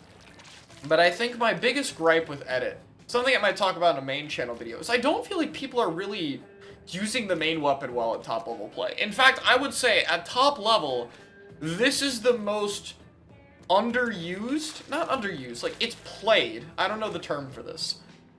It's the weapon people are taking advantage of the least. It feels like this weapon gets subject to just painting for cooler bot more than it should be. I feel like this is a weapon that should turn into a long mini splatling whenever it has cooler, and maybe even when it doesn't, and go fight people. And I've fought a few edits who are good enough to do that, but very, very few at the highest level who are capable of pulling that off, like, consistently.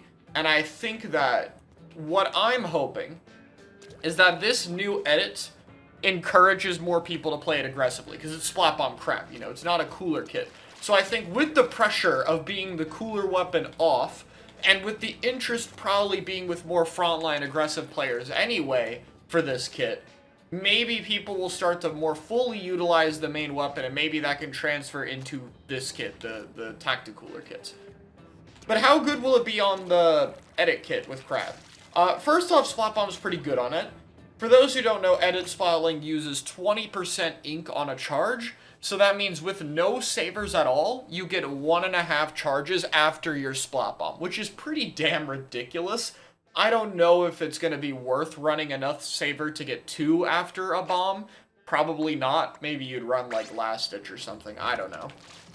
But you're able to use your bomb a lot. That's already a good part about this heavy. Like, I kind of said that you could use curling a lot on this because its ink efficiency is good. Yeah, now you get to use a Splat Bomb a lot with this. Which means if someone's, like, threatening to run at you, you can just throw a Splat Bomb to, like, stall. You know, like, bomb goes off, and then while it's blowing up and they wait, I get my charge, and then I peek around the corner and I go with the charge. So it's a great get-off-me tool, right? Like, it does take away your charge, but you can just roll it exactly where the front line wants to go, and it forces them to give you enough time to charge up the weapon a bit more. You can also just poke it as you go in. Like, you can just throw Splat Bomb and, like, try to follow up on it if you, like, throw it. You know, if you roll it on the ground, it's more get off me. If you throw it in the air and have the later detonation time, you can kind of use that to fight while it explodes a bit more aggressively. I think the biggest downside for Splat Bomb is just, you know, I don't think this weapon really wants to use its bomb too much, because I think the biggest strength of the weapon is that it just kind of has a bunch of uptime. Like, it can just stay around painting forever, because it'll just paint long enough to get another special, especially on the Crab kit. Given it, like, you know, it doesn't have a cooldown while your main weapon's active, so you're going to shoot, like, 5 times, then you're going to get a crab, you'll be shooting at a crab, then you'll shoot 5 times, then you'll get another crab, like, you know, it'll never stop firing at you, really. And I think that's a strength that's better on the crab kit. So, you know, the worst crime about Splat Bomb is it's like, you probably don't need it that much. But I mean, like, it's a Splat Bomb. If you want to use it, it's there. It's cool. So, like, there's not really a major downside here, all things considered. Now, what about Crab? Crab is still pretty good right now. It's a bit limited on option-wise, because, yes, it's on Stamper, but it's very rare, especially in zones only. This is mainly a Rainmaker kit, that you would actually pick this one over the other one. Like, you can. It's good. It's just that if you're gonna put in the effort to learn Stamper, you might as well learn the better one, right? And that leaves, like, you know, this is outclassed and, like, you know, hard to justify seeing use of. So it's mostly Splash and Dooley, which both compete with Shot. That's why we don't see it as much. But Crab is still seen as really strong. It's more consistent than Zuka. It provides more pain output. Its duration is longer, so to, like, have more time it controls the space it's on. Crab is still pretty damn good. Crab is probably pretty underrated right now. So yeah, you're gonna deal with Bazooka, but Crab is gonna be a good special for edit, 100%. I think it's going to especially help, though, because like I talked about with the comps, you know, you have Zap and you have Edit already, which means you're probably running backless. You know, at most, you have an Explo with you, because Explo Edit's really good. But if you don't have an Explo, your Edit comp is backless. You have no anchor. And one of the best and most essential specials you need if you're running anchorless, besides Zuka, is a Crab. You absolutely want to have a Crab, because a Crab is your temporary 8-second anchor when you desperately need one. Like, this is just an Explo Hydra. That's way more powerful, right? So, I think it enables the backless comps way better. And I think the real testament, like the real question about this new edit is, can it make Zap and backless comps actually work? Like, can you run Zap Edit backless and have it be good? And I'm not sure. If it was a better short-range cooler option in the game, If it was something that could fight a little bit better, then I would be more confident in it. But right now, I don't know. It's definitely going to be viable. But how good will it be? Not sure. I think we'll have to see. Regardless, I'm very excited. I think that the more I think about it, the more this opens up other opportunities of playing. It's a new playstyle for edit compared to its supportive one that takes advantage of the strong main weapon. It enables short-range comps and zap comps a little bit more differently. Like, it gives you an option if you want to play backlist that might be able to compete a little bit more. It's another crab tank option, which, while like Stamper, yes, it's probably the weaker of its two kits in terms of how much we'll see it, is still really good. And unlike Stamper Nouveau, I think this will see much more use because they gave it a sub-weapon on this one. So I'm just excited. Like, I think that this is a great addition to the game, and, like, this is what a good competitive kit should do. It should be able to make you try different combinations of things. It should enable more things to be picked besides just itself, and, you know, I think that's just really exciting. So, thanks for watching, guys. This was a bit of a longer ramble. I don't have anything to say on CRB because we got it, but we'll have some more new kits to cover. There's only a few of them left. And, I mean, the biggest one on everyone's minds right now that I want to briefly talk about is Dowser's. The difference in quality if Dowser is a burst bomb or not, because it's like a 45% ink tank, is gonna be really important. I hope that we get a good one, because Dowser is a really cool new main weapon I want to see. Please give it a burst bomb. See y'all next time. Alright, good morning. It's time to take a look at the kit. Please be something good. Splash shield. Jetpack. They did it, guys. They did it. They put another jet weapon in the game. We have a good short-range jetpack weapon. And you might be wondering, Chara, can you really say this is going to be a good main weapon yet? Yes. Yes, I can. Yes, I can. Let's take a look at this video. So, the discourse on Twitter is not, is this weapon good? The discourse has been, is this weapon broken? And I mean, if you look at the video for a little bit, you'll probably see why. There is a lot to talk about with this damn sword. And I just gotta say, you know, while we look at the video real quick before I break down this weapon in a bit more detail, Splatanas are so fucking cool, man. I love this weapon class. This might be the best weapon class they've ever put in the game. Everyone, like, this is just so fucking cool. Like, come on. So, I'm very excited for this weapon. I'll probably be playing it a bit. Like, you know. I don't know if I'd pick it up, but, I mean, I want to play this. I think everyone wants to play it. I think the lobbies are going to be infested with this weapon, and I cannot wait for it. So, let me try to paint a better picture of what this weapon is. So, first off, let's talk about the flaws of this weapon, because not enough people are talking about it. So, and I'll try to use good examples from the video, but, you know, I'm trying to go for it, okay. First off, this weapon looks like it's ink hungry. Look at how much ink it's using while it's fighting this umbrella. Before it goes into ink here. That's like half its tank is gone. And it's kind of hard to see because of Twitter quality, but like that is a lot of its ink tank. That's now below the sub-weapon line, which is 70% on this one. So it looks like it's going to be pretty ink hungry on both its slashes. Stamper is pretty ink hungry, but only on the charge slash. The horizontal slash for Stamper is not ink hungry. This looks like both are going to be ink hungry, so it's going to have a lot of downtime. Secondly is the weapon's range. Now, the weapon's range is not bad, but one interesting thing about this is it looks like either the charge slash and normal slash have the same range, and it's just a damage difference. And both of their ranges aren't that good. It looks like a little bit less than 96, so maybe somewhere around, like, between Splattershot Pro and 96 is what I can tell. So you don't have the range value of the other Splatanas. Like, even Wiper has insane range on charge slash. So this is much more of an up-close Splatana than even Wiper is. And I think the only difference between the charge slash and the normal slash, in terms of the attacks, is just the damage. I think the charge slash one is just double damage and the one shot up close. But outside of that, they're basically the same. You know, the horizontal swings seem very similar to Stamper. Bit of a wider hitbox, but less range. But they're still, like, pretty slow, which is not that big a deal. You definitely, like, combo the charge slash with it together so you can, like, approach with that lunge, do a big hit, and then just have a second hit the combo. It looks like it's a safe 3-shot, though, so it's safe to say this is, like, somewhere between 35 to 40 damage. The charge slash is probably somewhere between 70 to 80. I would guess 40-80 if they want it to be different than Stamper. But it's got to be something related to that. It's also going to have pretty good paint. It's going to have good paint. I think it looks very strong. And, of course, you know, the other downside, the thing I talked about in the analysis, there is no charge slash on the weapon. Or not no charge slash. There's no vertical slash.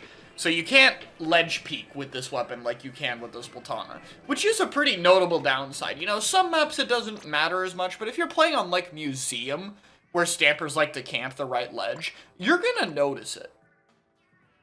And this weapon has 2 kits. First off, we have Suction and Bubble, which is honestly most similar to the Junior kit. Which, thank God, because, yeah, I don't like this thing. Anyway. I think Suction on it is fine. It is a lethal bomb. You can throw it, it will do damage. That will probably make your weapon 1 less shot to kill. I think by this point, you know, almost 2 years into Splatoon 3, you guys know Suction Bomb's never really gonna be the end of the world on a weapon. It's pretty good. Let's talk about Bubble, though. So currently, the only really good Bubble weapon to me is Roller. Like, this is the only weapon that makes Bubble feel like a really good special. And part of that is because it has a big hitbox to where when it's sitting in the bubble, it can kind of just like flick and it's really hard to get into it. Now the new Stamper can do that because its horizontal hitbox is basically just as large as this thing. You know, you just, again, no ledge peeking though. You can't do this that the Roller can do. But you still have like that giant up close hitbox. It's not as good as Roller just sitting there spamming it in a bubble, but it's close. And the trade-off you get is that giant dash you do. You get to, like, boom, go in and set up a bubble. So you can, like, charge forward. Like, especially if you're peeking, like, behind a corner. Like, I can dash out, go, like, all the way over here, and immediately pop my bubble and stabilize. You can also probably bubble cancel your flicks, too, to get it a little bit faster. For those who don't know what bubble canceling is, I'll show it in a second, but it's going to take forever to get it, so give me a little bit. But I think the Bubble kit will actually see use. Even though the other kit is as good as it is, I think people will actually pick the Bubble kit. Because again, like with Roller, I think it is so synergistic with Bubble that it kind of works for it. So here we go. Bubble canceling is just a really simple tech where you cancel the end lag of something and shoot faster with your bubble. I don't know if I did it perfectly. I don't play this weapon. But you could do that with the new sword to like horizontal and immediately get another horizontal without the end lag. So that'll also be cool. So this weapon has a lot of synergy with bubble. It's got a good kit. It's a solid main weapon. I think we'll definitely see the vanilla kit. I think that that's like a solid high tier kit. And depending on the map mode, is definitely going to be the one you pick. But I don't think it's going to be the main one. The main one is going to be the kit with Splash Wall Inkjet. 110%. Now, right now, there is no good short-range Inkjet option. You know, Brella's probably closest. It's got all the pieces there. They just refused to give the weapon damage. They gave it to a different weapon. Nova's probably a long shot, and it's not really going to be a fighting weapon, even if it's good. You know, this is more support. And then this is complicated. I'm not going to get into it, but the other kit's pretty much always going to be the one you see for this. So currently we have Rapid Deco, which is like, you know, you have to play it with like a backline, because it's not enough range to not be a backline, but it just doesn't get enough special. If this thing ever gets like 200 or 190, that'll be pretty noteworthy. I'm hoping something like that happens. And then Ballpoint is patiently waiting for Pencil to get toned back a little bit so it can start getting picked a bit more, which, you know, could happen soon. So we'll see. So I think Jet right now, though, I think Jet has to be used very, very aggressively. I think it can be used as an entry still, like you can pop it and like do the thing where you shoot Jet safely as your team walks forward at the same guys you're shooting. But I think what Jet does a lot is like going under a ledge with Cooler and popping Jet and trying to go for quick kills, and that way if you mess up the Jet, you die quickly and you get the jetpack back immediately. And the new Splatoon is going to be perfect for that, and then when you recall, by the way, you're going to be able to, whoom, you're going to dash away from your recall too. Like, if you think Stamper can protect its landing well, I got news for you. This Splatoon is going to go all the way around a corner from its landing. It's going to be cool. So, I think the Splatoon naturally fits that. It's going to be aggressive enough, and unlike the other jetpack weapons, you know, besides Nova, this thing will actually get its jetpack. It is actually going to get a lot of inkjet because it can paint. So you are going to reliably get a jetpack. The sub-weapon is Wall. You know, I think Wall is the same idea as Bubble. You charge / forward, and then you throw your Wall. And, like, that's how you can approach, I guess. And, like, Wall in general seems like it's okay on it. Why do we have 11 Wall weapons? I don't know. But, like, Wall's fine on it. I think there's not really any major issue. It paints well enough and far enough to get special regardless. And it's gonna be able to set up the Wall because of the dash slash. The dash slash is just really the thing that makes a lot of the more iffy options on its kits work, really. It's a cool idea. And yeah, I don't have as much to say. Is it gonna be broken? I think people are jumping to conclusions. A lot of mid-range weapons are gonna be able to outrange this thing, and they're going to be able to outkill it pretty easily. Yes, it's got a really good hitbox, but it's like the same thing as Roller. Roller's really good hitbox comes with some trade-offs that it's hard to actually get in and stuff. And like this weapon will have a much easier time, but this weapon has to do that, but in the mid-range value, which means it has to get in further. There's going to be stuff like Range Blaster shooting it, like Stamper outranging it, like 96er Squeezer throwing a wall at it. I don't think it's going to be super free. And short-range weapons still have a kill time difference, but I do think it's going to be very good against short-range shooters, which we kind of need more of those, because the current short-range shooter counters are like, not great. You know, they don't really work. So, you know, I'm very interested in it. I think it's going to be very fun. I think it looks cool. And I'm excited for comps. I don't even think you have to worry about competing with Stamper. I think you could just run both. Like, I think you could just pick Mint and Stamper. Like, the only major downside is it's double recall, and I don't even think that's that big a deal. I think people just have never really played enough with double recall because it's never been that good. I think you can very easily work around it with time. So, I am very excited for this season. The kits are looking so good, and this is just one that we've needed for a while. We have been begging for a short-range jetpack option, and we finally have it. So, I'm very, very happy with this. I'm really happy with the kit direction of this season. I don't know what happened, but they started to put some kits in the game. And I'm really, really excited, because I think this is exactly what competitive Splatoon 3 is needed, is more strong kit options that aren't bazooka. And we're getting a lot of them with really key skill expression specials like Kraken, like Crab, like Jetpack, even Chump to some degree, if you can do as much as I think you can with them. So I'm very excited. Thanks for watching, guys. We'll break down some more of the normal weapons and the remaining kits we're figuring out later this week. But this is looking like a pretty damn good season. See y'all then.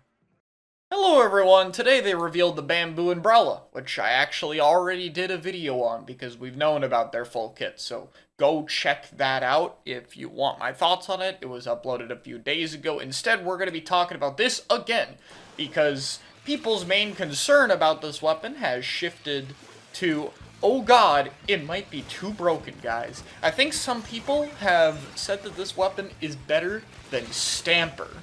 So I think we need to take 2 seconds to talk about the weapon. And I'm going to be a little bit more critical about the things it's bad at, because I think people are a little bit too concerned that this is going to kill the game. Mostly because big hitbox is going to make it look really easy, I think. You know, I think people accept Stamper more because it is really hard. And this weapon does not look hard because, I mean, yeah, you look at it's got big hitbox. Big hitbox is horrible, right? So we'll talk about that, and I'll get to the big hitbox at the very end. So let's take a second to be a little more critical, and I'll try to get more thoughts on the weapon than I did yesterday. Alright, so first off, the Charge Slash. Now, the Charge Slash is good. I didn't want to critique this too much, because I didn't want people getting the wrong idea about it. It's a pretty neat concept. But the distance the Dash Slash goes does have a downside. You cannot really use this in a team fight if people are clumped up around each other, because, you know, like a mini Reef Slider, you're going to end up very close to the other team, even if you get a kill, which means other people can just turn around and shoot you. Now, this is not a slider, it does not have that same amount of end lag, etc. Like, this still has limited utility. You can't just dash into a team of people and melt them instantly. You're gonna kill one guy, and then the other people are going to shoot back at you, and you're gonna just get traded out, which, like, oftentimes is not going to be worth it. So, you know, I think this is grade 1 gun settings. I think that there is actually the best use case for it. That example, where you dash slash someone, but there's cover near you that's going to block you from the rest of the team that's pre-firing you. I think that's where you're going to use it. I don't think it's going to be that broken. Outside of that, the lack of range and ledge trapping is the biggest part of this weapon. First off, let's talk about range. If I'm being generous, from a generous assessment, this looks like it has about the range of a 96 cal. And, like, honestly, it's probably less. That is not a lot. Splatana Wiper's Charge Slash outranges custom Dually Squelcher. Like, outranges it. And you can do that under a ledge. This weapon cannot shoot under a ledge. Like, I know you can, you can sit under and shoot up top. What I mean is you can't have your beam travel across the floor while you're under the ledge shooting it. There is no way to do that. You do not have a vertical. So this weapon has to be standing somewhere where any other line of sight weapon can stare back at it, and it's going to be outranged or have similar range to a ton of other mid-range weapons. And I've already talked about how you can't just dash slash into the other team. You know, we already talked about that. So what are your options? You have to you can charge slash, try to like combo people a little bit with a 2-shot, which is, you know, not bad kill time wise, or you can triple horizontal. That's your options. Those are not great kill times. Like, Stamper will occasionally triple horizontal people, but it's not the majority of the kills you're going to see from it. Imagine if you had to do that way more often, and that's what this weapon has to do, except you also have less range. You do have a bit of a bigger hitbox, though. Hitbox is so crazy. So, you know, that's what I think you have here, and that's not even talking about the ink efficiency. From what I've looked at this trailer, and from what I've heard from other people, this weapon has worse ink efficiency on both slashes than Stamper does. So this weapon is going to be running out of ink a lot, especially because you're going to be killing slower than Stamper, so you're going to be having to shoot more to get a kill. So I think it is going to be a weapon that is going to struggle more at actually getting kills. To me, this is not as great as Slayer, which brings me as to why it has a big hitbox. Because I think this weapon is supposed to deal reliable damage, but I don't think it's going to be that great at killing on its own. I'm not even trying to say it's going to be bad at it, particularly if you fight short-range comps. I think it's going to be great at killing against short-range comps. But I think if you're fighting the actual good weapons in the video game, all the mid-lines, like, this thing doesn't really seem that exceptional at killing to me. It seems good at dealing damage, but not really at getting picks. Like, it's not going to kill, like, a range, or a slosher, or squeezer, or even either of the other swords, for that matter. So, like, what is this weapon to me?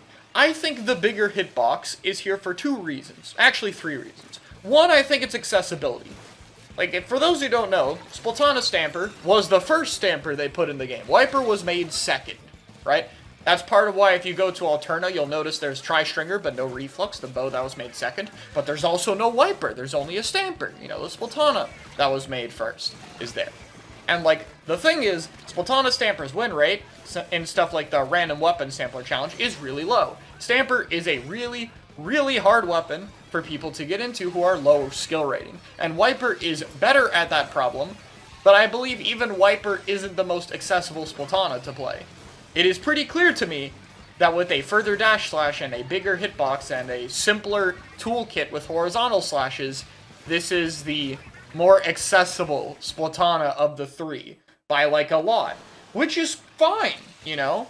I have a problem when accessible weapons become brain dead at top level play, but that very rarely happens. The main example is Junior, and Junior in this game doesn't really play anywhere near the level it had to do in previous games. Right?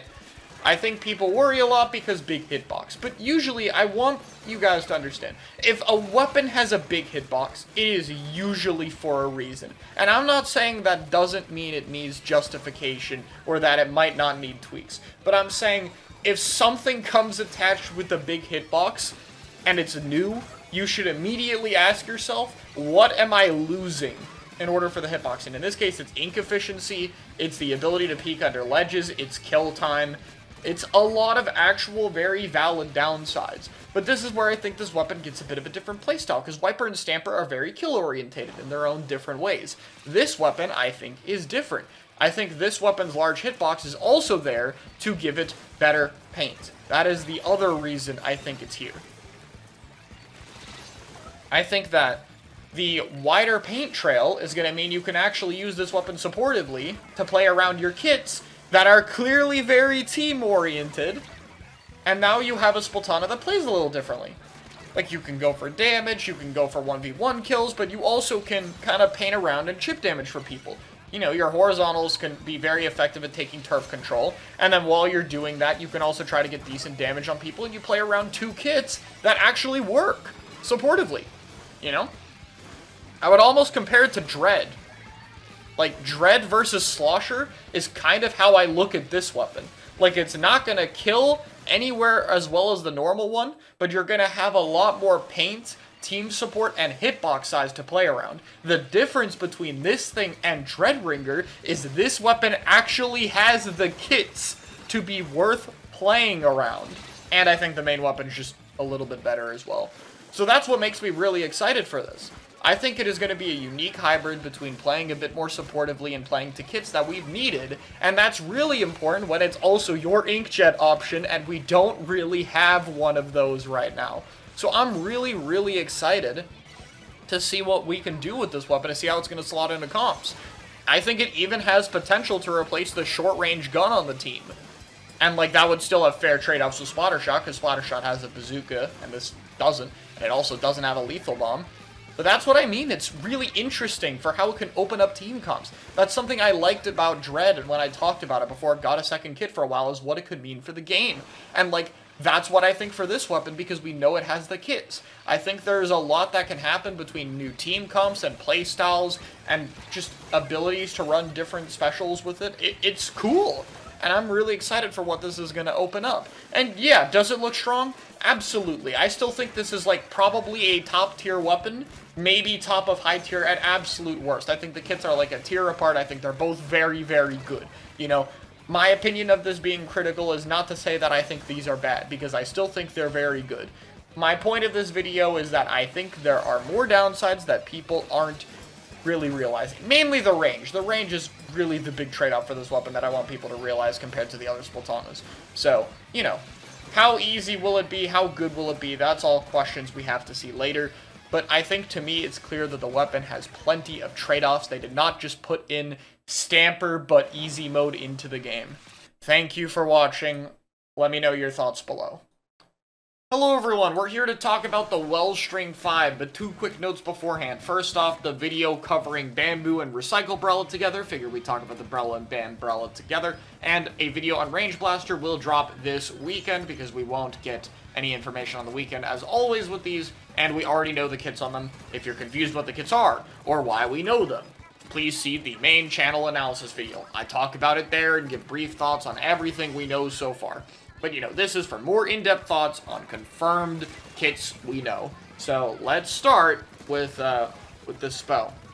Oh, and before we get to that as well, the stage looks fine on the other mode layouts. The rail you can see over here is really cool, so I'm still pretty excited for it. Still has a bit of an uninkable walls problem, as you can see if you look on the outskirts, but I think still looks pretty solid. Though I don't see people traversing the top of the map. I'm assuming it's possible, but maybe it actually isn't. I don't know. I'm not gonna overthink it right now. If it's not possible to go on the bottom of on the top of the map, the bottom is still large enough to where I think it could be cool, and at least it removes some of the skipper jank. So, you know, that's stuff for another time. I'll eventually do a map review. Let's get into the Wellstring 5. So, I think this weapon's viability really depends on its damage. How many bullets do you need to kill, and how many explosions do you need to kill? If it is 3 for either of these, I think that's really good. If it's 4, I think it will live. If it's 5 for some reason, rip bow players. But I don't think it's 5. I really sincerely doubt they're going to make you need to land all 5 bullets to kill. That feels like it's just asking for jank to happen. This weapon has less range, you know, the same things I talked about in the analysis. If the analysis isn't out yet, it'll be out in a few hours. But, you know, has a little bit less range. This is basically Explo bow. That's what this weapon is to me. It is Explosher bow. It paints a lot better. It has a wider hitbox. It's going to combo with more things, but it has a bit less range, and they're also trying to do the aggressive kit because C-Explo actually worked. Or they probably wouldn't have known if C-Explo had actually worked, but they're probably like, yeah, we gotta try this idea again. And so they did it here. This time it has a stamp and an auto bomb. I think that auto bomb for this is great. It's auto bomb. It's really hard to say much that I haven't said already about this bomb. It locates people. It can do damage. This is a weapon that likes to know where people are, so it can shoot them with a giant hitbox worth of damage. It works. Ultra Stamp, though. Again, this is very clearly meant to be, haha, you rushed me down, now I activate my trap card and kill you. Like, I think the synergy is somewhat there with how they're trying to play the weapon. Like, if this was like a triple splashdown, like the Explo was, I'd be like, okay, this could work. But it's a stamp. And I'm really not sure if stamp is good enough to make this playstyle idea work. Because ideally, this should be the kit you want to use, and we'll get to that later. But I really just don't know. Stamp is in such a rough spot. I think it's going to be a comp-dependent thing, knowing the other kit isn't great either. Like, it's going to be, if you fight weapons that struggle against Ultra Stamp, you pick the Ultra Stamp one. Like, maybe you're fighting a team with a tent, so you'll pop the stamp so you can stamp the tent shield and then throw it and get your bow back. And that's really the nicest thing I can say about stamp on it. You can just pop it, try to ward someone away, and just throw it. So if the main weapon is really good, I don't think it's that bad the more I think about it. But it's still like, this weapon paints so much, it would probably get a lot of a good special if it had it, and more not having that is going to kind of suck. So, we do actually get both kits for this weapon, which means the same thing has probably happened for the Splatana, though the Splatana is a much better base kit since it has a bomb and bubble on it. Looks like it makes decent sense, but you know, maybe it'll have something even better on the second kit. Would not be opposed. Considering it's a wave, it could really be anything. It could be a jetpack. We could give it a jetpack. And then you could, like, dash slash away on your landing. Oh, jetpack on it would be so cool. Please, put a jetpack in the game, Nintendo. Please, please, please. Give it a jetpack. We're not going to know for the weekend. But I hope it's a jetpack. Anyway, the other kit is, the other kit is Point Sensor Wavebreaker. And, like, this just makes me sad. I want to talk about Wavebreaker for a second, okay? Wavebreaker is a cool concept for a special. It is designed, like, flawlessly. And look on the weapons it's on. It makes perfect sense for this, perfect sense for this, works fine for this, perfect sense for this, perfect sense for this, perfect sense for this. This is the only one that doesn't really work on it, and if they buff the damage to combo with it, it would work on this. Like, Wavebreaker has had some of the most reasonable kits in the entire game, some of the most synergistic kits. The special design is perfect, but this weapon has one balance change, and it's like bottom 5. Outside of one patch where they're like, hey, let's also make it a mini point sensor, they just haven't done anything to it, and it's like really sad, because I think this is also a really good Wavebreaker weapon. Like, the damage and location makes sense, and paired with point sensor gives it a lot of utility. Like, this is the gun that'll locate everything, and then it'll spray you with damage. That's the idea, and the idea is a really, really good idea. But if we are going to do nothing to Wavebreaker again, then I don't care, because the idea won't actually work. So I'm in this odd spot of, I really like the idea they're doing with this kit, but I'm really worried that they're just going to continue to pretend Wavebreaker doesn't exist. And I don't know why. Maybe it's because it's on RB, and RB's seeing decent use that they're afraid to buff it. I don't know. But, like, the other Wavebreaker weapons are dying right now. Please save them. Like, this would also save VDS. It would also save, like, Heavy, which is awesome. It'd make RB feel better. And then, like, you know, it might make some of the other ones better. I don't care as much about those. But, like, oh my god, it would matter so much, please. Realistically, though, again, I think the kit's going to depend. If you're fighting stuff where stamp does actually nothing, I think you play this and you have a point sensor niche on top of your own, and you can just throw Wave as an ink tank refill. Yeah, it's not the worst thing ever. At least it doesn't take away your gun if the gun is good. But that's the thing. Both of these kits just depend on the gun being good. They are savable if the gun is really, really good. But bows just don't have that great a track record. Like, Reflux is good in Turf, but that's Turf War. In the base game, it's alright. And Tri-Stringer is alright at best. Like, Tri-Stringer with Sprinkler and Chumps has a kit that's better than these two have, and it doesn't see a lot of use.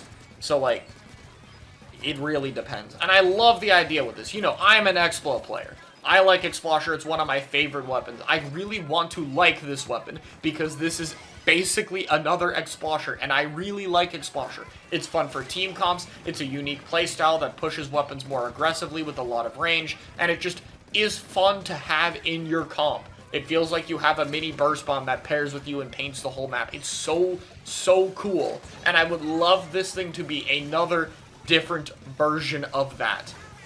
But these kits are just half-baked. Because, like, I truly do believe that the kits this season are an improvement. And I do think that even these weaker kits that we're seeing right now are things that make a good deal of sense. But it really only matters if we're willing to buff the pieces. If stuff like Stamp and Wave are gonna get balance changes that make them feel...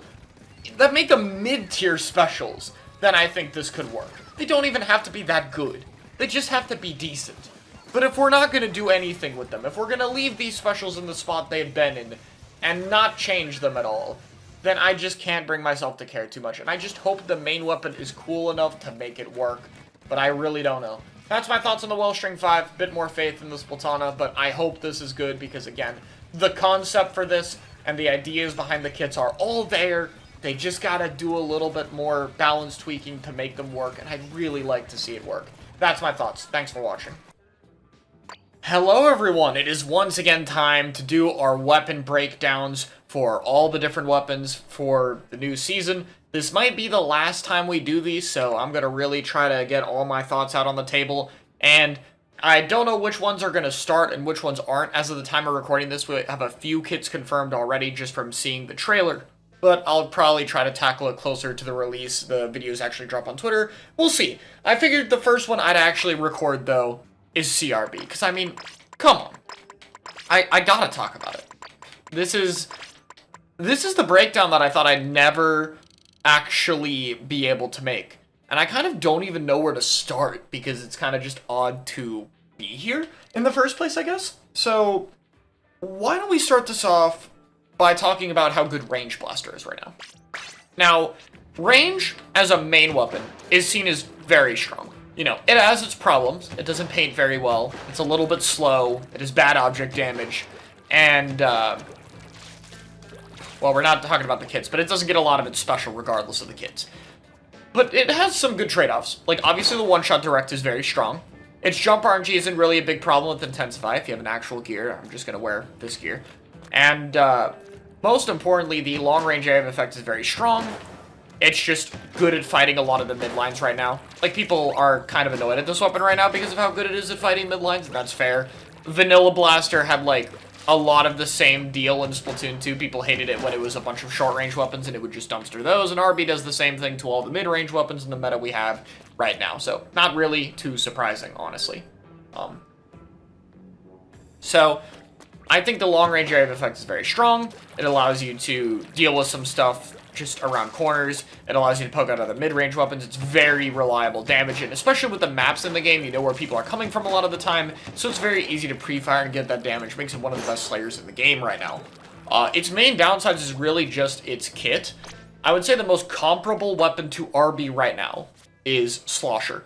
And, you know, Slosher has its own set of strengths and weaknesses. It's a little bit different, but I think what gives Slosher the edge, what allows it to see more use in competitive play, is two things. One is the reliability of the main weapon, because it's just a little bit more flexible. Like, you're not going to have as many situations where you have to clutch out a fight win. You know, this weapon's pretty good at it. But secondly is the kit flexibility. Like, you can play to strikes. If you really need to play to get in, you can play to get strikes, and you can strike your team in. Stuff like that. Is that RB cannot do that. Not only because it paints slower and it's more expensive, but also because it gets a wave breaker. And that's where I think the weapon starts to drop off, is really when you're trying to build the most optimal of comps. RB does not have the special toolkit to fit with that, and that limits what you can play with it and how you build around it as much. CRB doesn't really fix this, at least in a zones environment. Now, if we're talking Rainmaker and maybe a bit of tower control, but especially Rainmaker, and would be the same for Clams if Kraken Cheese wasn't patched, different story. And we'll get to that when we talk about Kraken. But for now, let's talk about the Splat Bomb. I think for me, the Splat Bomb is an upgrade compared to Suction Bomb. Now, Suction Bomb does some things better than Splat Bomb, but most importantly, Splat Bomb gives you a get off me tool. You can roll Splat Bomb at your feet, and it forces people to get away from you. that is always going to be helpful on a weapon with limited up-close options. And yes, it is not Splatoon 1. You only have 2 shots after it, 3 with comeback, which is going to be a big weakness. But it's still there. If you manage your ink tank well enough, it'll have its use cases. And secondly, just the ability to force movement faster, I think, is better for RB. Like, most of the time, if I'm using a bomb, I'm shooting twice, and then I'm getting out. And I want that process to be fast. And one thing you'll notice with the suction bomb is by the time the bomb explodes, all of my bullets have already happened. So it doesn't influence people as fast as I'd want it to be. Spot bomb makes people move immediately. I get my 2 shots, hopefully secure whatever kill or poke the space I want, and then I'm moving out. Like, it matches the pacing of the weapon a lot better. Now, Wavebreaker is pretty good for RB in some ways that Kraken isn't, just to be fair.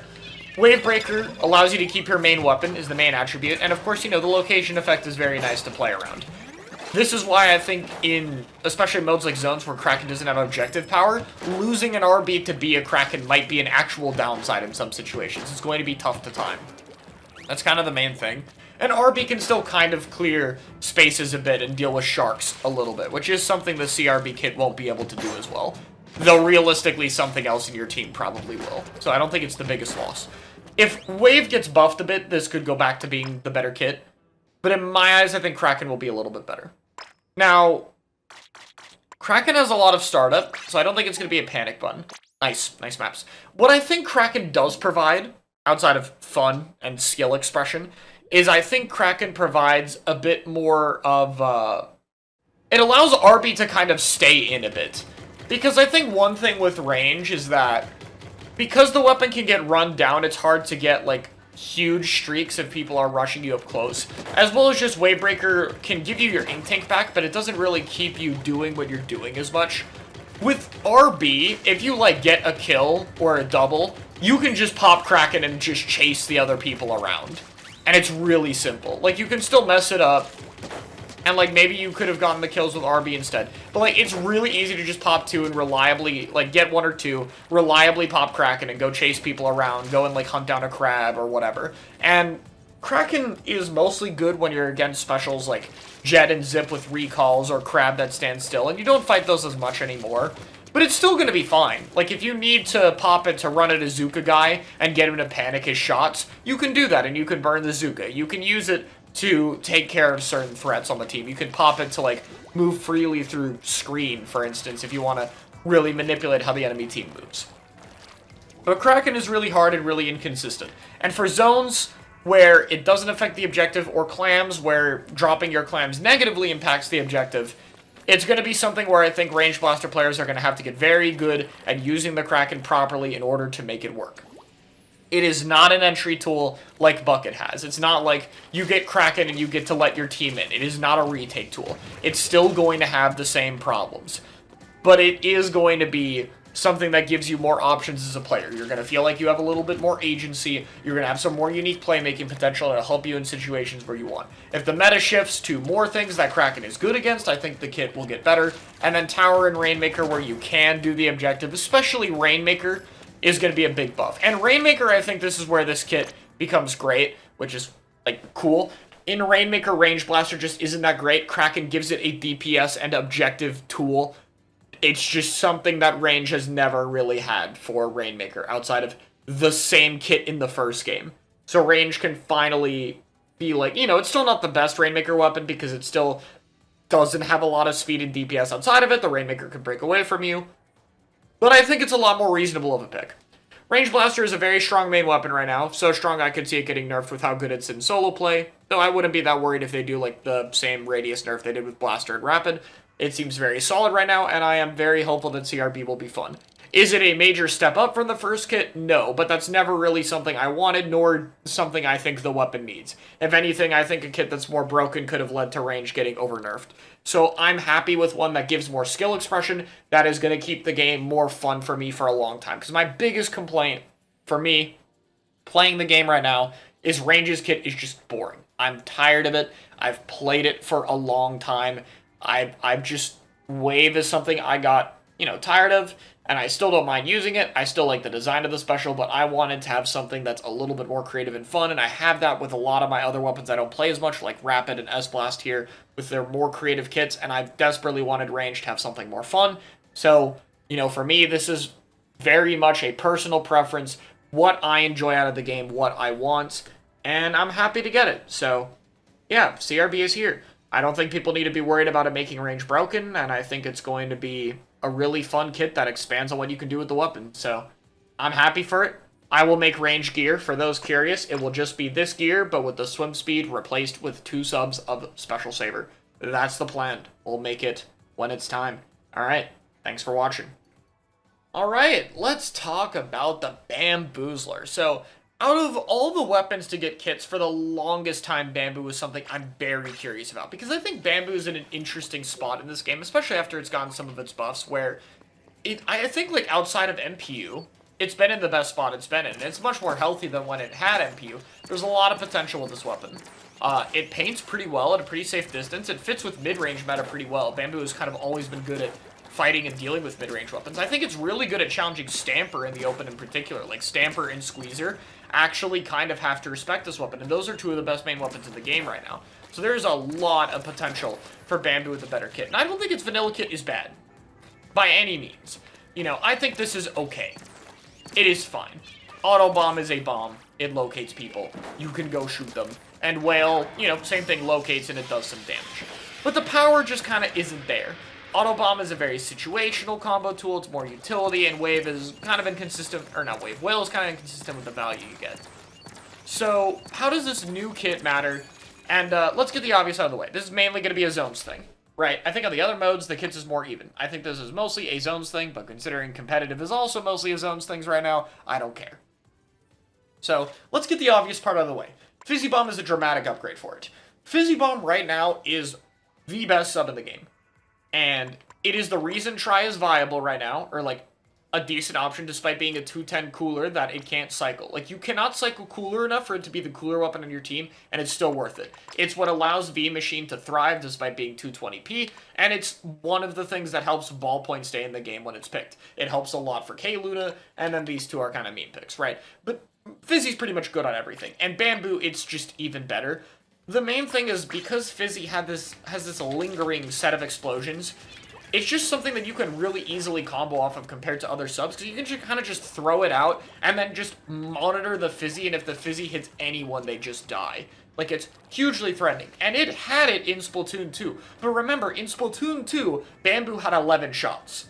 Bamboo has 14 shots in this game. So the combo is better than it is in Splatoon 2. You know, Fizzy's a little more ink hungry, but, like, definitely worth the drawback. And, you know, that's not even talking about the fact that you can run 2 of them, and having double Fizzy basically allows you to get your special really fast.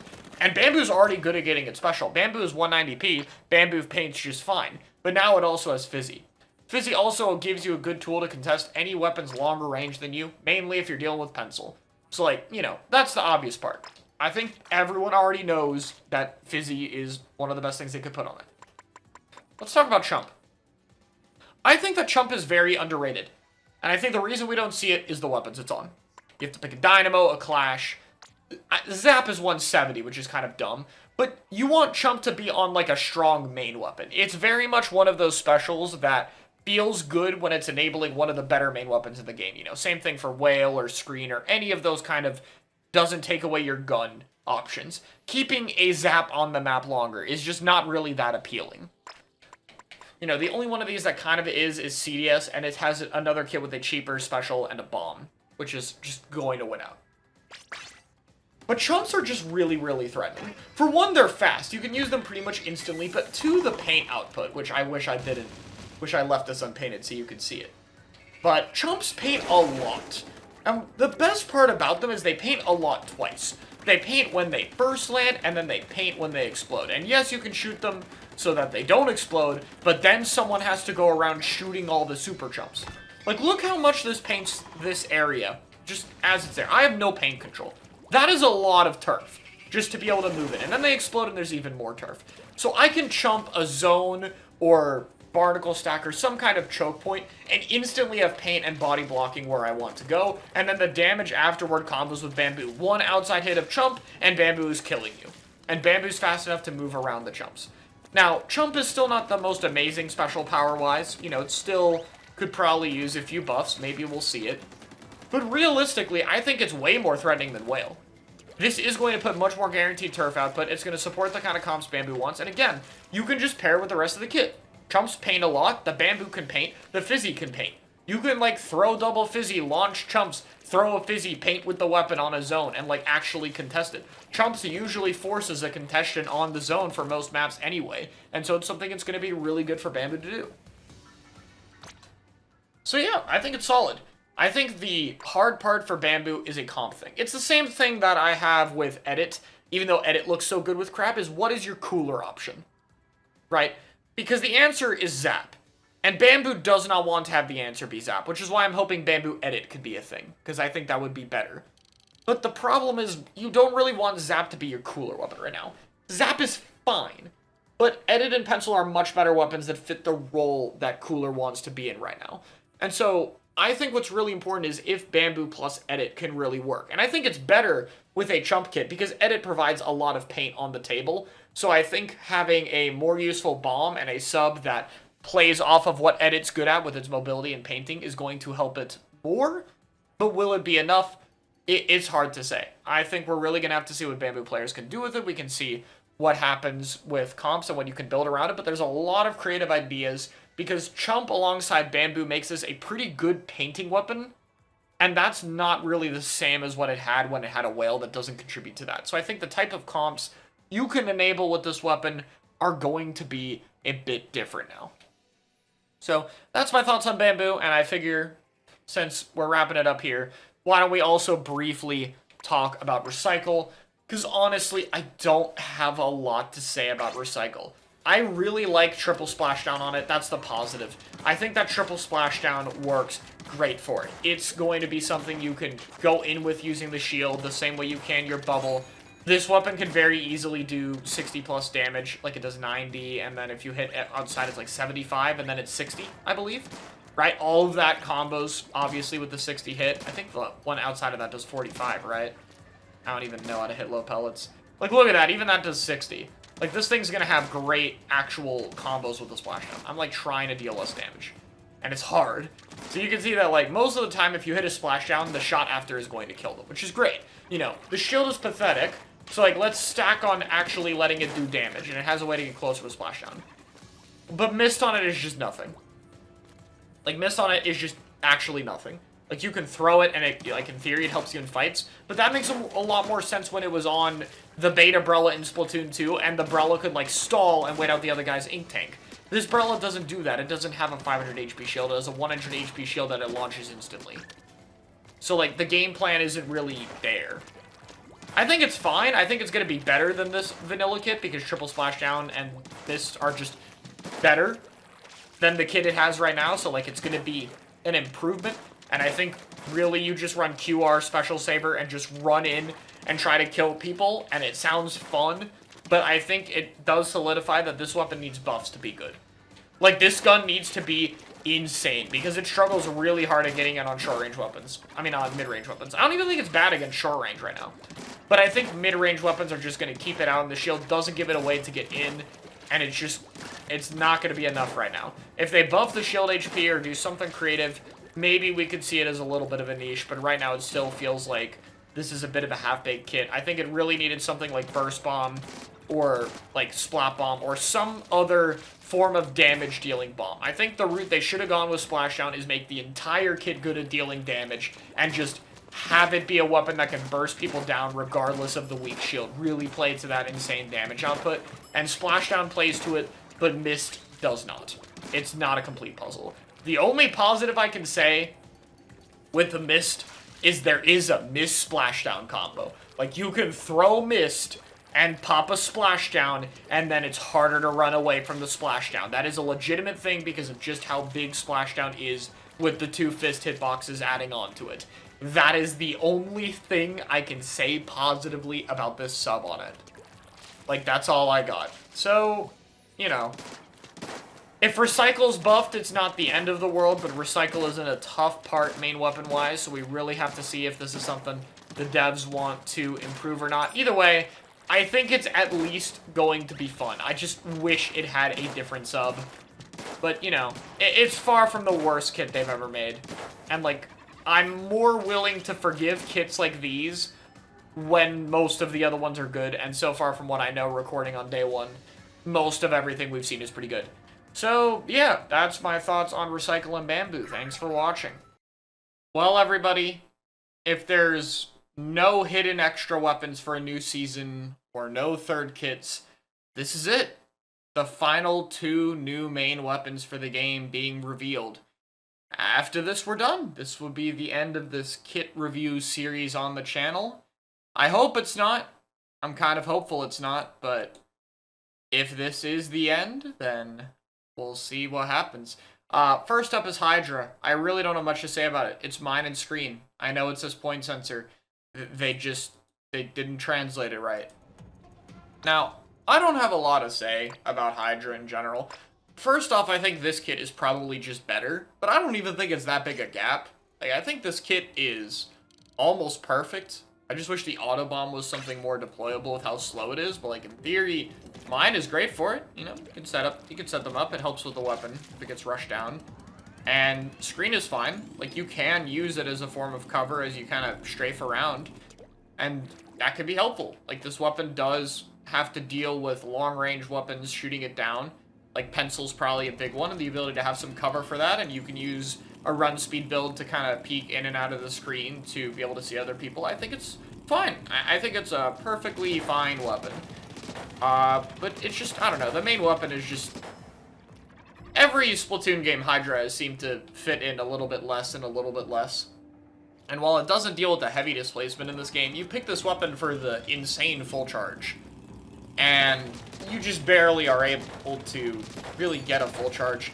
In a game that is so focused on taking space quickly and moving fast and playing really quick with your team, this weapon is just not good at doing that. And there's some insane Hydra players who can do cool things with partial charges and try to position more aggressively. And, like, I want to believe the weapon can be higher, but realistically, I think this is doomed to be a permanent low tier without significant changes to it. And really, I have the least to say about it, which is why I'm glad we get to really wrap up this video with the Dowser Doolies. Because, yes, it is Burst Bomb. They didn't fumble it. Tri-Strike was a fine special on this weapon, and, you know, most people wouldn't mind because it's really good balance-wise right now. But if it came with a mediocre sub, this would be a boring, boring kit. But it's not. It's a Burst Bomb. We finally have another Burst Bomb weapon in the game. It's pretty damn cool.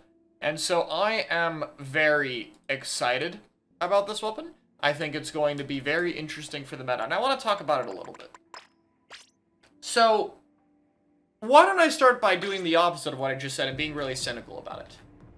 In a meta about mid-range fighting weapons, this weapon has a much more passive mid-range spraying mode. A slow, weak 4-shot kill. And while it does have a fighting mode with a dodge roll, it's short-ranged, limited, and one dodge roll. Can it really work? Well, I think so. I think this long-range mode paired with the Burst Bomb is going to make up for that problem. Do you guys remember Splatoon 2 Jet Sculpture? Do you remember what it could do with its Burst Bomb in long-range mode? Now, you know, this thing doesn't deal the same amount of damage. It's a lot less. But it's still gonna be there. An outside Burst Bomb will still combo with 3 hits. A direct will still combo with 2 hits. I think it's still gonna matter. And Burst Bomb's, of course, a little weaker in this game. But this weapon moves pretty fast. This is no run speed. A little bit of run speed and your strafe speed for this is actually pretty good. You get some Burst Bombs to poke, and I think it's kind of like Jet Sculpture. It's threatening, because this is like Squeezer range. This can still outrange a lot of midlines in the game, and even if it doesn't have the same mobility as Squeezer, yes, Squeezer's faster than this, for some reason. I think with Burst Bomb, it's going to actually be able to have a threatening long-range mode. Now, does it help the short-range mode as much? I mean, if you roll and someone gets scared and runs away and you, like, hit them with a little bit of the bullets, you could throw a Burst Bomb. Or you could, like, Burst Bomb and then roll at someone to make the follow-up a little bit easier. Still pretty damn good. But I don't know if it helps as much as the long-range mode here. I think this is still going to be a mode with a lot of weaknesses. But, I mean, honestly, this is still a pretty solid kit. I think the only downside is, like, I think this paint could just be a little better. I think this is the one thing this weapon needs to be better is paint. And I hope if they do buff its paint, they also make it, like, 210, because I don't want this to spam strike. I want this to be able to paint the map properly, but still have to be interactive. And I can understand that the paint's probably not super good right now, because they don't want this to just... They don't want this to be the playstyle, you know? They learned a little bit from Jet Sculpture, I think. I think they learned a little bit from Splatoon 2 Jet Sculpture, even if they decided on a horrible kit direction for it in this game. So, you know, this is duly Jet Sculpture to me, and I think it can work. I've always kind of been a fan of Jet Sculpture with a Burst Bomb being able to really push a backline roll, and this thing isn't really seen as an anchor because it's not as much range, and it has this dodge roll for fighting, but I mean, I think it's similar. I think this is a very flexible, very top of mid-range weapon that can kind of go between poking and painting for its team, and trying to get long distance pick, trying to use its burst bomb to have more favorable matchups against weapons that might struggle against it. Like it can burst bomb a range blaster to paint over its feet and try to chip it with its better range and mobility. Like it could be very good against that weapon, for instance, and if range tries to rush it, boom, you got a dodge roll. Like there are matchups like that where I think, yeah, this weapon has a lot of merit, but it's gonna be hard. Like, you have to be really good at setting up this long-range mode because its kill time, even with the burst, is still going to be difficult. And you have to really be good at your dodge roll, like, when you use it, tracking people to make sure you kill them fast enough, and, like, just only having one roll with that much lag is really hard to work around. So I think this is going to be... I don't want to call it a one-trick weapon, but I do think it's a weapon you have to put a lot of time into and be familiar with.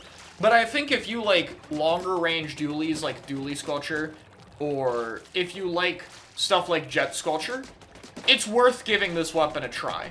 I think it looks like it's going to be pretty good.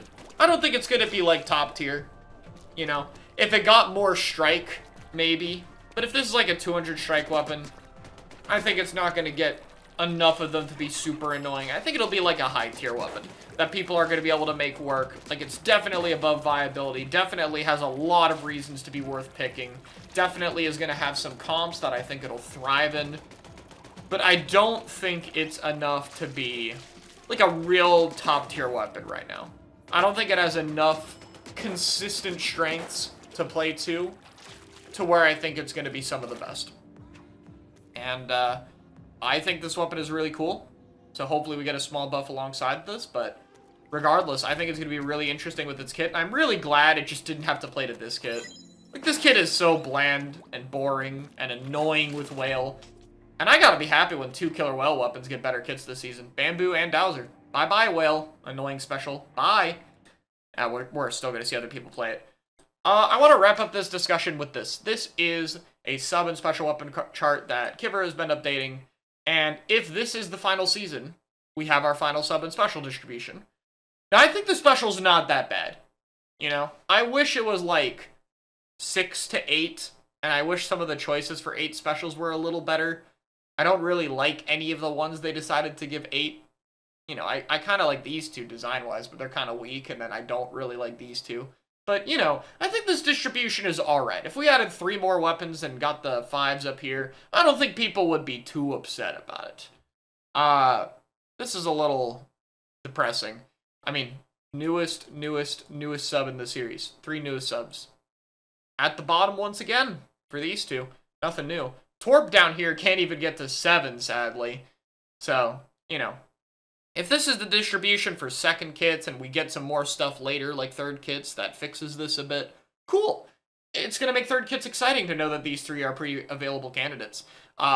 If it's not, and this is the end, I mean, I don't know how we got here. I'm going to be honest. But with that being said, that's everything. I will do a prediction stream, kind of going over how good I think every weapon will be and giving some extra thoughts with a bit more time other than, you know, the morning of to talk about the kits. But that's it, everyone. We've made it through. Every weapon finally has a second kit. It took a long time to get here, but we've made it. There has been a lot of upsides, some unfortunate downsides, and overall, I'd say there's been a lot of interesting weapon kits to talk about at the end of the day, and it's been really fun to do this series. you know, I like kind of doing these informal rambles that I don't have to edit too much. That's why I started this channel, other than Twitch VODs, is just to be able to talk about things and not have to worry about production quality and still be able to ramble a bit. And, you know, this has been the main series for that, and you guys have shown so much support to it, so thank you so much. I hope you all have enjoyed this series, and I will see you all next time.